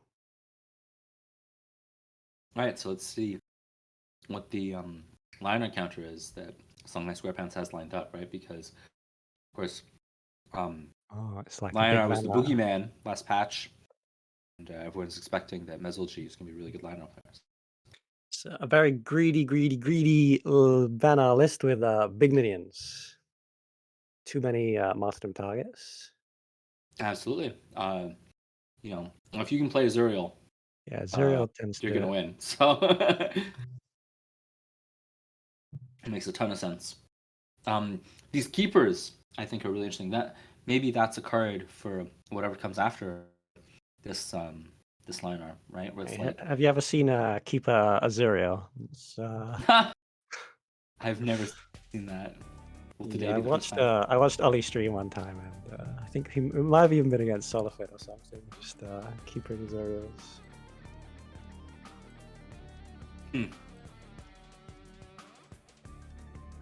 Well, neither player wants any of these cards. I see a full model on both sides. Roll the dice. Yep. Nice. Fenrir, well played. That's good. Yeah, they both got what they wanted. Yeah. You know, interesting to think. Are they going to set up for this this Regalia, right? Regalia could be really good against these kinds of Vanguard decks.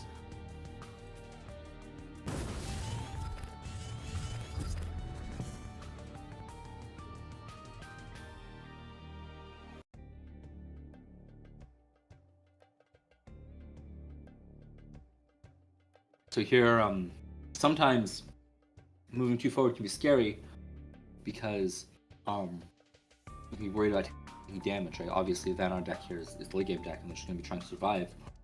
Lionar can put on a ton of pressure, can do a lot of damage, so you might be inclined to struggle here, but I think that the positional, you know, concession you make, turtling, as Vanguard here is really very significant, especially against something that can like Silverguard Knight you. So I think being brave, moving too forward, saying, hey, you don't actually really have that many ways to get a heal proc on turn 2. I'm not going to take that much. Makes a lot of sense. Yeah. With the Fenrir, you're not too scared of getting provoked. It's actually just a good trade for you then. Mm-hmm.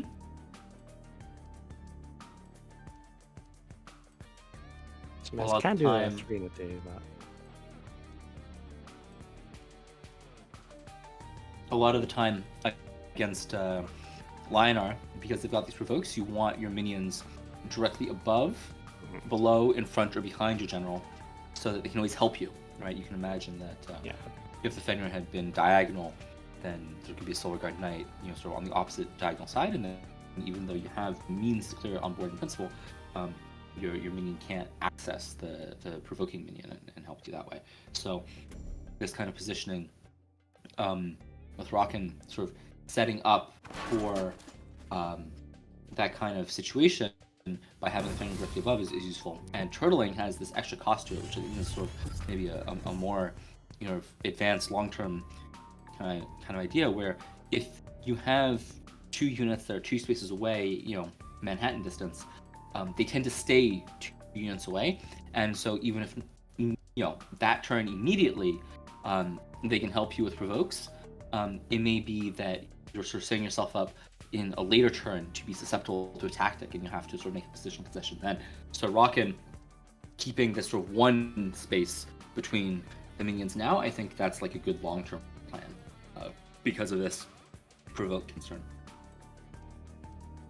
Yeah, and that's one of those like mistakes where you don't even realize that you made it, and even on review you might like not spot that. Like, why did I lose? And you don't quite see why. But yeah, it's definitely one of those critical things that, like, if you like start thinking about the, I don't know, the butterfly effect of like how these decisions chain out. And you know, opening player 2 against Lionheart, I mean, I feel like people could talk about how to open player 2 against Lionheart for so long. One thing that I enjoy doing is actually moving 1 forward with my general, instead of 2 forward like Rockin did, and playing again my Fenrir directly above me, because in that situation you can then move 2 forward, play something on the mana tile, and then you have an extra, you know, and you have an extra mana to play with. That turn, you can see that Rockin might have enjoyed playing Keeper on his Fenrir and then playing the 1/1, but can't do that because you can't play the Keeper on the mana tile because you're provoked. So it's really, you know, it's very, very tricky and a lot of competing considerations. Yeah, that's interesting. I don't think I've ever seen that in a game. It definitely doesn't sound bad. I mean, I've done it to Solifid, and he DM'd me. I was like, what? He said, this is metagaming, was what he said. It's because, it was because he was playing Lightbender too, so it's actually...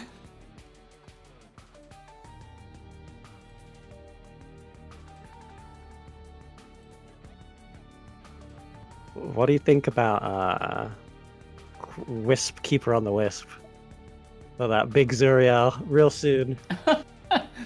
I rate Wisp so much slower than every other player. I think Wisp just sucks. I think card is unplayable. Unplayable? Unplayable. Card is awful. 2 mana, 2/1. What are you doing? You're ramping. If you want to get to the late game, just play stuff. Play something with stats. It's so much better. Like, would you let your opponent start with an extra mana if they promised they would skip turn 1? I would. Yeah, probably. So, you know, it's but I'm just crazy. Chat. If you like Wisp, you keep doing you. I'm gonna keep enjoying my high MR, but you keep doing you. Realistically, I thought they were gonna keep the Fenrir. That's like not for 1 mana. That's oh my, what am I seeing? What do you think about this play?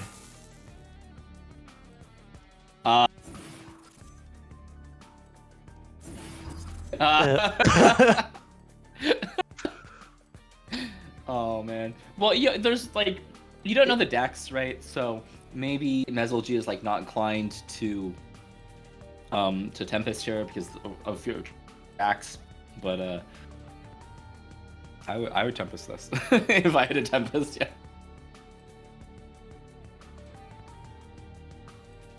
Yeah, I'm very surprised by that play. I'll say that. Like on the upside, your little 2-1s can trade into their stand 4-2, so maybe Mez will move over and hit it with Argent, and then you've ramped into 8 mana with the tile, which you've got. You've not got much to do with that 8 mana, but I mean, you can Bone Reaper. And yeah, I think that the main thing is that if Mezelg knows what Rockin is on, then he's got to start going face. Yeah. Because, you know, it kind of doesn't matter like with these wisps and stuff, and that's why these wisps are bad. Is because like you just have to not die, and as Vanar, and so Mezelg wants to let that not happen. You know, Sundrop here to draw an extra card. Saying I really need to find other stuff. Finding a Martyrdom in particular would be really nice for this Bone Reaper. Because if you can't run the Bone Reaper, then like it's not like the Bone Reaper itself is threatening, but just completely stops all your momentum, and then from there, like what are you doing? Yeah, so it's like, so I think that Rockin is just in an amazing position here because MesoG does not have any pressure. Right Yeah. now. I mean, they could have like got more pressure, but they decided to respect the ramp and dispelled it. Like, Yeah. wouldn't Sunrise be better? Yeah, Lightbender is, I think, very much something that the popularity of it is still a carryover from One Draw, where in One Draw is very good, but here the card costs 4 mana. It's a 3/3. It's not good. Yeah, like it's not bad, I don't think. Like if you want to run Dispel, but you like feel that you don't have enough like slots to have enough. Like it's a bit like card compression in a way. Like if you hit 2 targets, that's like the effect you would have got like 2 Ephemeral Shroud. It takes less deck space. But yeah, I'm helping it a little bit. Yeah, so Rockin did a great job playing around that.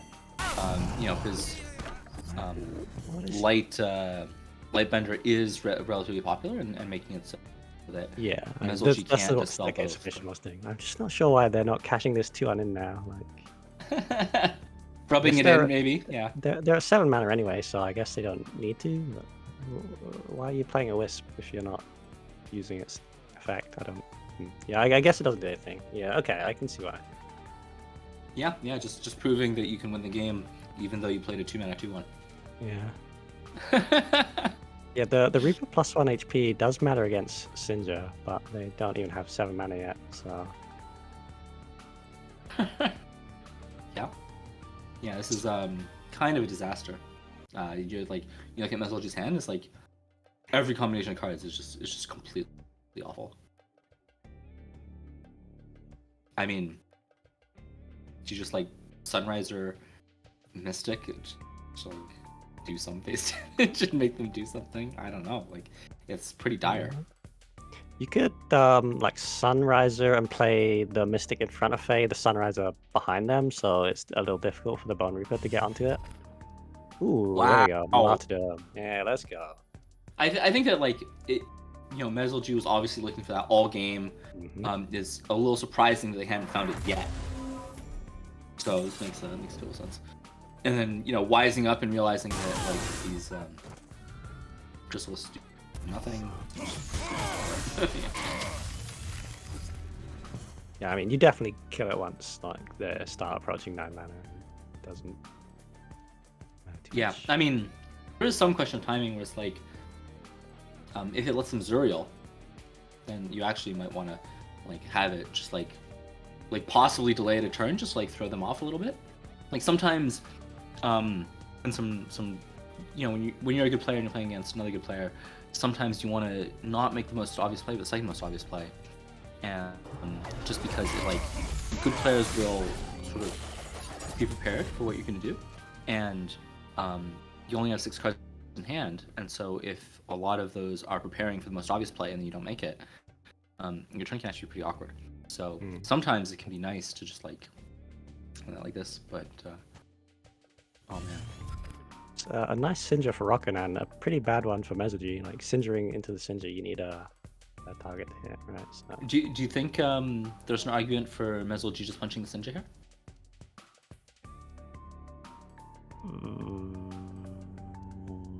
No, maybe. I don't know.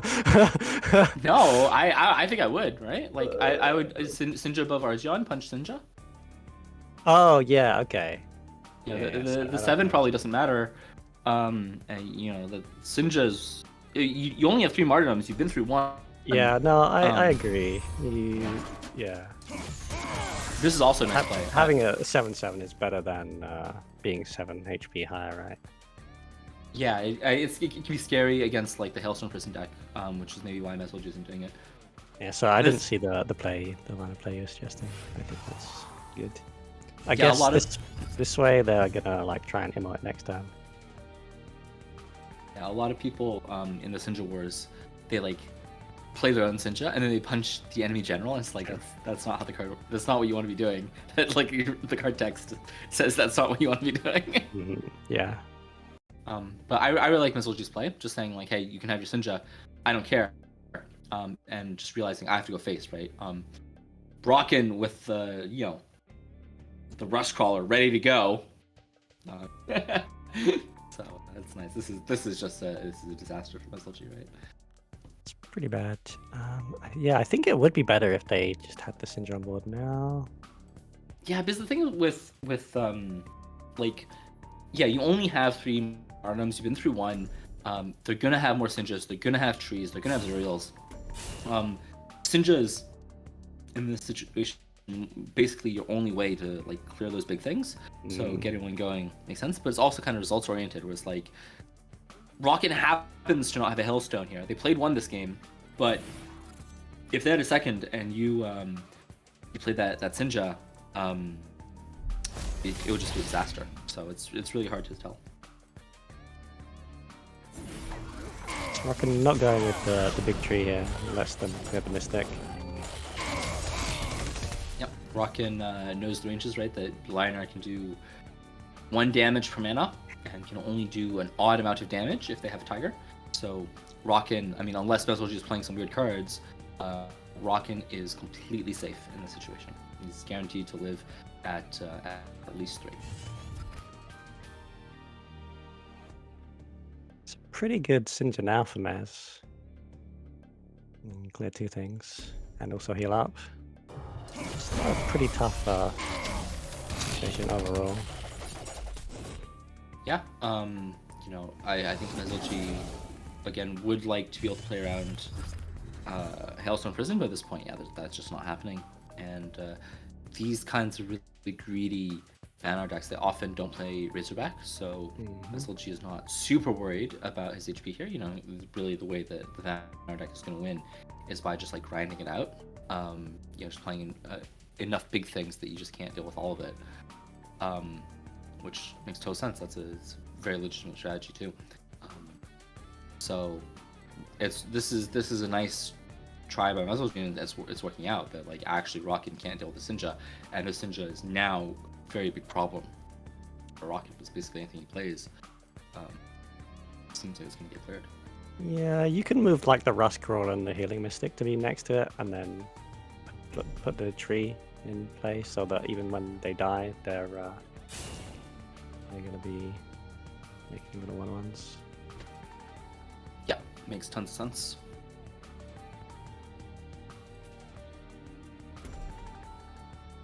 I guess now that you've moved the Rust Crawler, you can't, unless you deliberately want to make a 1/1.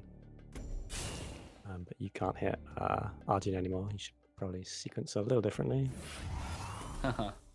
Hit first with the Dancing Blades and then move the cards. Yeah, Now absolutely. they can't. So Syndra's provoked, I guess. I don't know if they did that deliberately, but yeah, like Ancient Grove can be a tricky card because a lot of the time when you have that 1/1 provoke in range of the enemy general, it gives them extra options, right? Because now, yeah, now Arjun can hit the 1/1 instead of the 6/9 if they wish. Well, it could do something if you play a second Sinja here, but it's sort of unclear like exactly how it comes together in this situation, like the specific situation, but as a general principle. So Rockin has top decked this Zuriel, and this Zuriel is kind of where it's at, right? Like, if Rockin can play this Zuriel and not die immediately, especially if it's bringing back an Ancient Grove, like, the game is over, right? That is a total disaster for Mizzle. So yeah, I this think is that really is like a happen. critical turn. I think the Zuriel is going to win the game. But what I'm looking at right now is if you Sinja above Arjun and hit the 6/9, is there a 50% chance that they both go and hit the 1/1? This is a question for a person who thinks Sinja is playable.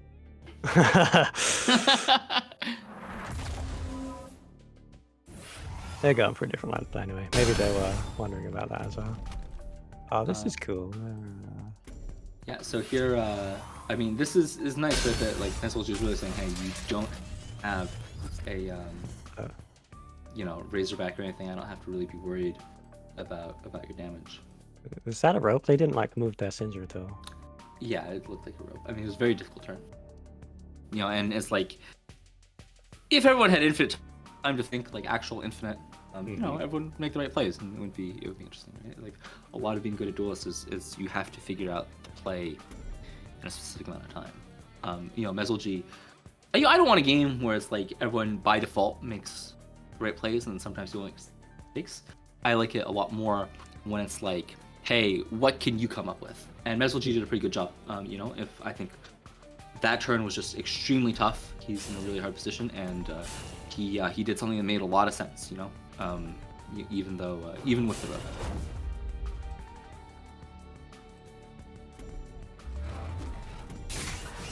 Use the 5 damage to clear the Sunriser, and the Cinder Pop to kill the enemy Sindra. Yeah, big trees can do a hit mistake. Seems good. Yep.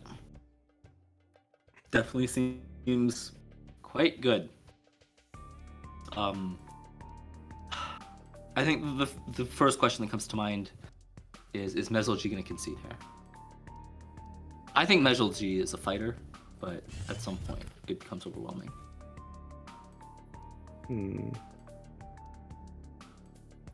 Here's where like a blood tier would be really good. I think if you're running like Sindras and blood tiers, then you can do some pretty cool plays with that. Because you can ping yourself to get the Sindra proc off. Yeah, I mean, Sinja Tempest is super sick. Tempest might be the play, yeah.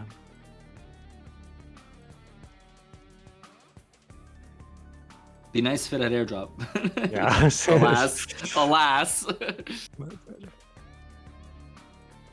Yeah, and if they Tempest, they can run up and not be killed by the enemy Sindra. Yeah. But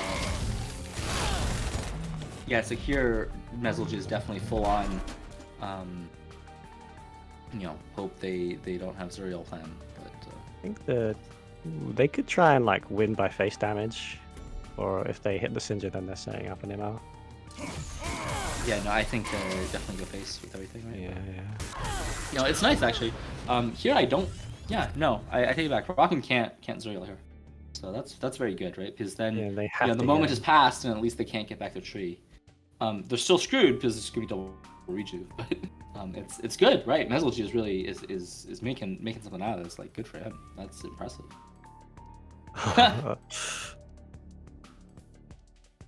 Yeah, they've played well. I think this double rejuve probably like puts it a little too difficult. Because even if they like clear them with an ML, it's just gonna be Zuriel next turn. Yeah, there's a tricky like sequence of turns, but to me it looks like Rockin's come out on top.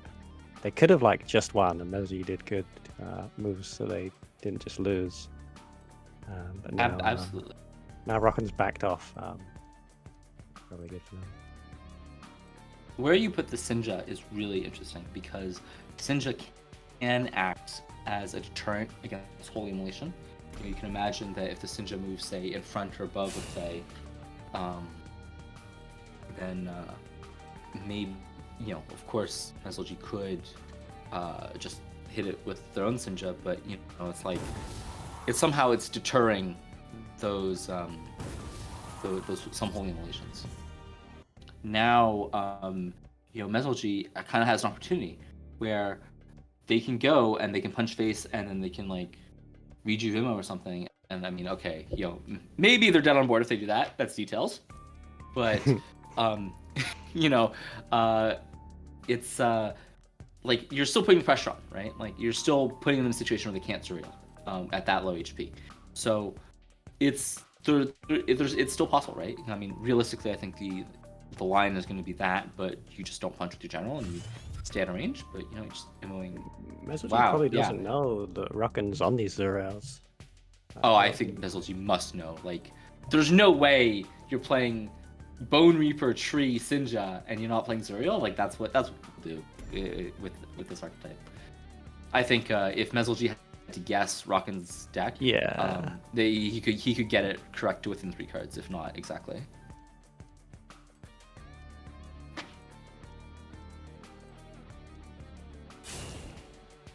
Especially if you like seen- followed Rockin a little bit, like they've played some Zowie lists in tournaments as well. So Oh, I didn't know that. Yeah. Yeah, of course. So this is sort of basically online. Mezzelge's hand. Sometimes Mezzelge really gets to show us why he's super good at the video game, and sometimes the hand plays itself. I think this is the hand playing itself. Just gotta hope that it gets there. It might. It's really good. These Vanguard decks sometimes cut Hearth Sister, and this is a situation where I can believe Mezzelge might be thinking, "Oh, my opponent has just cut Hearth Sister."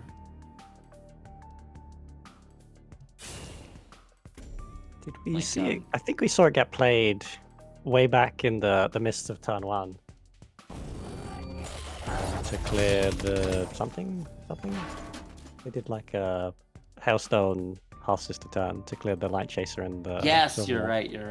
There was a Hearth Sister. Well, okay. So at this point, right, both players are, especially Rockin, are pretty low. So the Sinja is kind of close to being vanilla at this point. And that's why you're seeing, these plays as they are. And Rockin just has to run away. Wow. I think that if I were Mezzelge, I would be surprised by seeing a Razorback come out. Like a lot, like. Yeah, what is, it feels like this deck is cutting something. I guess it's cutting 2-drops. Yeah, there's definitely a reasonable chance that in their team comes over like, what the, like, how are they fitting all these cards in their deck? Yeah. Because that's usually how you do it for situations like this, right? It's like, well, if your opponent's just playing every single card that they could have wanted, it's like, okay, yeah, they only have 39 cards. What is it? What I mean, the list has a lot of 2-ofs, so. Yeah. That can make it very difficult to suss stuff out. Yep. Right, here comes the board clear. It's definitely gonna set up a big 0. So, yeah, not so good. Well, honestly, it's. I think Rockin kind of has to. Like their hand is such that what else are they gonna do? But it's scary. It's scary. You're at 6. You can. Oh, yeah, no, you definitely 0. Is that the 3rd Tempest? I think so, right? I'm not sure, but it feels like it could be. Yeah, because if it's the 3rd Tempest, then this Zuriel is a lot safer. Mm-hmm. I don't understand playing that Zuriel there, but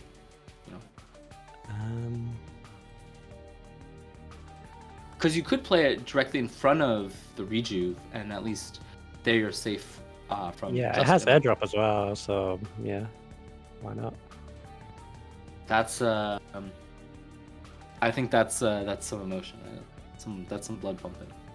Yeah, you're like, it's a pretty big Zero. You get like a lot of stats back on the board. You're just excited to slam it, but yeah, they definitely need to be slightly worried about their own HP. They can definitely die to Sunriser, Immel, Speak Up.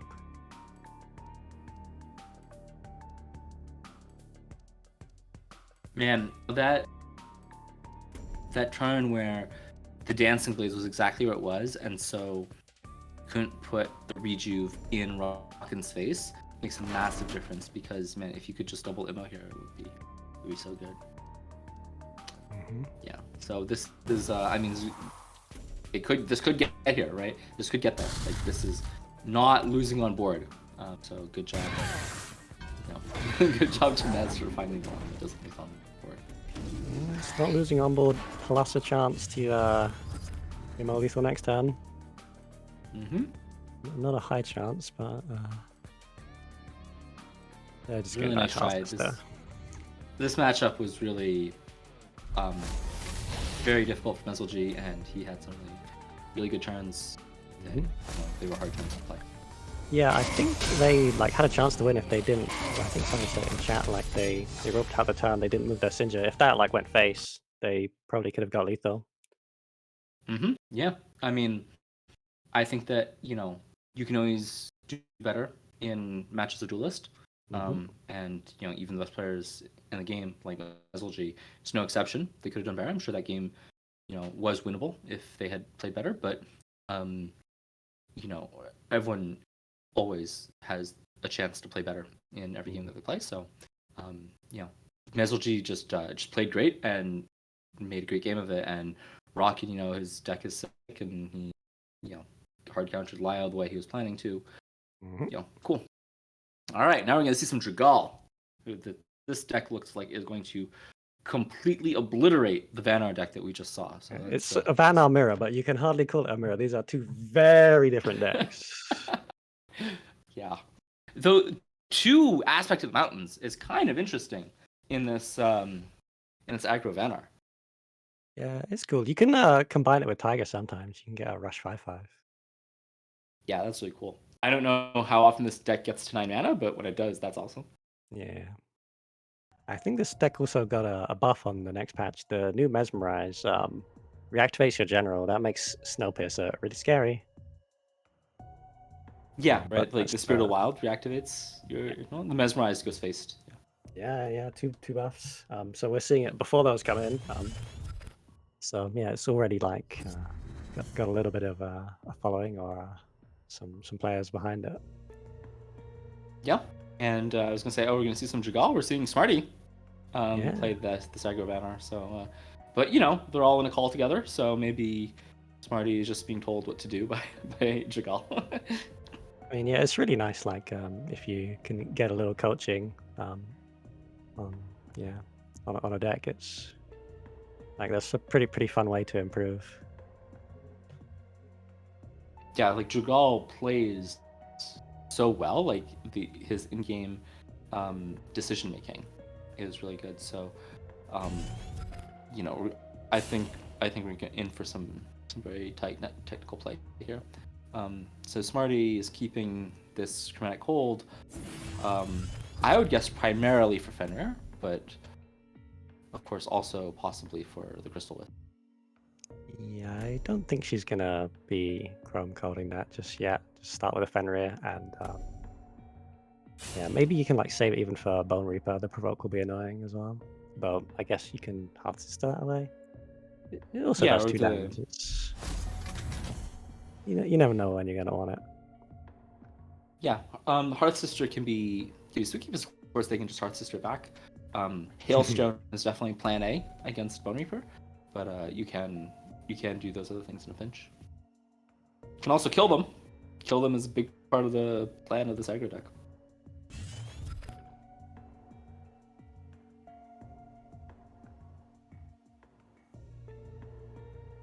Yeah, I look at this Vanar list. It seems like it's got so much removal. I think maybe like the Mesmerize change will actually like help that when like half your removal also goes face. Yeah, like Cryo can be kind of clunky and slow. The main point of Cryo is that you're trading efficiency for card advantage. Yeah, you already have a really low curve, so. Yeah, so it can make sense for that reason, but it can also be, one could equally look at that and say, this is not one single cohesive dedicated game plan, right? Of like, why do you have Flameblood Warlocks saying, you're just going to win fast, and then you've got these Cryos, or like, someone could argue in this way, and so replacing those with Mesmerizes, I think that's going to be exciting. Mm.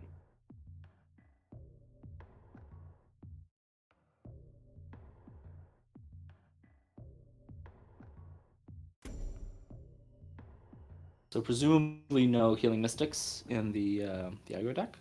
Of course, this is aggro, right? Because it's. You would presume wrong. Wow. All right. Well, unlucky that that there are none in hand. I'm certainly not on stock. My aggro of this list is running 3 Emerald Rejuvenators, 3 Healing Mystics. I am a big fan of Healing Mystic. I think I play 3 of those in every single deck I play. But I would have expected that Jagal would have cut some Mystics, and I was thinking Mystic would be really nice on this Fenrir right now. But yeah.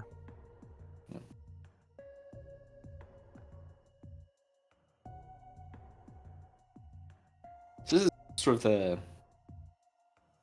this is how the crystal wisps go, right? It's like you punch it, it's like, all right, have your mana.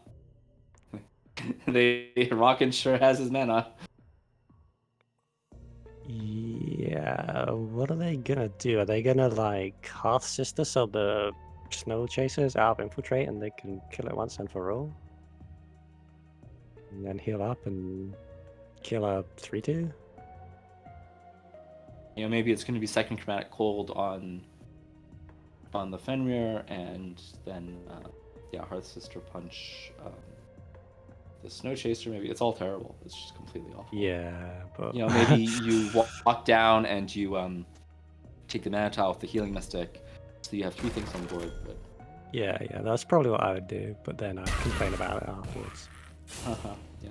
So here doing it this way because Hearth Sister would be dying on board, and at least this way the Mystic is not dying on board. Rocket may be concerned about hand size, which is a little strange given that half your deck is 7 drops, but you know, that is something people worry about sometimes. Smarty trying to impress me playing with these Nagas. Yeah, I mean they I'm do face impressed. damage. They also have a fine body. They help you clear. Absolutely, yeah. Get the job done. Certainly, I'm noticing. It's probably the play here. I mean, you could also like cryo and then get the Snow Chaser, but Naga might also work. I guess maybe if you do the Naga play, then the Snow Chasers are like dead forever. Maybe you do cryo, yeah. I like Naga. Naga's a good card. As you said, it goes face. That's nice. Face is the place. But Yeah, if you Naga, they can like just run out of Infiltrate. yeah, but you know, you have those 2 aspected mountains, so it's not Yeah, like that's they're true. completely useless. And I think that like somehow you can get baited pretty easily, right? Like, you know, at the end of the day, sure, they gotta just like punch your Snow Chaser, but yeah. Rockin's hand is really good next turn. So definitely opportunity back. But you know, it's like at the end of the day, keeping your keeping them in Infiltrate, keeping your Snow Chaser alive, it's kind of whatever. I mean, Yeah, maybe, you're right. but maybe the master plan was Naga is now even wow, because you can both Naga and then punch face with your face, which is like outstanding. That's a lot of Like face. 4 damage, they're down to 10. Do you also just summon the Heart Sister for some random tempo? Absolutely, yeah. You know, they can't. You know, normally 3/2 is bad because they just punch it, but they can't punch it. That's scary. The whole hand is full of dumb 7 drops, like the Sinja, when you're gonna be on 7 HP or something. The problem is if you use the Heart Sister, you don't have a way out of the provoke. So, replacing them? What? Are they just going to do double 3s? Okay, that's fine. Yeah. I misclick, yeah. Unfortunate. Yeah, misclick not playing Naga. It's fine. Like equipping the Snow Pierce is good, and Fenrir is good as well. Yeah. No, I think what Smarty's thinking right now is that she really wants to find a Hailstone because she knows the tree's coming. She knows Bone Reaper's coming. You know, and It's going face. you need Hailstone for that. It's quite unlucky that they've seen 0 all game.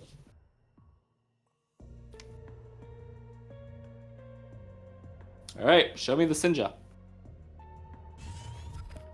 Dang. I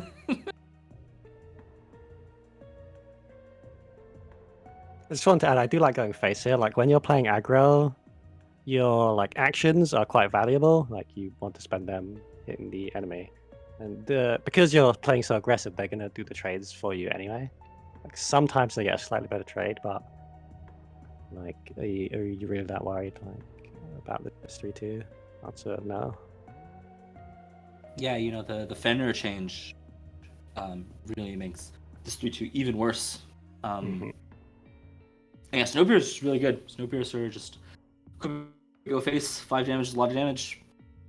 And the hand Rocket has here is so awkward, right? Because you really want to heal, but if you heal, your turn is just awful. Yeah, I they could mean, do all that is. it's what it's going to be. Wow, not even running out of range, Right. right? Deciding that not being an infiltrate is more important. Because they could have run two back and body block. Yeah. Also, I guess they felt it was important to block the mana tile. It is 11-11. Smarty does have to be a little bit worried about her health total. I think 11-11 tends to favor the player with more burst, though. Absolutely. It could also be an attempt by Rockin to make the Flame Bloods awkward, right? Because this is kind of that space was like, it's pretty hard to Flame Blood, because if you Flame Blood, you're probably not killing them. Yeah. And then you're also probably dying next turn. And Smarty's played one Flame Blood. These kind of decks, they play 0 or 3 usually. So maybe Rockin is saying, hey, we're going to try and make their hand a bit awkward. It didn't work out that way. This time there are no Flame Bloods in hand, but I think that was a clever thing to try.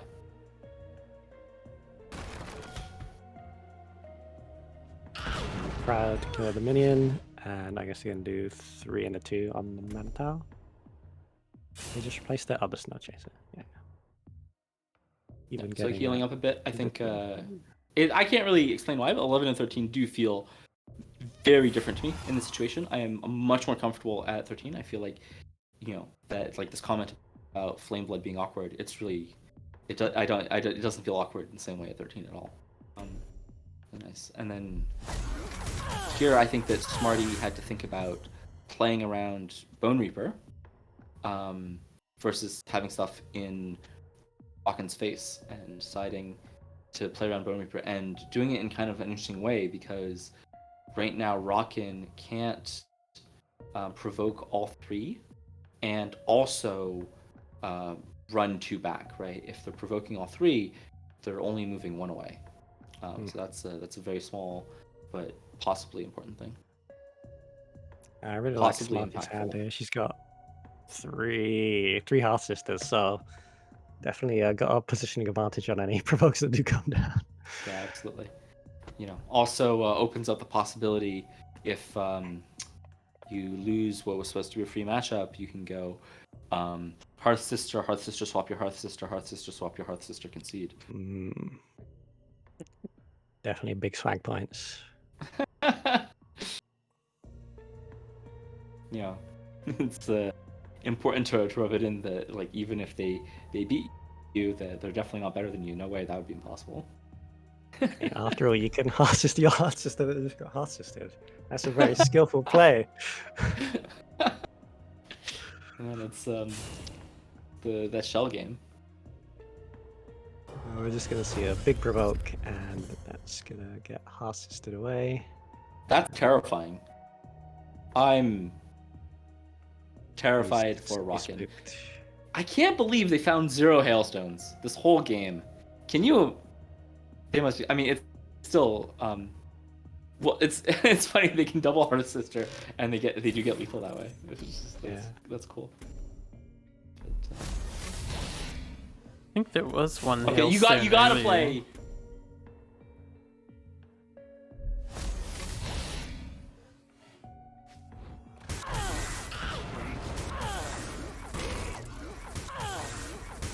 Well, I can't believe they didn't play the 3rd Hearth Sister.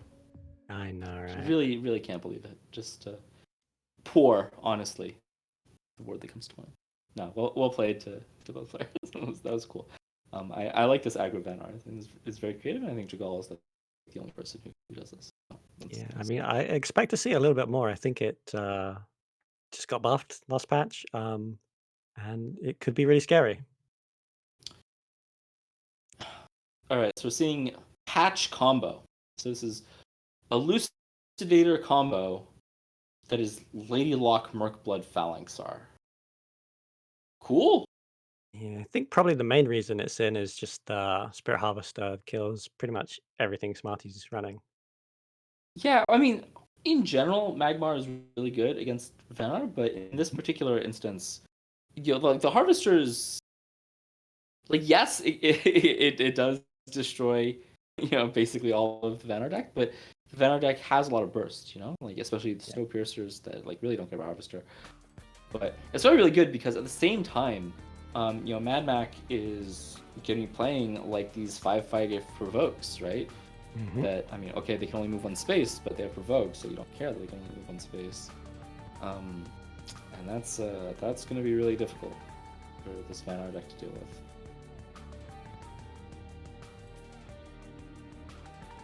To be sure.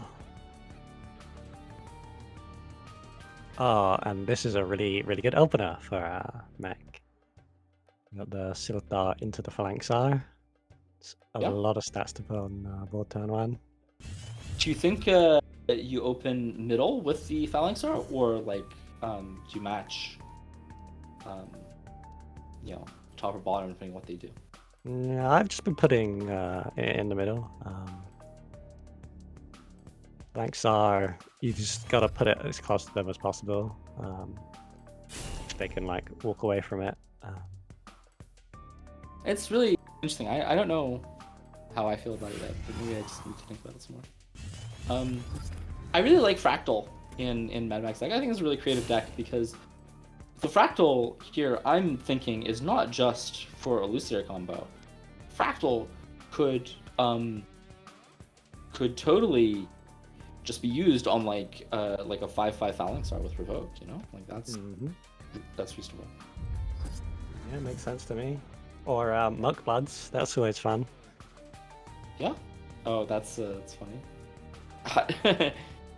Yes, I think it's cool. And often, if you've got one of these like pretty tempo positive decks, then if on curve on 6 mana you've got something on board that's worth fractaling, that's incredible. So I think it's actually a really, really creative Vanguard deck. I haven't seen anything like it. Excited to see how it does here. Yeah, definitely lost Gauntlet games to Albeast Sage being fractaled. It just becomes enormous, like off one fractal. Oh, Chakar, one of the beloved devs, loved doing that. That was his deck internally. Every time we had these internal playtests, he would fire up his Arcanist Magmar, and it would be Flash, Owl, Fractal Replication, next turn Chrysalis Burst. I swear to God, like the average health of the average minion on his board in these playtests was 60. He had 4 60s on the other side of the board, so you didn't have to care, like because they're on the other side of the board and because they only have 4 attack. But boy, oh boy, you were never, ever, ever killing anything this guy ever had. It was really funny. So he's walking up and just tanking 4 damage. Easy, no worries. I think you kind of have to do that when you're playing an aggro. You can't just like run away from the Phalanxar all game. You got to get in their face, and cost of doing business is 4 damage. And this Naga being able to go face is nice, right? Like, sort of makes it a little bit more even. The damage on the Silphar is super relevant. So good. And this Mad Backhand, playing that Merc Blood with no backup is rough, right? Because it's probably getting removed against Vanos specifically. Yeah, in this case, it's definitely getting removed. But are you instead doing an Elucidator to clear the Frostbite Naga? Man, sometimes against aggro, the best defense is a good offense. Like, they are the aggro decks. Like, they kind of need to be aggressive with their general. If they're spending their resources because they're gonna die if they don't spend the resources, like that's something that people don't really have the guts to do. But it's really strong. So you know what? Elucidator, go face here. I'm down. I'm down for that. Yeah, that doesn't even sound that bad. You're like blocking the tile. You can play Bacanta next turn. Nice. Oh. Yeah. Nope. Rip. Missed that. Unfortunate. So at least the Elucidator here would be protecting. Oh, they're not even doing that. Ooh. Okay.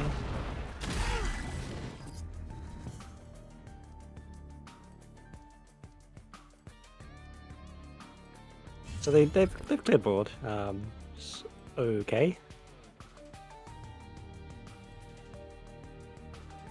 I wonder if you bounce the Elucidator. I think that'd be funny. I was wondering that. And these Heart Sisters are really like not looking so good, honestly.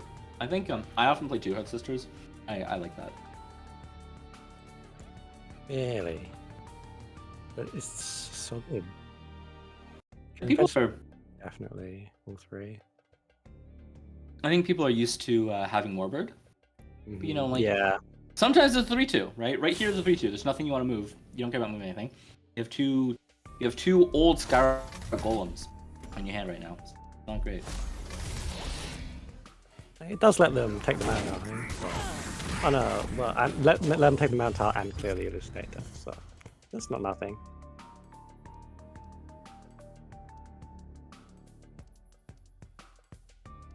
Yeah, that's alright. Here, Harvester can come down and... Alright. I mean, Mad Mac making the decision to run away. Smarty has been stockpiling these snow piercers, and with the Heart Sisters, right, you can sort of delete a Harvester no matter where it comes down.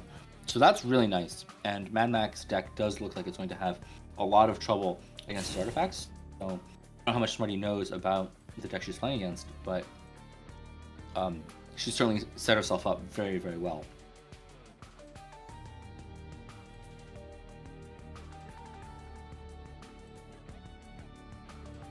I guess they're just wondering where to place it. In the end, it's not going to matter because it's going to get Heart System anyway. Yeah, the flip side is that you Snowpiercer a Harvester, you're taking 5. It's a lot of damage. If you just on Elucidator, one way or the other, you're worried. 9 points of damage in hand. Mac might even have more if they can like get this Merc Blood to buff stuff up. Nice.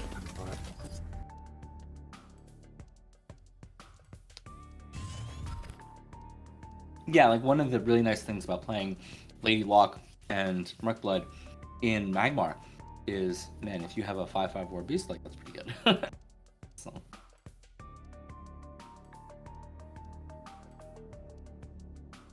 No, they don't have to use Snowpiercer and take 5. They got options for dealing with this. They can cryo Heart Sister it. I could also bounce it. You know, if I like that as much, the follow-up is a bit weaker. Yeah, bounce, tempo, Snowpiercer makes some sense. Yeah. No, it does cost 5 mana play Harvester. It's kind of unfortunate that this Cryo alone doesn't play this Harvester, but alas. Cryo buffs incoming, 5 damage.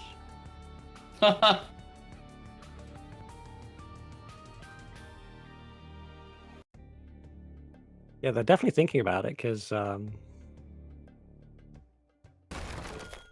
it's not obvious. You know, taking 5 damage is a lot. Also, losing the wolf is kind of. Actually, I think losing the wolf would be all right. It's probably gonna get Mercanted or Harvested or something. Yeah, just played into Mercanter a bit here. Yeah, I'm a little surprised by the positioning, right? This like sort of you're letting them get a Mercanter. I wonder if this is like the bluff or something, where they're thinking like, is there something in their deck that would make Mad Mac think twice about entering here? Yeah, not really. Yeah. Because I mean, this just seems like a fantastic Mercantor, right? Because you against the aggro decks, you gotta kill him. You gotta kill him at some point.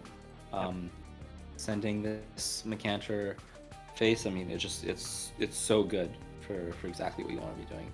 Next turn, maybe you can like, maybe thinking next turn they can like flash, Mercblood Mercantor or something that's like slightly better. I don't know. But next turn you could also just like Mercblood Elucidator. That's great. Yeah, I guess they make a decision that they're not gonna do it that way, but Power just dies on board. You good? Wow.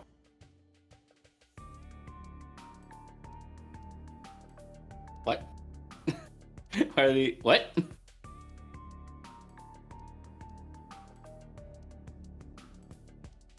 Yeah, I'd definitely love to hear the conversation they had that turn because, like I said in another game, oftentimes you like hear their reason. You're like, okay, I can see it.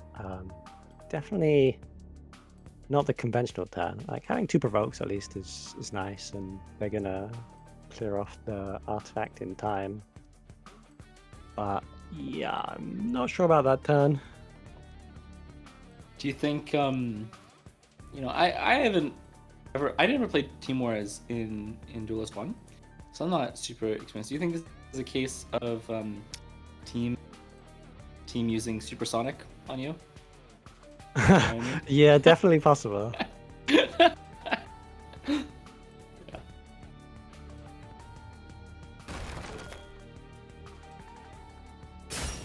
Are you gonna like half sister away the provoke? Is that play? And just go face? Yeah. This makes lots of sense. It's really scary to leave up a Mercblood, right? Because now, yeah, all those rush minions are gonna be bigger. But fractaling it at least is probably too slow. Yeah, I mean that was definitely a weakness of Max play, that like it was possible if both provokes were cleared for Smarty just to come in and hit, which is exactly what she wants to do. Yeah, exactly. Just leaving the Vath in range of Fae is really scary there. Yeah. And now, like, Macanto is too slow. Dot meme.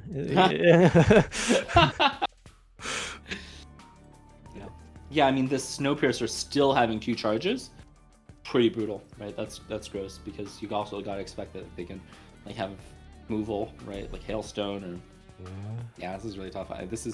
I was thinking Mad Mac was doing amazing, and then after that Lady Lock Mercblood turn, Mad Mac saying Crush. It's kind of amazing how it can all turn around so quickly. So Harvest is the biggest thing they can have to try and protect them. Gonna throw away the Ephemeral Shroud just so they get another draw next turn. It's kind of, I mean, they could have at least like put that next to the Mercblood, right? It would have survived. What, the Harvester? Oh, the Shroud, yeah. No, you're right. Yeah, you could have had a 3-1. I wonder if there's some reason they just like thought it was like worse to have a minion on board or something. I don't know. Probably just didn't think about it and time was running out. Yeah. I mean, Mercblood not a very, it's not very common. It's entirely possible somebody said, like, play Ephemeral Shroud. Mad Mac's like, oh yeah, that frees up hand space. And then did it. And they're like, no, next to the Mercblood. Yeah. This is tricky. I mean, here, oh yeah, I mean, Mad Mac kind of lucky that there's no removal for this this Harvester, right? Because like Cryo doesn't clear it, so like you can't access face, and if you could access face here, that would be huge, but yeah, you can't. And it's kind of funny that you can't even Hearth Sister Harvester away, because then the Hearth Sister is exactly on the space that your general needs to move to. That's the big difference between Hearth Sister and Jax. Yeah. The Razorback's going to help the tiny clear, and go face. Yeah, still looking dire for Mad Mac. Finally got this nice, beautiful Rust Crawler right on time.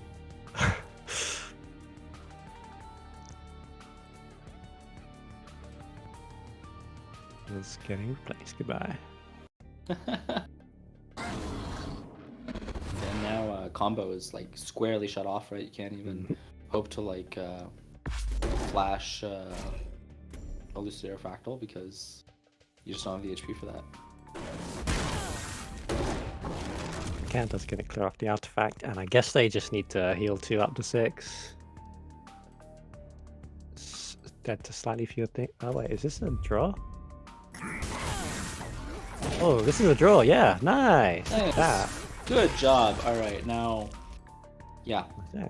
easy choice to take a draw. Well played. And now Mac can try again. Like this matchup seems so favored for. Does seem Mac. tough, yeah. You know, I mean, well played to Smarty for making it close. It's a shame that ultimately it doesn't actually give them any edge, right? It's just going again. But I don't know. I don't think this is too favored. After like seeing that game, it seemed, I don't know, like really razor thin. It's hard for Mac to do that combo when they're getting aggroed down. So like, there's a lot of like the slots in their deck are just not very good. Well, And, yeah, the Vanna removal is strong as well. I agree that Illusory combo is close to useless in this matchup, but I don't think the individual combo pieces are useless. Like obviously, That's fair. Yeah, Fractal's not good, but Amp and Lustator are still. you know, I mean, obviously Flash is amazing, etc. Well, Fractal, I think you totally Fractal.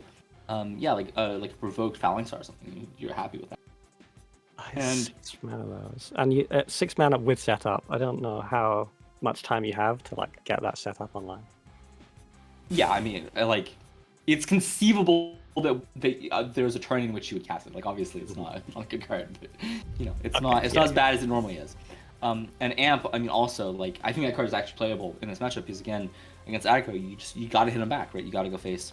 You know, that last game that came down to 1 damage, right? If Mad Mac had 1 more damage somewhere, then that's a win for Mac's not draw. Like say they had a random 3-1 on board, you know, hypothetically. Yeah, that's funny. This is a really nice opening, this diagonal thing, because it's so hard for Smarty to clear this young Silphar. Because, I mean, not only do the Mystic and Fae want to move to the same space, but then you also have to clear the egg, right? So it's really challenging. So this is a great way to threaten to ramp to 5. And so Mad Back here has a very clear threat with their ramp to 5 of Harvester. So this is a really effective play. And what Mac is looking for when they play their young Silphar this way is that they're looking for an overreaction from Smarty, looking for her to start committing resources and to like try and do things to mitigate what this young Silphar is threatening, and then Mad Mac is going to get an advantage by the fact that Smarty has like made concessions to try and prevent that ramp. So it's very good.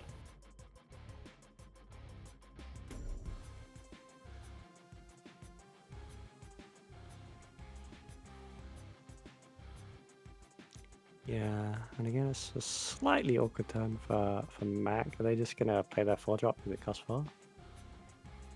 You know, it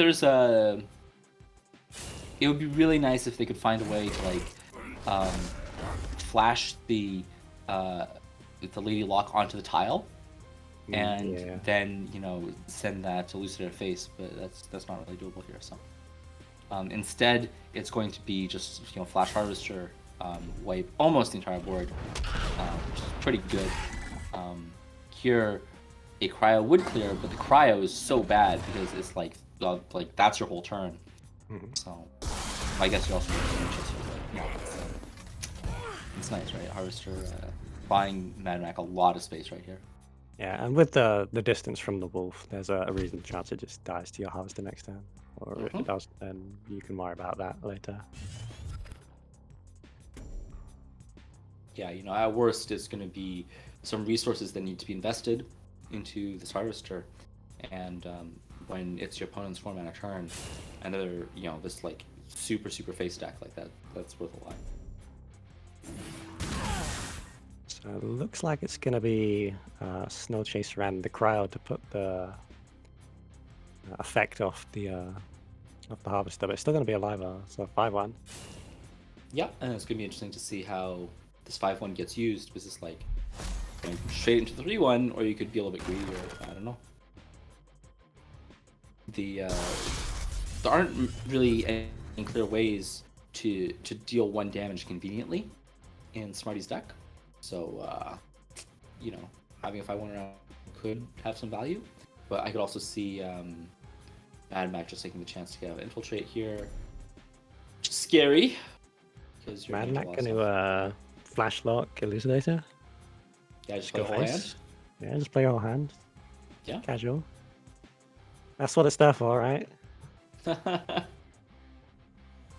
Yeah, I think that makes good sense, right? Like I'm a big fan of just going base against Strider.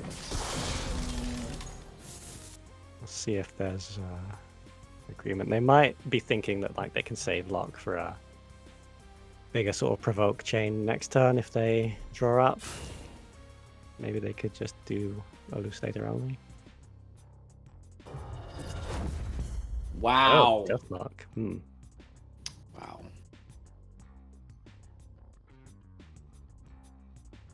Well, you know, I guess this is what you were talking about early on, that Mad Max, their deck can have some pretty awkward turns, because they've got like these combo pieces in it that kind of suck. I mean, that was a lot of combo pieces. And maybe they're still on the combo plan. Like they've got half of it in their hand, right? Maybe they're still like in that mindset of we're going to get the combo at 8 mana. Yeah, absolutely. I think that also, there's the mini version of the combo where you do it without the amp, and then they're only missing Frackle for that. Pretty realistic to think that Smarty would be at 15 HP come 8 mana. True.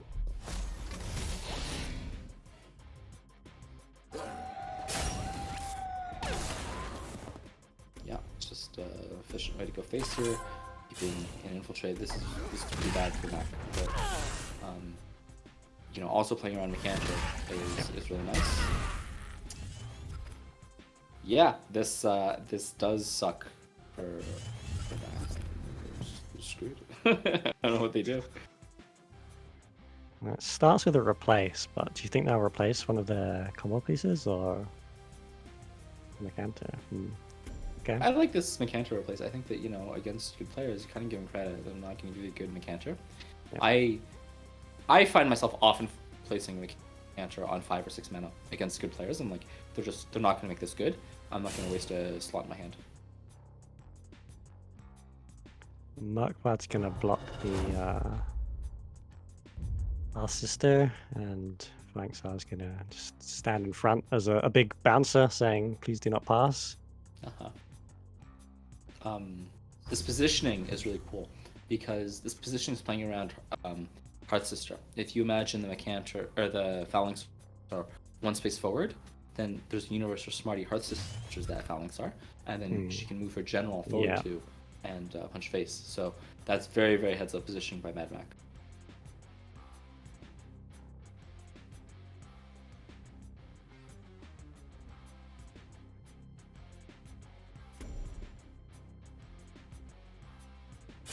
So next turn, got this classic the mountains coming up. I was gonna be this turn. That's really nice. Yeah, like this. Yeah, and it's such that the Mechanta is still pretty bad because even though it clears both threats, it would die. Yep. Yeah. I like also the not hitting the flanks because if you go to 15, then they can do that combo without amp, and they just had to replace it now anyway. So yeah, it's unclear if Humans is Humans thinks that they're on combo, right? It could just be random Elucidator. Yeah. I would not expect a Fractal here, honestly. Wow, what a sad play. I mean, not that it's incorrect, but it is sad. Yeah, I guess they're fishing for another draw with going down to 6, and then they can still come on next turn, but they can't because they're dead. Yeah, pretty crazy. I think that the Magmar deck probably prefers to go first a lot because we saw both games is that like they had these turns where they only have 3 cards in hand and they're all kind of awkward.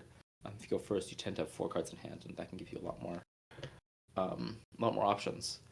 But really well played to Smarty. That matchup seemed very difficult, and a lot of it. All right, we got Creep.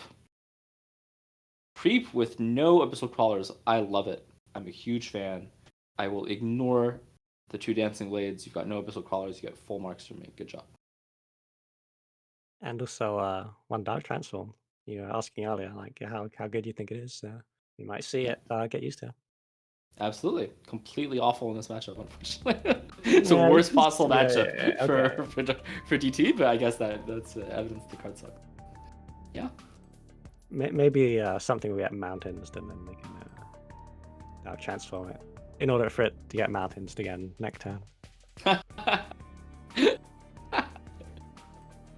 Yeah. Now having Void Pulses against the aggro deck is really nice. Smarty, the double Fenrir, keeping the Chromatic Cold. I wonder what they want to Chromatic Cold. Maybe Songhai Squarepants has been using the same Abyss deck every week, and they know that has Iraqi in it. Yeah, it's not a bad keep. You can like see what they're on if they play like a Sarlacc or something, or a Jaxi. It's pretty good in that situation. And if they're just on a more normal deck list, then yeah, the 2 damage might be useful, or you can like not a bad keep to just have it in hand speculatively.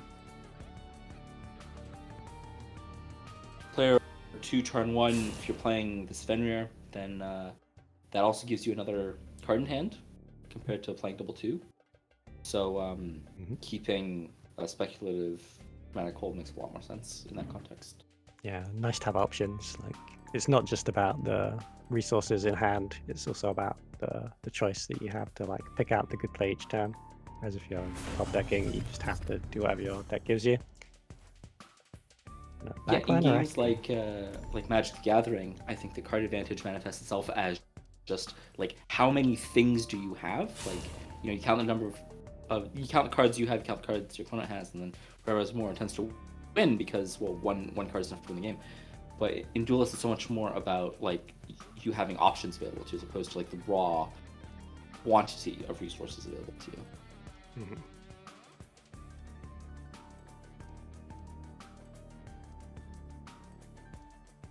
I've seen some people play their 2-drop directly above or below them against Vanar, because that can be nice against Hearth Sister, where you can then access the tile and punch the Hearth Sister.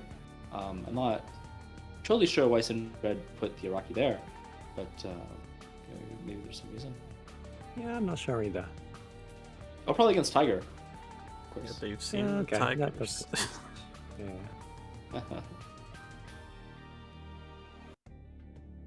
Oh, how can we forget? It's sitting right there in Smarty's hand. Yeah. You know, I really like Iraqi in Creep because it gives you so much room, right? It's such a threatening early game mini. It's like Windblade Adept, but it's Abyss, and you're playing Nova Abyss. Like, it's amazing.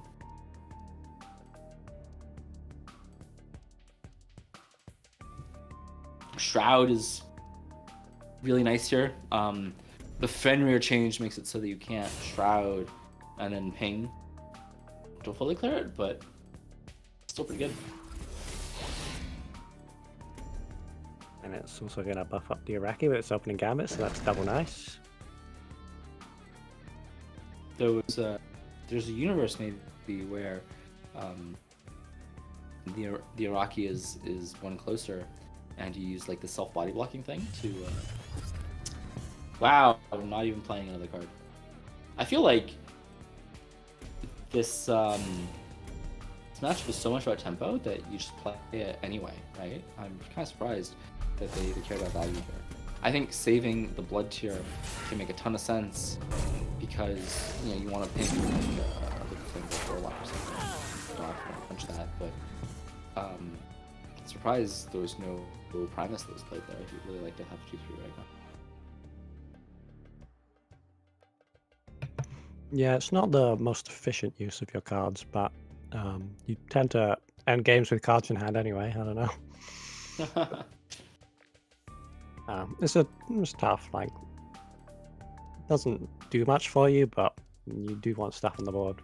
Like, just playing a 2-3 is fine. Yeah, maybe there's some specific reason that Sindred thinks being able to get that +1 attack from the Primus is going to be really valuable, or maybe they have experience with their deck. They know that has really strong tendency to run out of cards. I'm not totally sure. Yeah, I don't know what would be great here, though? Dark Transformation. Sure, yeah. They also last turn did not hit the Fenrir War Master, which they could have done. Which is fine because now they're pinging off with 2 Bloodthirsts, so I guess it worked out. I'm not sure about that, but yeah, it's dead. And they didn't have to hit it twice. And, Yeah. I don't know if Songhai SquarePants knows humans fan art deck, but there's only one Razorback, so it's not so scary to leave stuff on board. They did see a Razorback the first game that they played against it. It's kind of hard to guess one Razorback. That's kind of crazy. I don't think I've ever seen a deck with only one Razorback. It's exactly one Razorback. yeah, definitely, it's one of Vanar's best cards, so probably assume they've got copies of it. But if somehow they knew, then the line that they took can make a lot of sense, right? Saying like, yeah, your Fenrir is a Fenrir. Have your 3 Infinity. I don't care.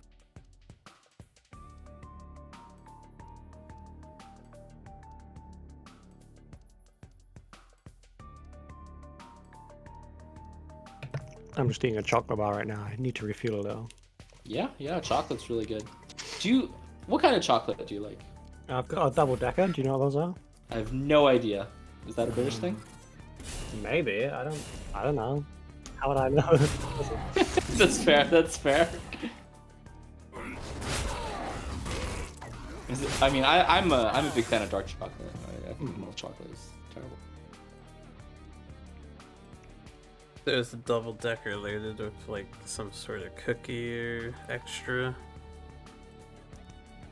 No, it's got like nougat and I don't even know what, like little rice balls. It's good. Oh, that's amazing. It sounds like Ferrero Rocher, which is probably I don't know if you have. I don't know what it is. Yeah, So- it sounds like what you just described. So it's very good. Okay. So Sinbred's got a good trade with the Primus Fist, can kill, buff up the butt there. You get a good trade there, maybe alongside an Iraqi. And yeah, the other one.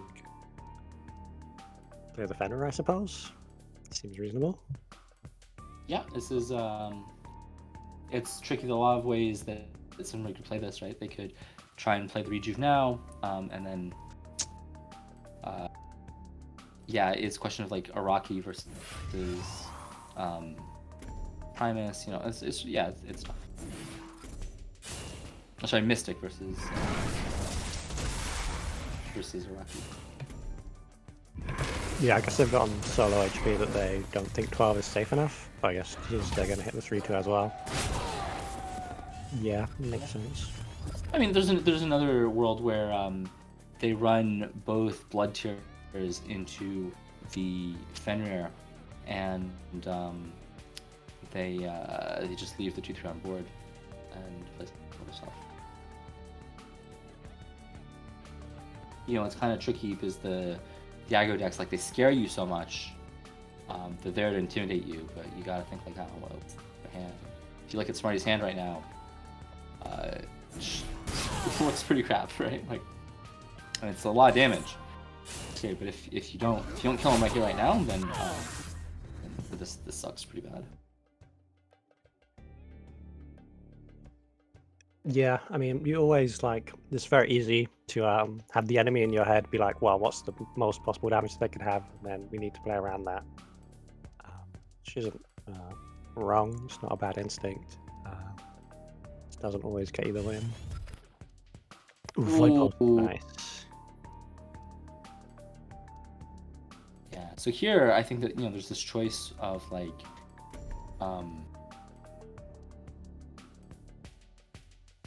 you could send both of your minions into face. It feels kind of bad that your minion's just dying to the artifact, but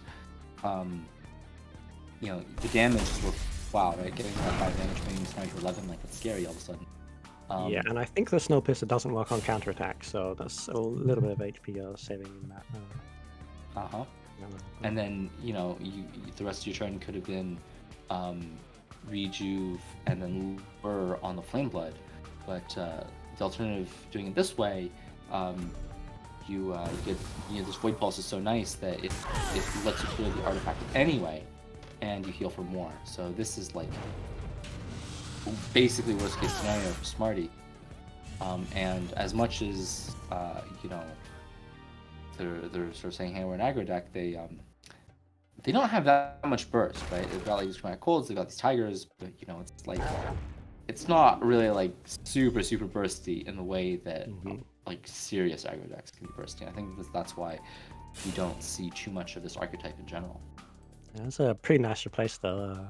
Proud Giants just clears the body blocker, and yeah, they even get the Snow Chaser they replaced back. So the face. Yeah, you know, like there's maybe you know, another option which I'm sure occurred to Sinbad was to leave the Snowpiercer up and play Mystic Rejuve. So you had 2 body blockers. This yeah, Night Star out here much worse than the other version. Oh. Yeah, some clutch healing could be what they just need. You can play all their cards but Night Sorrow. Yeah. Which is great. I mean, you know, the Nova decks they're just like all healing, right? It's healing in 7 drops.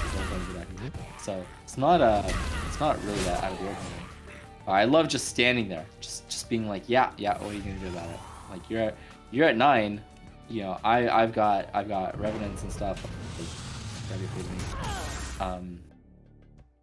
Playing the Primus Fist in Narnia just to make point. They have played around a Naga. I just don't know if that's worthwhile. Yeah. Mountains. The way you can play around Naga in this situation is you can put the Primus Fist directly above Fae, and then they have to step back. Yeah. Yeah, and you know, and then you like really don't care.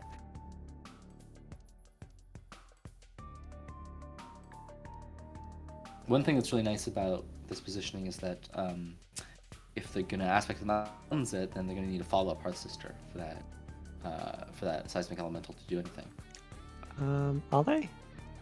Can't they like move up and left and then mountains where they currently are standing? Yeah, but clear the Primus, right?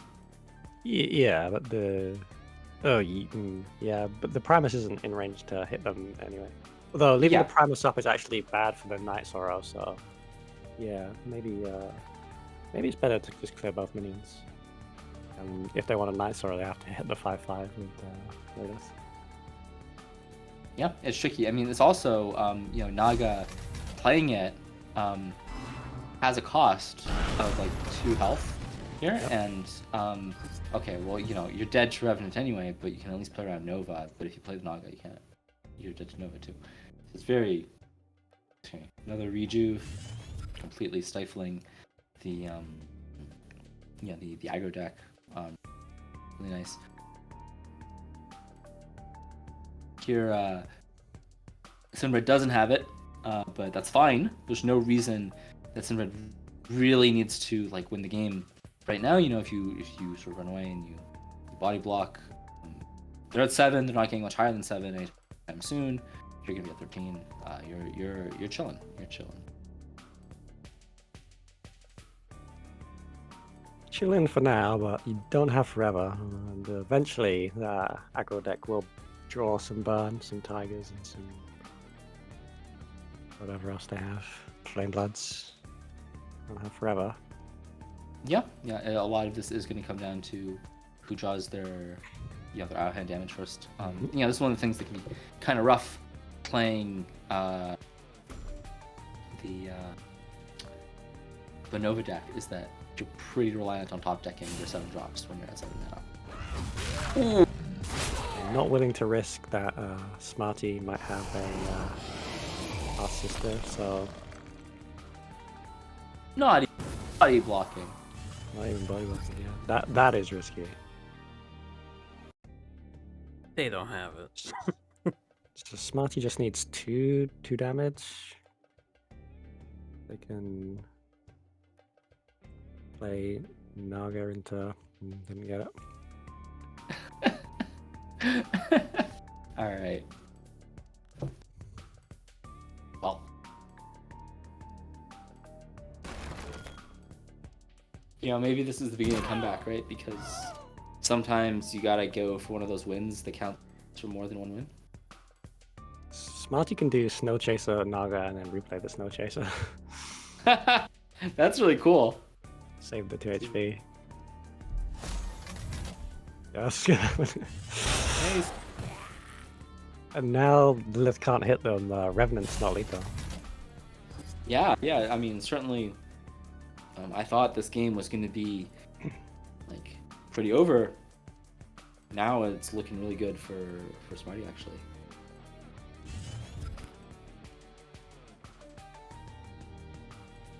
This is it's kind of cool. You can actually just Nova the Snow Chaser here, right? Because the next Nova is lethal no matter what. So. Maybe you just do Rejuve and Dancing Blades. That's much more sensible, of course, because at 6 you can totally die. But it's pretty cool to just know the Snow Chaser, you know? Big swag. Big swag, you know? If you do that, you got a Shades emote for sure.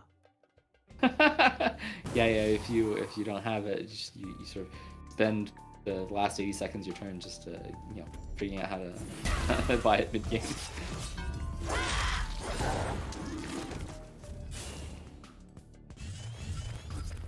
Yeah. Oh, that was the second Nova. So Simbred's win condition is very clear now. Smarty's still hoping to draw into hers. Sinbred's just healed every turn. Can't be Yeah.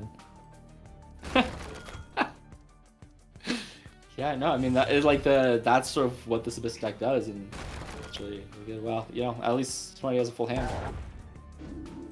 Who knows? Maybe there's a parallel universe where they go like Arctic Displacers for the wild there. Yeah, it's pretty hard for Vanar to have like a lot of burst. They're pretty limited in the actual like damage for mana they can do. So I think Sinbred, even though 10 is not a very big number and they've gone through most of the healing in their deck, they don't really have that much to be worried about right now.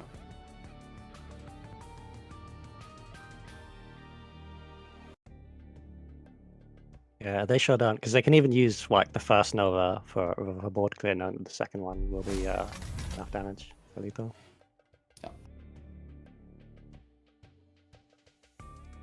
Yeah, Smarty doing a good job giving himself chances, understanding that they gotta be in range and stuff. And they could get like a Hearth Sister here. That could be nice, but yeah, it's. Yeah, could be just enough. Yeah, a little difficult.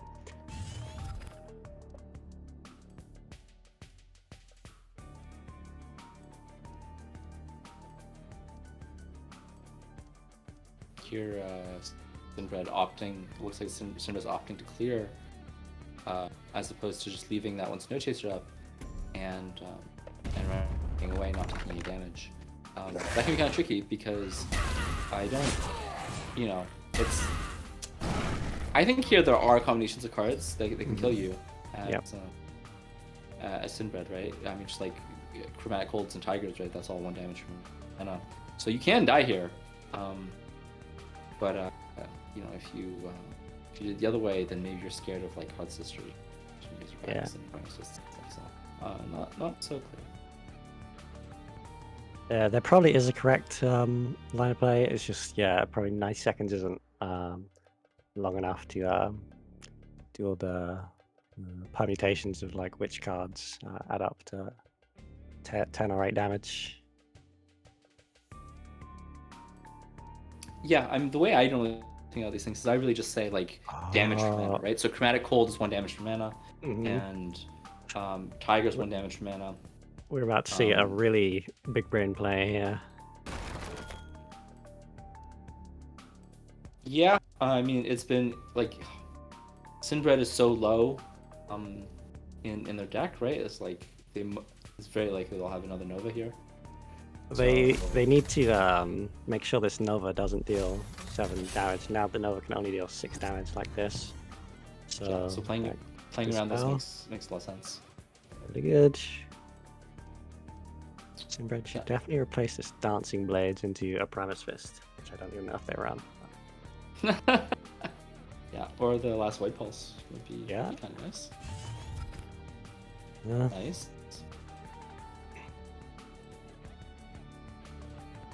Do you Nova just the 2 minions here? Yeah. Apparently so, yeah. Yeah, you just don't want to get hard-assisted. It's the same situation as before, you clear the board. So, I bet Smarty feels pretty cool. She is pretty Yeah. cool. She's gonna lose, but she's pretty cool. yeah. I mean, it's still dangerous for Sinbad, right? Because they took that 2 off that Snow Chaser. Like, yeah, you know, Tiger, Chromatic Cold kills you. It's still possible, yeah. Just unlikely. You know, like, aren't that many cards left in Smarty's deck? Yeah, that's always the scary thing. Like the aggro player, they're stockpiling cards in hand. Like they don't all do nothing. Some of them have got to do something. I think this is why we're seeing those minions get cleared so aggressively, is because Smarty played any Hard Sisters this game, right? Like, you gotta play around it. Yeah.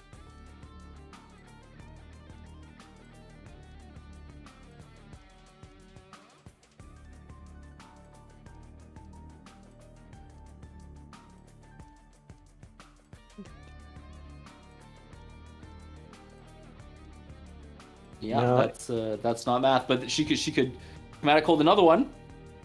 yeah. She wanted to be really cool. I think you have to.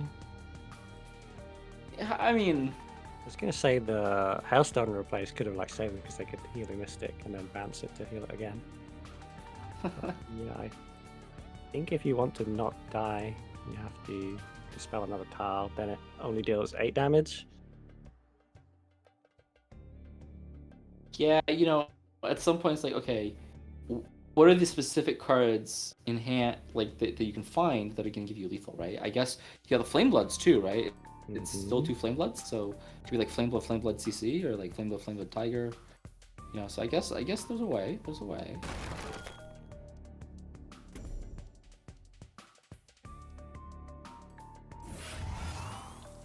Yeah, it's pretty tough for Sinbad here, actually. It is, You know? yeah. She's looking at us like, Holy.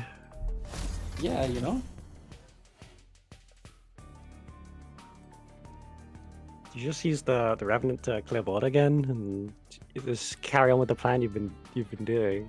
Oh yeah, for sure. Because I think that if you do that, then you can move into the corner and you're out of range of Tiger, right? Yeah. So, at that point, you're very safe. Oh, or is just this do lethal? that. There, yeah. Good replace. Yeah. But yeah, no, I mean, Smarty did a great job of making that game. She was trying to capitalize on Sinbad's inaccuracies, right? And I think that well played from Sinbad was genuine. It was a really good game, yeah. Very tight.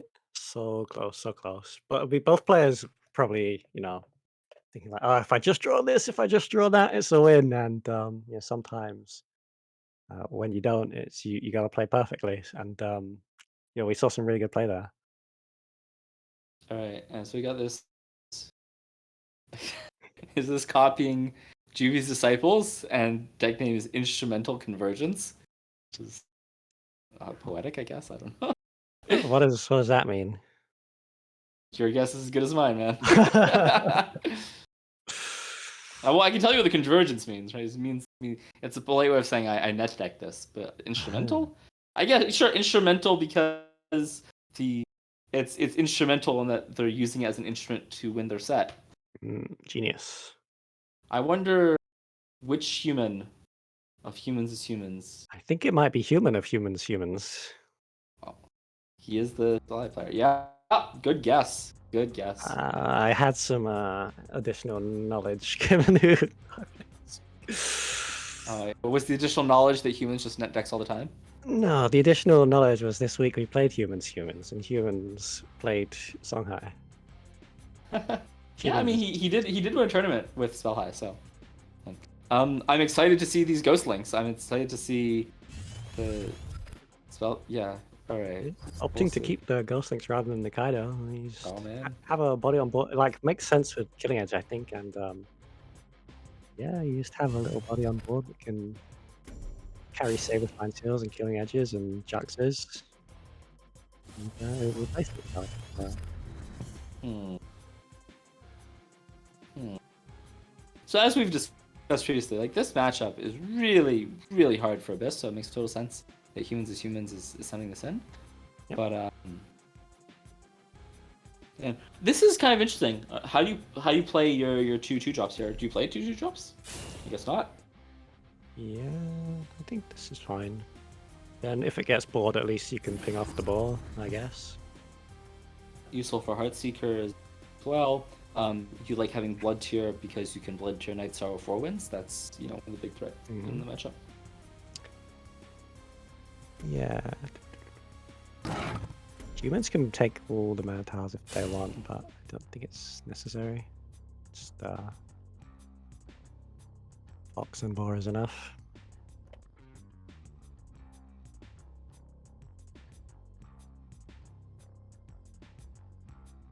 Wait, can they take tiles? Yeah, I think they could. Yeah. It's nice to just put a bunch of stuff on board. You have a really good idea of what Sinbred's deck is exactly, because you had such a long game against them. So, there's no Breath of the Unborn, right? It can make sense to just play your whole, not your whole hand, but just take advantage of the fact that you strike through, skip turn 1, played Ghostlinks turn 1. Yeah. And play a bunch of cards. It's really good.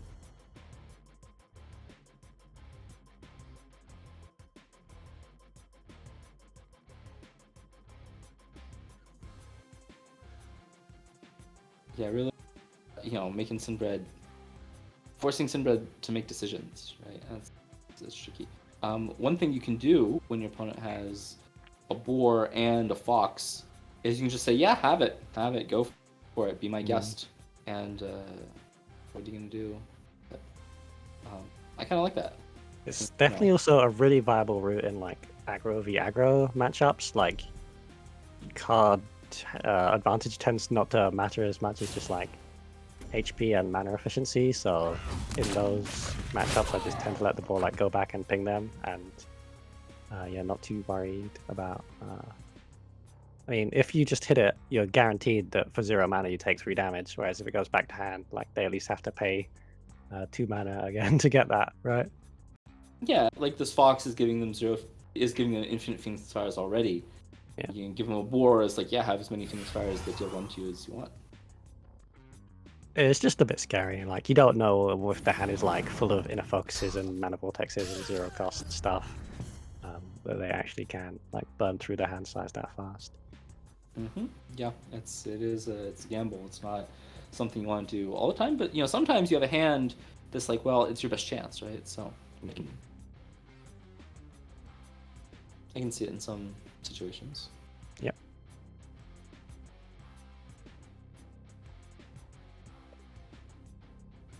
So Sinbred played this Blood Tier. I wonder if that makes Humans more inclined to play this 4 wins now, because you can be less worried about Blood Tier Night Sorrow on the 4 wins. I think Humans is like looking at their hand management, and they're probably going to play 2/2s, and then I guess they can hit. So if they play the 4 wins, they shouldn't hit with the Fox. In fact, maybe they shouldn't even move the Fox in range at all. But yeah, if they play 2/2s, then they can. Nice, strong card. Play your 3 mana card, then run it into the corner, because can't do anything. I mean, it's fun. Like you're playing Songhai. You can always backline everything. You've got Juxes. You will draw them. Yeah. For sure, skilled player. Yeah. The eternal question: is it time to go face? Answer. Yeah. Do you think Sinbred picked up on the timing that Psychic Phoenix Fire came a little too fast? Yeah, I always wonder when I'm playing Songhai and I have that whether I'm supposed to wait. But I just play the one I get from Fox, right? Yeah. Like he's you can do skip on going animations if you're. Yeah, you can't do that now. Yeah. Humans. Humans a kid, right? If you have a kid, then maybe you're a little too old to do skip on going animations. The APM's not what it used to be. Yeah, I tend not to worry. If they like pick up on it, then they know a card in my hand. But it's a bit dangerous to be like, they definitely have that. So there's always like the shadow of doubt on it, right? Even if they play it a bit too quickly. Yeah. Wow, Sinbred saying definitely not going to give you that extra Phoenix Fire. You know, that can make sense, right? But I feel like if you bait out the Phoenix Fires one by one, like if they all go on a minion, you're fine. I think the problem comes more when they have like 3 Phoenix Fires in hand at the same time, and then it's like, oh, suddenly they realize they can just send 3 of them face, and like that really screws you. This positioning on the Chakra is really nice. Sinbred can't Dancing Blades it. Catching 3 damage. Yeah. Playing around Ghost Lightning. Unclear if humans would play that card, but in the past he has, so. I imagine it's going to be a 4 wins turn. Seems like they're even going to back off. But this is such the nice thing is, you when you have backline cards like this, you just feel so safe backing off. You know, they're like, oh, I need to run away from their general. Their general's going to hit me at Songhai, and then you're like, okay, you back off. I win if you back off. And call your bluff. Yeah, you know, it's like I really like Iraqi in Abyss for that reason, where you can put so much pressure on them early and then just run away at the opportune time. It's really nice. And humans do a great job baiting out the Blood Tier and then the Night Sorrow, one at a time. So now probably feeling really confident about this 4 wins. Yeah, I think with the space, if they just play the 4 wins, they might just Mana Vortex and then Phoenix Fire to the face. Now the board is kind of irrelevant now, so they just run away from it. But they're going to clear it anyway. It's fair enough. Yeah, and it's interesting. I also like your line. I wonder why humans was partial to clearing that the Night Star. I wonder if that's an indication that humans thinks the game is going to go late. Yeah, I think if you know you're going to draw this Heaven's Eclipse, then you might just go face. But there's always a chance that like you get a kind of duff draw and you have to contend with their board at some point. So yeah, and you know you got you could always draw like the Ghost Links too, or like and your little Ghost Links right now is sort of just creeping up on them real slow, and you know its day will come when it puts on that boot. Does the Killing Edge art look like a boot to you? like a what? A boot? A boot? Like the kind you have on your foot, not at the back of the car. Yeah, I know what you mean. What's the little bit at the bottom, like beneath the toe? Why is my toe going down like that? It looks unhealthy. Oh, I see it as like sort of the part of the top is like the leg, like the calf, and then so the highlighted part is like the shoe. I got you. I see it now. I see it. Yeah. All right, well, but no, it doesn't look like that to me. Okay, good to know. Yeah, so this Void Pulse, sometimes even good to stockpile Void Pulses like that, because then you can clear Blood Rage Masks. But sometimes, like, I just need the mana, right? So, for example, next turn is probably going to be a Revenant, and so he's like, oh, I'm just going to play it now, because if I take 1,000,000 damage next turn, I'm going to want a Revenant, so... Yeah, I think humans is now going to start sending stuff in. If you wait too long and build up too much of a backline, like a 7 mana, they're going to start revenanting you. Maybe that's okay though. You could definitely greed super hard. I don't think they will. I think we're going to see the Heaven's Eclipse come out now. Yeah, so here, banking on getting a Jux off of this Heavens, right? This chalky positioning. It's fine if you don't, because it's out of range of the minions, but it's really designed to be getting a Jux here, right? Like humans is thinking, oh, I'm going to get a Jux. I'm going to Jux in the chalky I already have. And they wanted a Jux or an Air Focus, and they didn't get either. So how do they have to choose? Are they going to walk up and use the same sign to hit face, or are they just going to stockpile all these sweet spells for next turn? Yeah, so here spacing stuff out to play around Nova, and then I guess just go face, say like, hey, you even with the 8 on board, Yeah. they're just too can't hard. race me. There's no hope. Yeah. I like it. And the position was made kind of awkward, where if you want to play around Nova with this Chakra that you play this turn, it's kind of awkward how you want to position it. Just like when you put something exactly in the corner, it actually limits how you play around stuff like Frenzy and Nova, and that could make it so that actually humans couldn't play around Nova perfectly without just moving forward like this. Mm-hmm. Yeah, so here Sinbred has so many targets for, well, two targets for the Revenant. Yeah, it's not. It's like somehow it's just too developed right now. Like any one of these cards alone could win the game, and there's 3 of them. So yeah, they're dead. It's harsh to say, but it's true. I guess you killed the close Chakri with a Spectre Revenant. Can you even... Maybe you could like be far enough away that nothing can chucks onto you. I think that's probably the way to do it. Yeah, that makes a lot of sense, right? Just like, yeah, if you could try and make it so that Jux just just can't reach you. This is what Sinbred is going for. That's a really cool line. It's always pretty when people do that. So you at least need a minion in addition to the Jux. Another plan could have been for Sinbred to clear the near Chakri and say, hey, you just don't have a Jux, right? Because you obviously would have played it if you'd gotten it off the heavens last turn. So True. Alas, I haven't counted. Yes. I don't think I need to count. To the bone,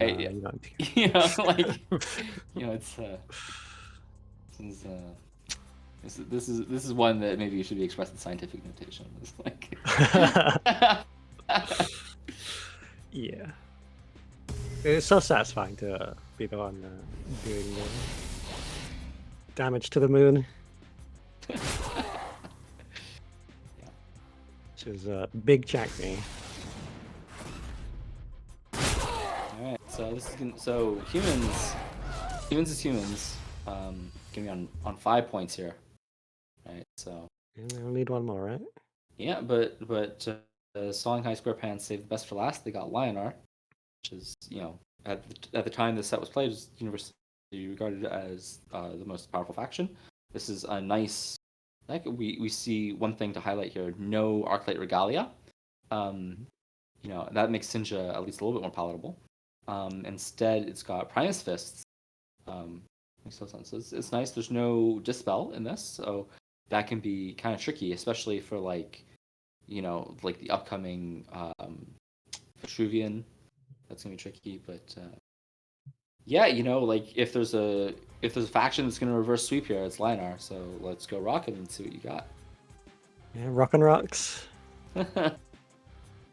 And Nova Gali is also pretty decent against Songhai. Like it tends just to get pinged off by a Blood Rage Master or 4 wins. Not always, but yeah. Some Songhais are cutting Blood Rage Mask. It's gonna be nice then. True. And of course, just having that healing, the effective healing from the Regalia is nice. Replacing the Kaido. Why is humans replacing Kaido? Kaido's good like when you combine it with some spells like Juxtaposition or Inner Focus, but you can't really guarantee having those in your opening hand, even with a draw and a replace. Sure.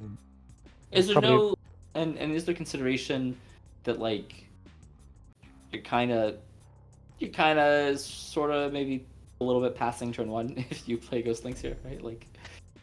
It's only 1 attack less than Kaido for most of the situations that turn up, right? It still helps you kill 3 HP minions, and yeah, it's kind of nobody wants to use their removal to kill your stupid 1/3 that doesn't do anything. So there's a pretty good chance that you get to take the mana, right?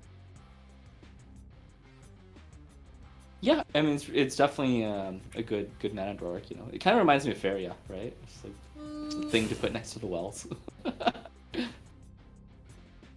Unfortunately, I didn't play that game, so I will merely agree. It definitely reminds me of that. um, Defensive Silver Guard. yeah, a Silver Guard is really tricky to play in this matchup. Of course, if it gets removed by Saberspine Steel, that's kind of it's not a disaster, because Saberspine Steel is a huge part of Songhai Burst, and if you can at least have that not go face when you're Lionar and you're going to win as long as you don't lose, can be not so bad. But in general, you do want to avoid this Silver Guard getting hit by Saberspine Steel. That said, might ask, why is it not directly above Zeran? And I don't know. I have to ask Rocket. I'm not sure. Definitely humans probably considering the jacks on the Silver Guard to clear it. And they can like have their Tuskmore in a spot that's relatively safe from getting hit by anything. Would be pretty good if this Ghost Links were Kaido. Just saying. Yeah, sure would. Oh man. Oh man.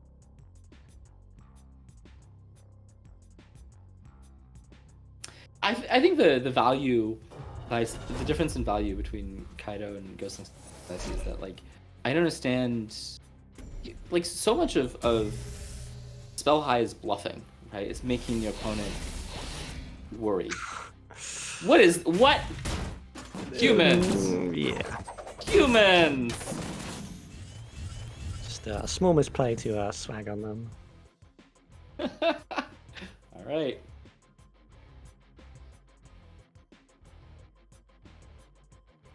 It's kind of just like Void Pulsed himself.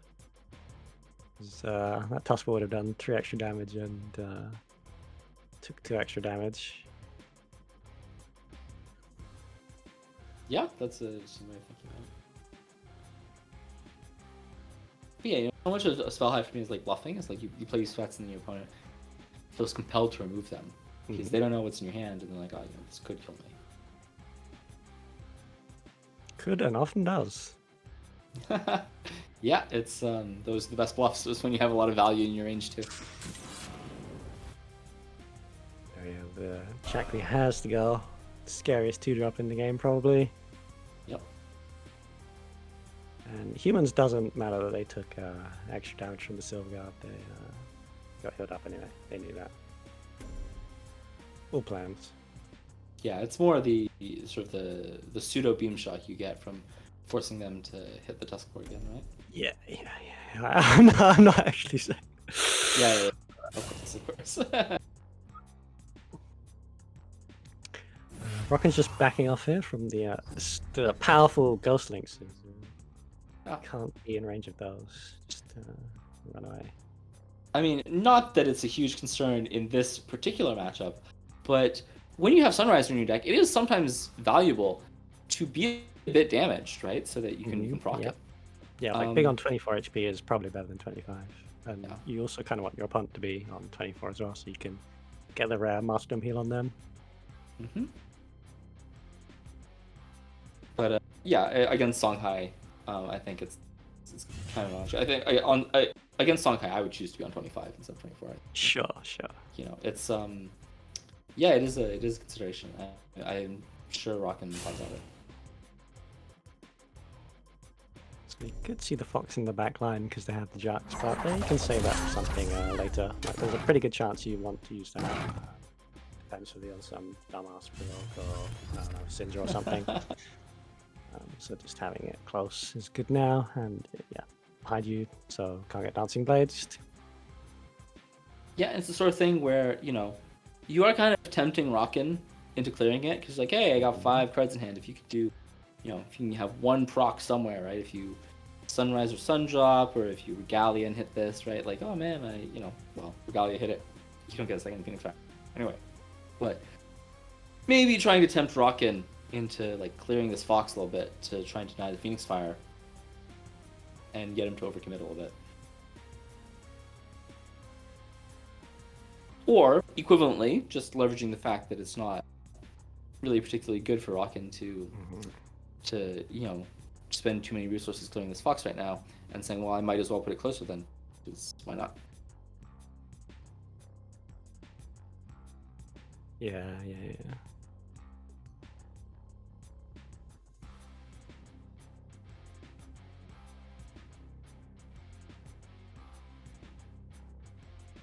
Like, Rockin cannot clear the Fox, so are they gonna clear a Ghost Links instead? Like, The positioning's really nice, where it's like they would really like to Dancing Blades one of the Ghost Links, and then like Mystic plus General hit the other one, but they can't do that because of the positioning. That's kind of cool. Yeah. I feel like I would rather hit a Fox than Ghost Links, but I guess it doesn't matter overly much. Like, yeah. No, maybe not. Maybe they're like hoping to draw a martyrdom next turn or something. I don't know. Yeah, maybe it's just Rocket was concerned about the rate at which they would get Phoenix Fires. Say you're gonna get 2 Phoenix Fires, but at least, maybe you don't get 2 on the same turn. So I wonder if they'll Jux the Dancing Blades. I don't think it's good, even though it's one of the bigger minions Rockin plays. They looking like they might, especially with the hand management issue that Songhai has. You getting a card out of your hand to replace it with a Phoenix Fire at a later date is totally fine. They also have the Heaven's Eclipse if that doesn't pan out and it gets martyrdomed. They can do a Jux, a Phoenix Fire, and Killing Edge, or they're running away as well, so maybe it's not the Jux. Curious. Yeah, it's kind of weird because if you're Juxing, it feels like it's in the way that Humans was doing, it feels like a setup for the Fox and the General to clear the Mystic, but the Ghost Links is probably clearing the Mystic. Oh, I see. The Ghost Links. Yeah. The Ghost Links is putting on the boots. And killing boots. Oh my god. Yeah, I like this. It like diversifies your threats a little bit. You have more bodies on board at the end. Yeah. Well. Okay. Yeah. Unfortunate that this is Pretty easy down best. And I think that here there's a question Rockin has. There's how many Sun Drops do you play? When do you play the Sun Drops? I feel like you play 1 but not 2. Is my guess here. Yeah, the nice thing about saving healing, not just that you can proc with it, is that often your opponent's planning okay, well they might heal 4 with a rejuve or something, and then you heal 10, and they spend their entire last turn setting up for the idea that you are going to be within some certain lethal range, and now you've just gone out of, and the burst healing like that can throw a wrench in the proverbial gears. Yeah, people enjoy, even very good players, they're so bad at, not so bad, they're strangely bad at playing around healing. I've won a lot of games just sandbagging my rejuve with it, baiting really good players into taking lines. I shouldn't be this confident that I can't out heal whatever you're doing. So I want to say I like Human's Hand. It's a very, very Songhai for Phoenix Fires and Blood Rage Mask, Heaven's Eclipse. Really good poker hand. Yeah, 4 of a kind. It's kind of tough to have the Blood Rage Mask do anything when Rockin's so established on board. That's going to go away. Spell high at the time, it's you play a threat of some sort and it doesn't get cleared, and then once you have that threat on board, then you start doing some Songhai bullshit. But if you don't have a threat on board, your Songhai bullshit is not that bullshitty, so it's you're actually pretty okay. Yeah, maybe Humans could have played the Kaido Assassin out of the general hit range. Maybe that would have been better. In a bit of hindsight, being 2020. Yeah, absolutely.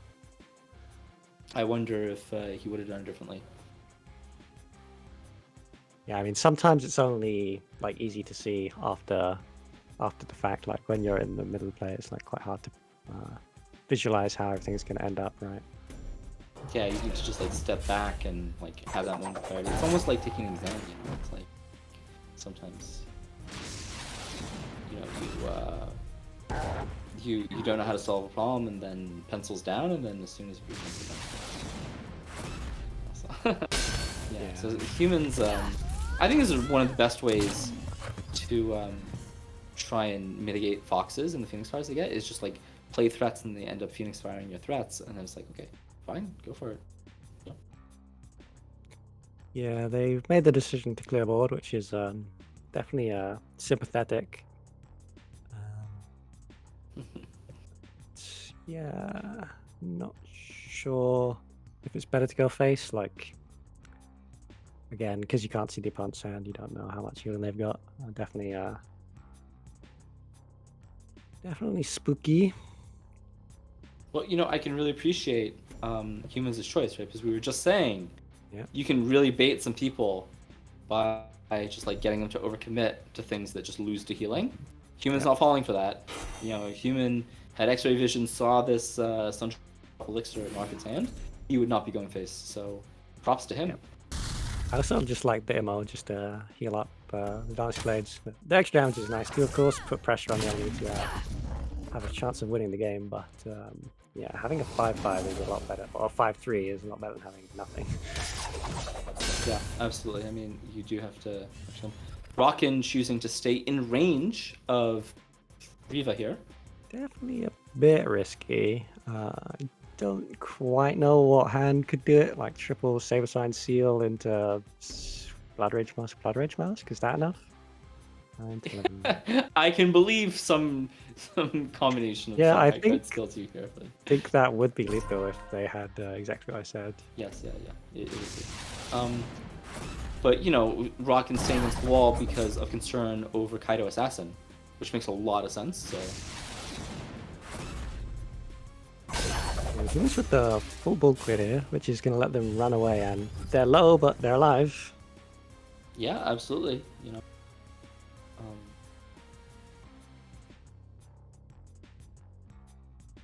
And 15, you know, it's a... In general, that's a meaningful threshold, right? Multiples of 3 are meaningful threshold against Spell High. When you've got a Blood Rage Mask equipped, it's more multiples of 4 than multiples of 3, but... You know, tricky. And then Rockin sort of glued to the back wall, now realizing, hey, I can't really stay on the back wall that much anymore. And it's scary to put this Silver Guard Knight in Humans' face because it just gets Saber Spine sealed, so...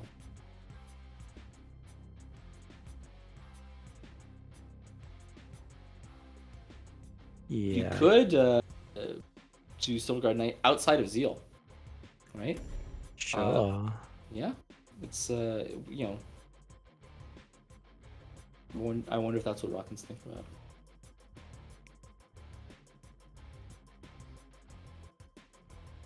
Yeah, definitely a line of play that. Ooh, that's a nice card to draw. Now you probably feel a little bit safe walking up. Yeah. Human's gonna see the third sun drop and be like, ugh. Yep.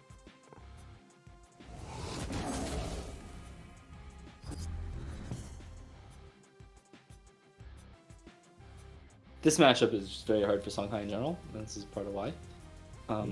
Human. And now, you know, the Saber Sign Seal taking out this Silver Guard Knight, I mean, it looks pretty horrible because it just leaves you like extra dead on board. So What humans actually wants is like a minion, maybe like a Tusk Ball or something, and then can run away and Jax, but not going to be it.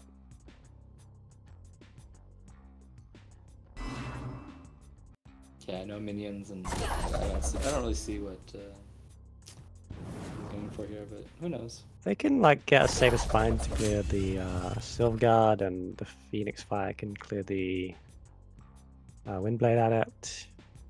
And if Rockin didn't have a minion, oh no, wait, they just have Tempest, so they. Yeah, I mean, humans doing a good job of not knocking this out. Yeah, not dead on board, but didn't it? Oh, there's a chat green to focus. Too late. But yeah, this is just really hard, right? Because humans tried valiantly to control board. At the end of the day, you're not. It's gonna be hard to control board against the Silver Guard Knight, Windblade Adept faction, and humans maybe had a possibility to try and go face at some point, but it's pretty hard to go face against the Central Elixir faction. It's not, Well, besides the things like losing a chess war for no reason, it's not super clear what humans could. So, let's try.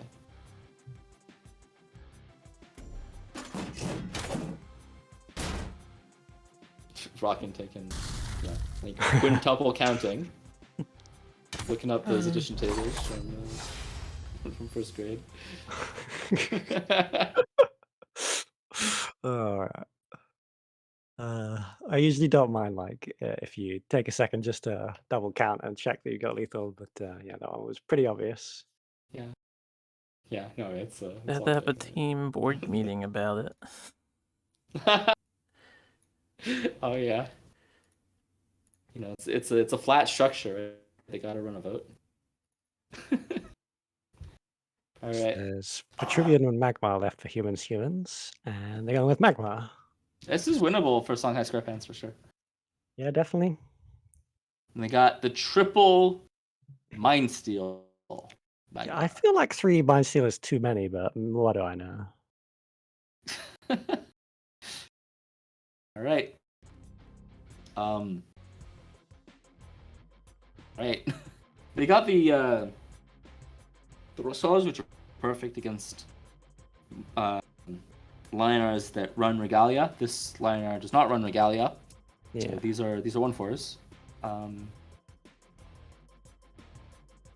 They only seen it one game, right? So they might just have thought they haven't played it. Yeah, and of course, Songhai is, you're not often playing Regalia against Songhai, so Yeah, makes total humans had sense. a Blood Rage Mask active most of the game, so. But looks like they are going to replace it, or they're definitely thinking about it. Yeah, if they're thinking about it, means that they definitely don't realize that there are no Regalias in the deck, and then the replacing is that you don't want to hold on to it like all game, because that could be a different card in your hand in the intermediate turns, and then it's a pretty big cost. All right, so turn 1 Mind Steal, play a better faction. Let's go. Yeah,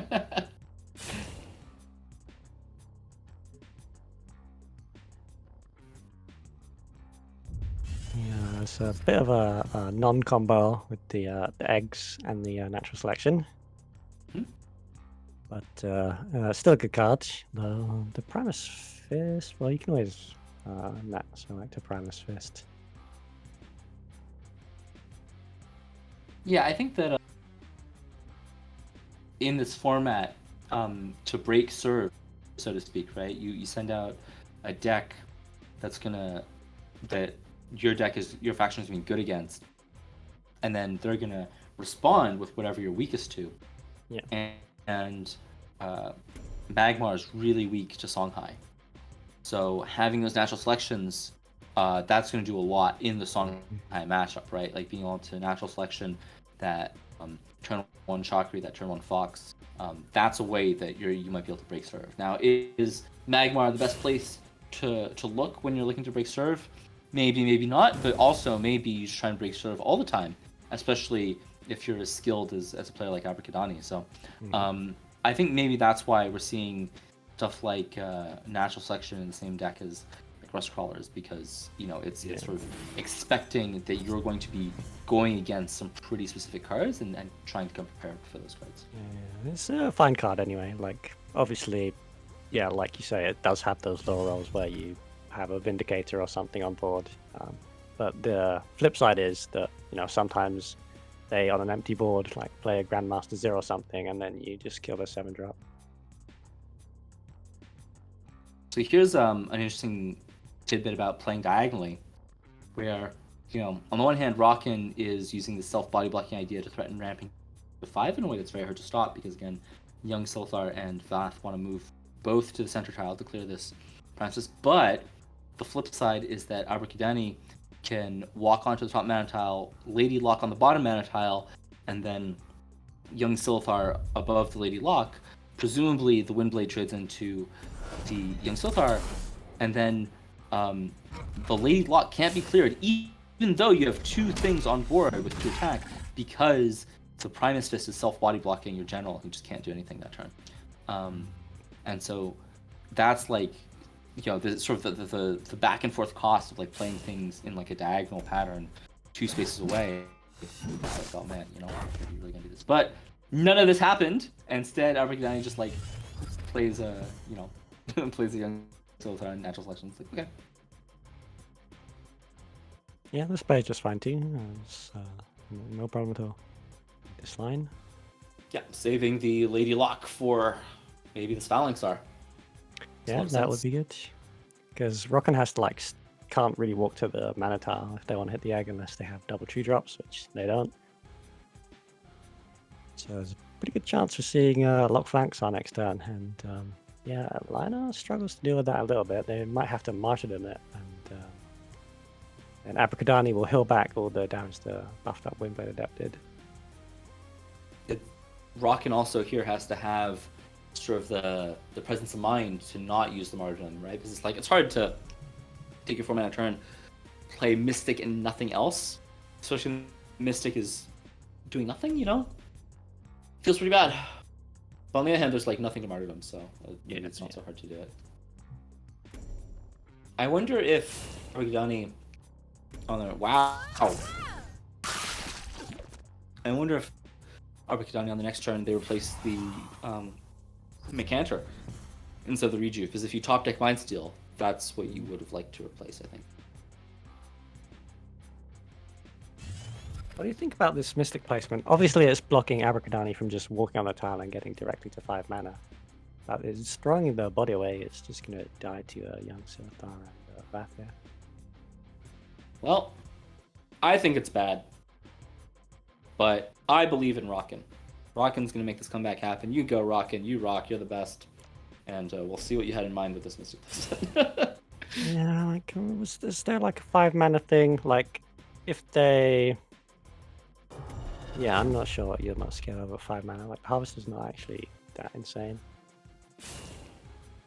Yeah, well. It's probably Dancing Blades, right? But yeah, I don't know what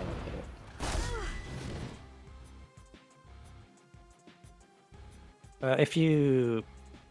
I guess you'd have to play it behind you to play around Dancing Blades, because... Well, you could play it up the way. Yeah, you'd have to play it on, okay, forgive me, D8, right? So if E9 is the bottom right corner, then D8, so diagonal from the bottom right corner. That plays around Dancing Blades. No other space plays around Dancing Blades, I don't think. Yeah. But they have to walk down and take the mana tile, so then... Oh yeah, no wait, they have the Young Silthar to deploy it anyway. Yeah, okay. So, yeah, just a martyrdom? You could Dancing Blades punch. Right. It's not so bad. It depends on what you think is in Abracadabra's deck, right? Because, we know this is some crazy Triple Mindsteel thing. But Yeah, Rockin doesn't know that. It's right? nice to have the 2-drop Animo for next turn rather than doing a Martyrdom Windblade turn. And taking 5 damage actually is not a big deal for a liner. Eat that for breakfast.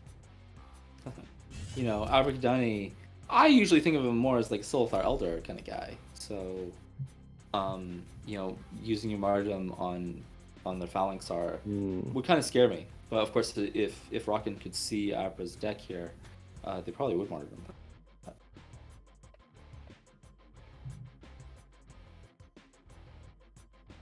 Well, it could also just be a mana efficiency thing, right? That's Yeah. you float a mana. I don't know. You end up with a bigger board this way, the 4/6 is bigger than the 4/3. It just seems all around a little better.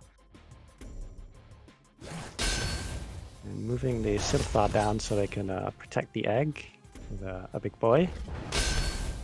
Yeah, good play. Abracadabra pretty good at this game. And now playing it this way, of course, to play on Dancing Blades, right? Because if the Mystic and Phalanxar had been swapped, Rocking can just Dancing Blades the Mystic and punch the egg. I also got a little Immo box going on, so Immo can hit at most 2 targets. Mm-hmm.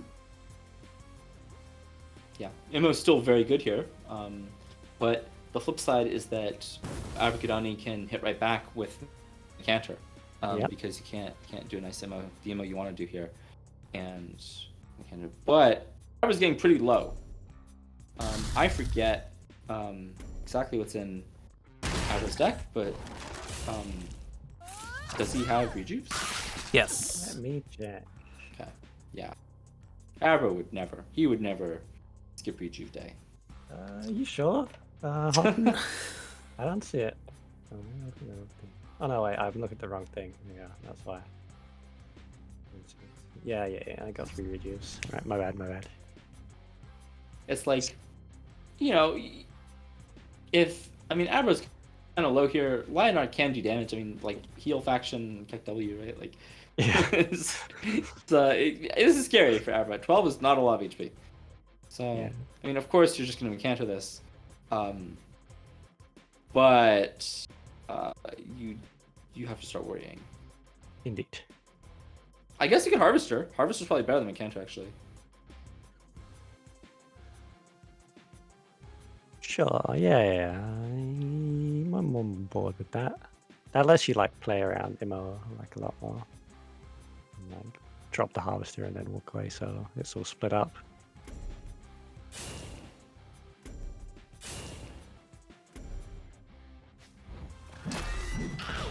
So here, there's a lot of choices on where to play this Harvester. Could play it behind Zeron. It's finally a good Sinja. Blatm.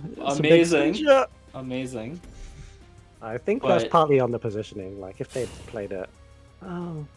Yeah, I saw 3 reasonable places to put the Harvester. This is one of them. Another one is to body block, so Zeron can't hit face. A third one is you put the Harvester like directly next to Zeron, behind Zeron. Yeah. And yeah, this Sinja is crushing. But the body block Sinja like sucks, and the behind Zeron Sinja is like just not good because Sinja's out of the game for a million years. And here's the natural selection, killing their 7-drop. Yeah, I guess it evens out because their 7-drop killed your 5-drop, but that's in the past. This is a big natural selection.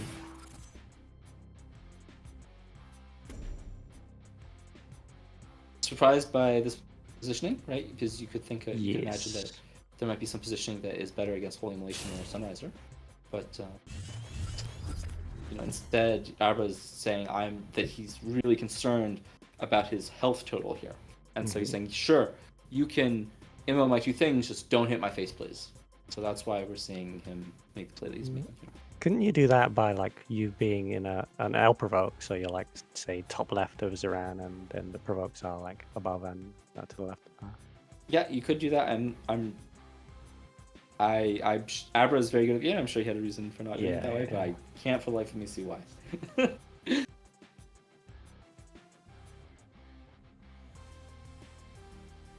So the Sunriser, Healing Mystic, and Sundrop Elixir can clear board and let Rock and Girl face. It seems like the way I'd do it. It's kind of interesting, right? Because having that Sunriser like this far away does have downsides. Yes. But it has some upsides too, which is this Mystic is helping you play around natural selection. Yeah. And then after you move your move Zeron up 1, you're playing around Mechanta really well. So you're playing around everything. But yeah, the downside is that Abra can just run away. Yeah.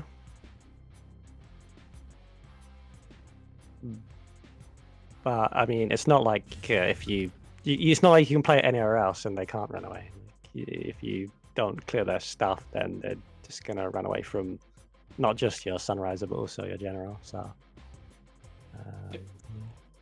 If Rockin knows that Abra is on triple Mind Steal, using the Sun Drop is very good. Yep, definitely true. Alright, so here Abra's got to expect that is overwhelmingly likely. Not overwhelmingly likely, it's pretty likely he's dead. He's definitely not really where Abra wants to be, but at some point, but he's sort of in the hope they don't have it kind of mode with this. Which is, I mean, I don't know, as far as not having it goes, this is kind of not having it-ish. And since they don't have it, do they have to deal with the Vindicator? They're like so far ahead that even if they get hit by like a Rush Silthar Elder, they're actually kind of fine.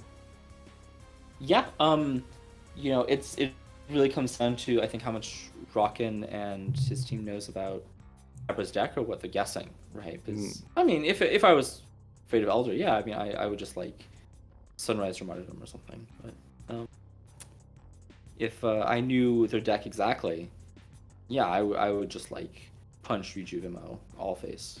Be like, yeah, you're at 1. What are you gonna do? Sure.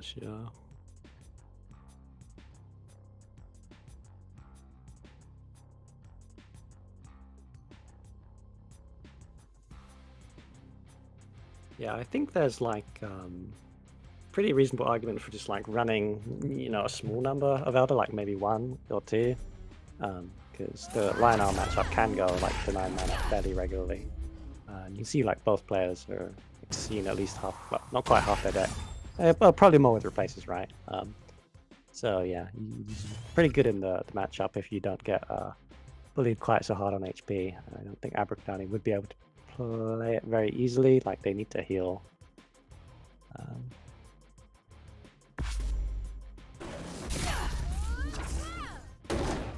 But yeah, they can like rush out a Mystic to clear up the 3/1 so that they don't just die.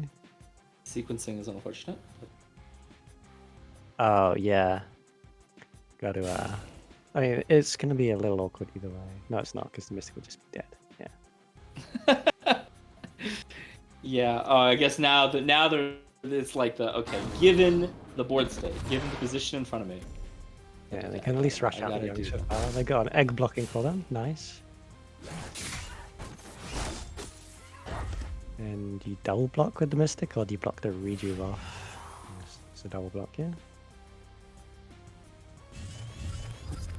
If you block the Rejuve off, that's like pretty much as good, because the Rejuve can always clear 1 body blocker.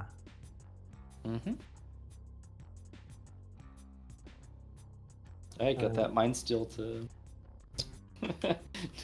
Mind Steal concede is nice. We're not gonna see that, I don't Is think. it just lethal here? Is there like a world in which Martyrdom on an egg or something? What do we got? MO, yeah, Tempest. And I don't need Tempest to just have general hit. Yeah. But yeah, I mean, it was I really surely knew they were dead. We're down to 5-5. Another one going to the final game. This week has been very close. Yeah, we get to see. This week had 4 sets going to 11 games. Yeah, That's it was, awesome. So we get to see Captain Dragal play Vet deck. I think a lot of people know this Vet deck now. In fact, I would not be surprised if Songhai SquarePants knew it card for card exactly what was in it. yeah, no, that wouldn't surprise me at all. There's a lot of strange stuff in this deck, but it works well for Dragal. You know, Yeah, weakness like of this crushing deck is doesn't your like rise. early game is kind of doo-doo with just 3 neutrals. Like if you don't draw like Healing Mystical Primus, the Blood Tear is a lot weaker of an opener. But if you're second and you draw, yeah, so they've got like a pretty good opener. So they can also get a Portal Guardian, which I don't see what they're replaced into, but yeah, Portal Guardian first is really good. Pretty much demands a martyrdom. Rockin, meanwhile, needs to replace everything to get a 2-drop. I think to some extent Portal Guardian's a bait, right? Because if you look at the rest of the deck, it's like, okay, they got their 9 2-drops, and they got some Rashas, and then it's like Wind Strike. And you know, it's not super clear what the Portal Guardian, like how the Portal Guardian is actually going to be that threatening, you know? Yeah, I mean, it's you can always like Primus Fist it, and then you can't really play into the frenzy of it, so it's kind of a little difficult to take center. But yeah, you're not totally wrong. It's fine. I think a lot of Jagal's deck comes down to Amara. There's no Mhm. Dispel in Rockin's deck. And that's often, I think, how Jagal's deck wins. It just, like, basically chooses you with Amara. So that's what I'm going to be looking for here, is Rockin setting up for Amara properly. Yeah. I mean, sometimes Lionar can just power through. Like we saw last game, like they ended up on like full HP or near full HP, even though, you know, at times they took damage throughout the game, but you just heal back up. If you have to like hit the Amara and tank 5 off it, then that's where the really big life swing starts. Yeah. Light Chaser is really nice to have against Mhm. Amara. Like, if you don't have Dispel, like, basically the second best thing is Light Chaser, right? Because that just clears it so efficiently. Yeah, I imagine we're going to see a 3 and 2 and get the Light Chaser set up now, but maybe you just like hold it for later and save the mana tiles. Yeah, I like playing it. Here, one difficult thing about Jagal's deck is playing around Boneswar. So you gotta, you know, gotta balance, like, you don't want to play Late Chase in the middle of nowhere, but you also don't want to play into Bonestorm for no reason. So it's difficult to judgment call here which one is better. It looks like they're thinking about placing it away from their general for exactly that reason, and moving even a little bit closer. So it actually does a little bit of threat. Looks like the first wish is going to really help trade onto the Silverguard Knight. They could dispel it. Yeah, you know, there aren't that many Dispel targets in the Lionar deck, so dispelling this does make sense. Yeah, they could also just dispel the Light Chaser if they're worried about that. Mm-hmm. They don't even have to do it right now. They can like wait and see what happens. Yeah, well, it could be like Dispel Silverguard Knight and then Yeah. eat the Light Chaser, right? That's a nice turn. Yeah, that's not a bad line either, yeah. Especially if you Primus Fist and First Wish, the Mystic can just yeah, very easily kill that if they wish. Yeah, so good play from Duel here. This guy, I mean, his play in match is just like very, very good. I think like he has some of the best like just like tactical decisions in a match that of him. It's really impressive. Yeah, throwing out their whole hand here, but like the reward is totally there. Like they've got a pretty decent board lead. Yeah, absolutely. I mean, I think that, you know, he knows his deck. He knows that he's got like Wind Strikes, Scarabs, Second Wish. yeah, Second Wish, Amaras, like these sorts of things that like can refill his hand very effectively. You know, like Jagal is the second best duelist player in the world as per the World Championship. So, you know, we're just seeing that here.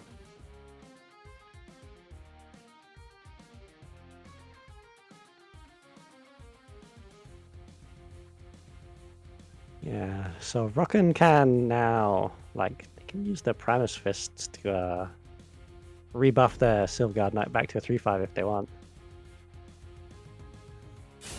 Yep, I mean, that sure looks pretty good. And then there's this difficult positioning question again. This is a huge part of the strength of Jagal's deck, is right now Rockin has to play around Star's Fury and Boneswarm. That's like, damn, how do you do that? It's pretty hard to do that.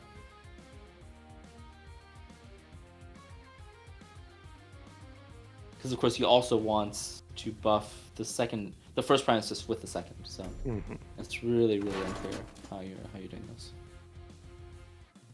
You know, this is what he's come up with, saying, okay, Star, this is going to be like pretty good, but you know, it is sort of skipping his turn, right? Because the Star is probably just going to be used to clear boards. So. Yeah. I'm not as worried about stars as I am about Bond Swarm.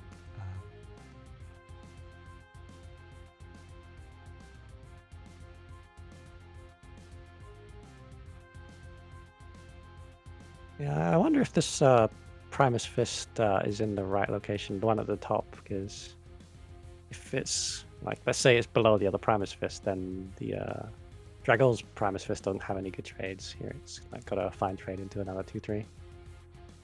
Yeah, I mean it's definitely tricky, and I think that like Rockin had a lot of things to think of that turn, so it's like probably he just played it wherever, you know? Like, Yeah. honestly.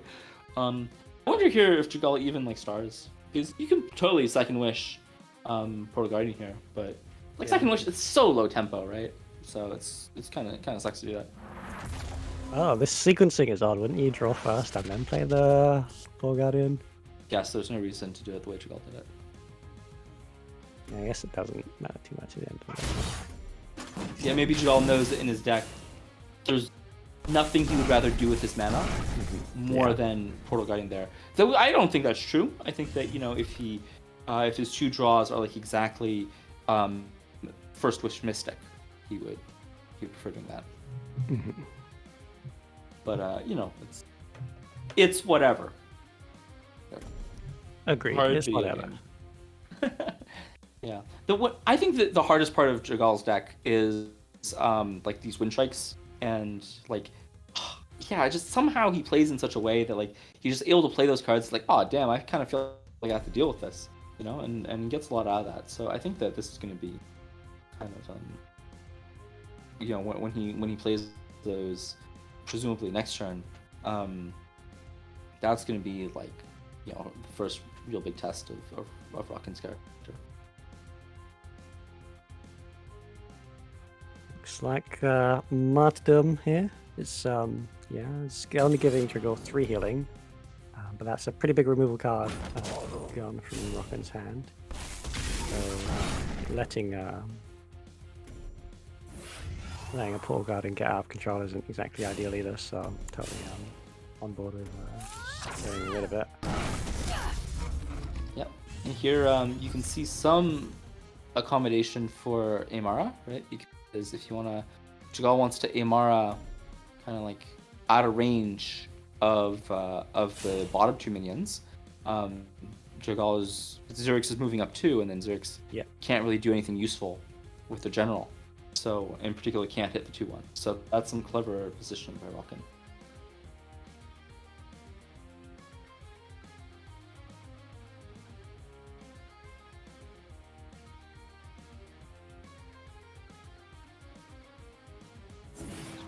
So here, well, I mean, here choosing to do it this way to be out of range of Immo with the Wind Strike, right? Of course, having that 5 attack breakpoint is super good against Lionar, because in addition to Solar Guard Knight, it's also killing Sunriser.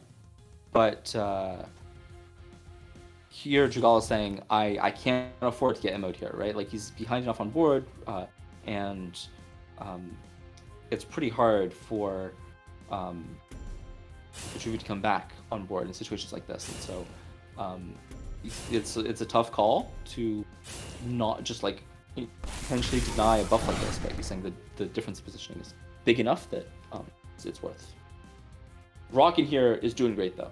Like, this is just looking really good for the Lionar player. You know, if I had to like pop into this match and like take over one of the 2 players, I would definitely pick the Lionar side of this. Like, he's just doing fantastic. He's absolutely crushing, making the comeback real. Yeah. That's like what you know, your team like really needs from you, and you've probably got the best faction left, but you got to win 3 games, and yeah, Rockin's doing it at the moment. Yep. And if they do win this game, he definitely deserves a pat on the back from his team members. Wow. Okay. So this is, you know, giving that extra star spawn pretty scary. Yeah, I'm not sure why there. It's very respectful of something. Distant rejuve. Yeah, well, so some of it is you don't want to put it behind your general, because then it's just Primus Fist plus general into it, plus Zerix. Got And the you don't put respect diagonally of from your- syzygy, right? Two. Yeah. Yeah, that's true. True. I think it's a pretty okay syzygy, like going. I mean, they still need to play one more minion to get a blast, so I don't think that's too unlikely though. And it's also versus Amara, right? You don't want to put your rejuve diagonally. Sure. So you can see that, yeah, the power of Dragall's deck is really the Bone Swarm, the Star's Fury, and then later in the game, if you manage to get a minion or two on board, syzygy. Like, it's so hard to play around all those things at once. Man, it's really coming down to the wire. Like, you know, Dragall could totally have a big turn here. Could totally make it happen. Even just this Wind Strike going in and just like picking off, this Mystic.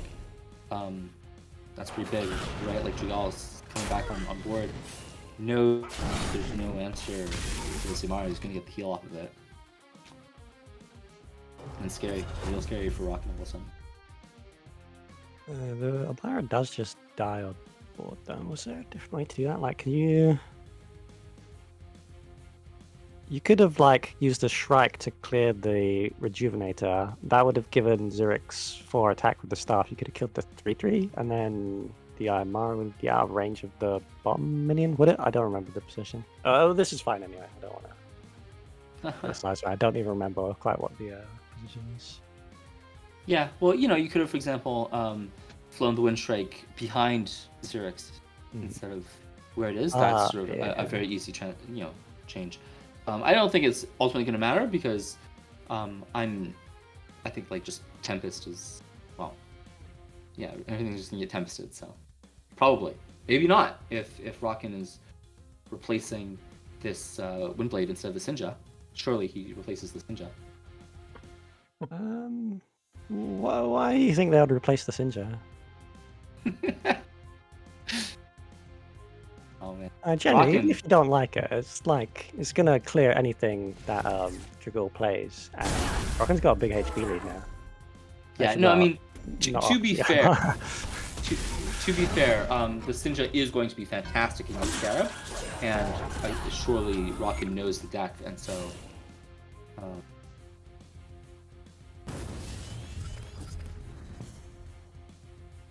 So yeah, the Imara dies, and you were right. I think we very early on in the day, I asked if Imara is 2 procs for Light Chaser. It's not.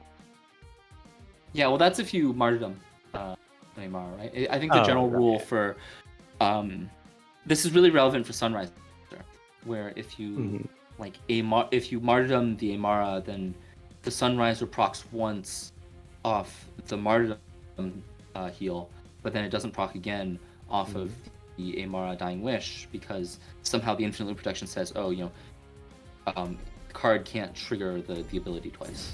Yeah. I got the situation of my own hypothetical. Yeah. Nice. Okay, so here Sinja is going to be fast. Really? This is top tier Sinja. This is why people play the card. Now, I think it's well known that Dragall plays 1 Dominate Will, so it's really important to keep the second Sinja here.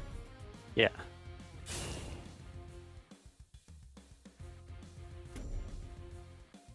So here, Bakken appears to be placing nothing, keeping that Silver Knight. Silver Knight's pretty good card. Pretty good. You know, clearing that staff because that staff did some work. That was a strong staff. Mm-hmm. In general, Vitruvian's damage output is 1 damage per mana. Certainly, that's what Dragall's deck has, where it's got First Wish, 1 damage for 1 mana. Tiger, 3 damage for 3 mana. It's got Rasha's. It's got Bone Swarm. Those are both 2 damage for 2 mana, etc. So, right now, Rockin knows that he's safe. The max damage Dragall can do right now is 11. Mm-hmm.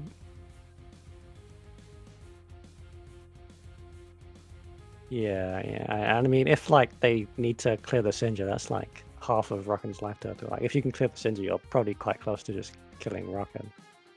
Obviously, healing notwithstanding. So, And the positioning here is really gross. Like Dragal basically can't body block this. I mean, especially because of the text on Sinja. Yeah. This is awful for Do you Dragal. know what? I don't know how they're gonna survive even one extra turn. I like doing Scarab and then like playing the Portguy after to deliberately have 0 attack on it.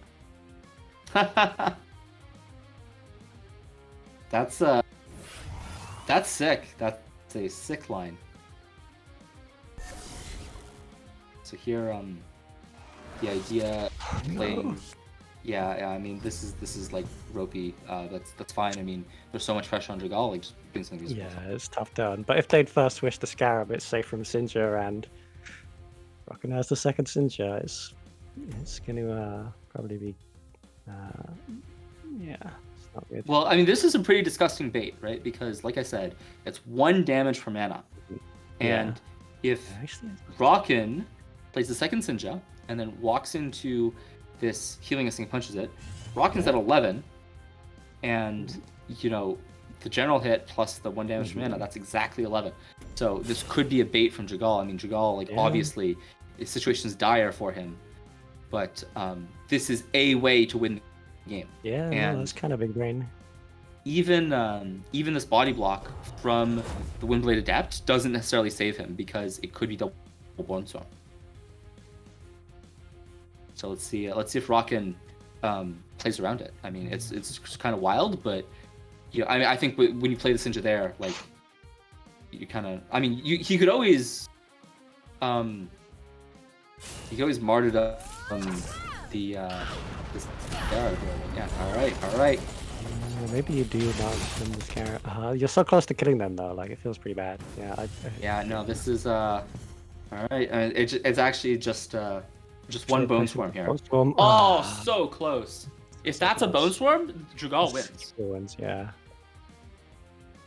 Oh, it looks like. What a thriller! What a thriller! Is there anything they can do to stay alive? Like, clear, and then block, maybe? I don't know. It's tough. I mean, just because of the text on Sinja, like, Yeah. how are you really? I mean, I don't know. Like, maybe there's some line, but just kind of. Maybe you just scare him, hope he concedes, because he's just like so tilted. Yeah, exactly. But the thing is, he can't move first because then he's doing something. So, all right, man, that was Rockin', bringing it back. That was crazy. Like, super big shout outs to Rockin' for doing that. That was an amazing comeback.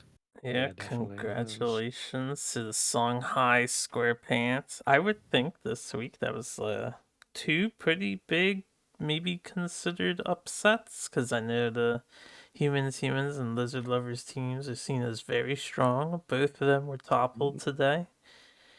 Yeah.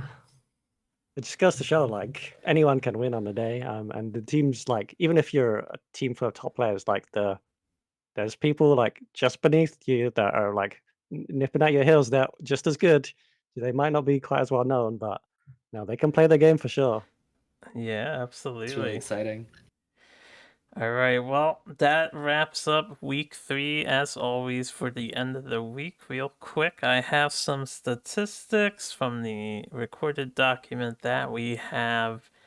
On the top is the total match results for the end of week 3. Bottom left chart are the factions' performances just for this week, and the bottom right is their total performance over the 3 weeks so far. So these are here for those to enjoy. But that'll be the end of it. Any final thoughts, Blatm and Nick? Thanks for inviting us on. This was fun. Yeah, you're awesome, Harpu. Lucky to have you. Thank you so much. Right back at you. Thanks for joining me today, and everyone who tuned in and chatted. Thank you so much. We'll sign off now. Hope you all have a good one. Take care, everyone.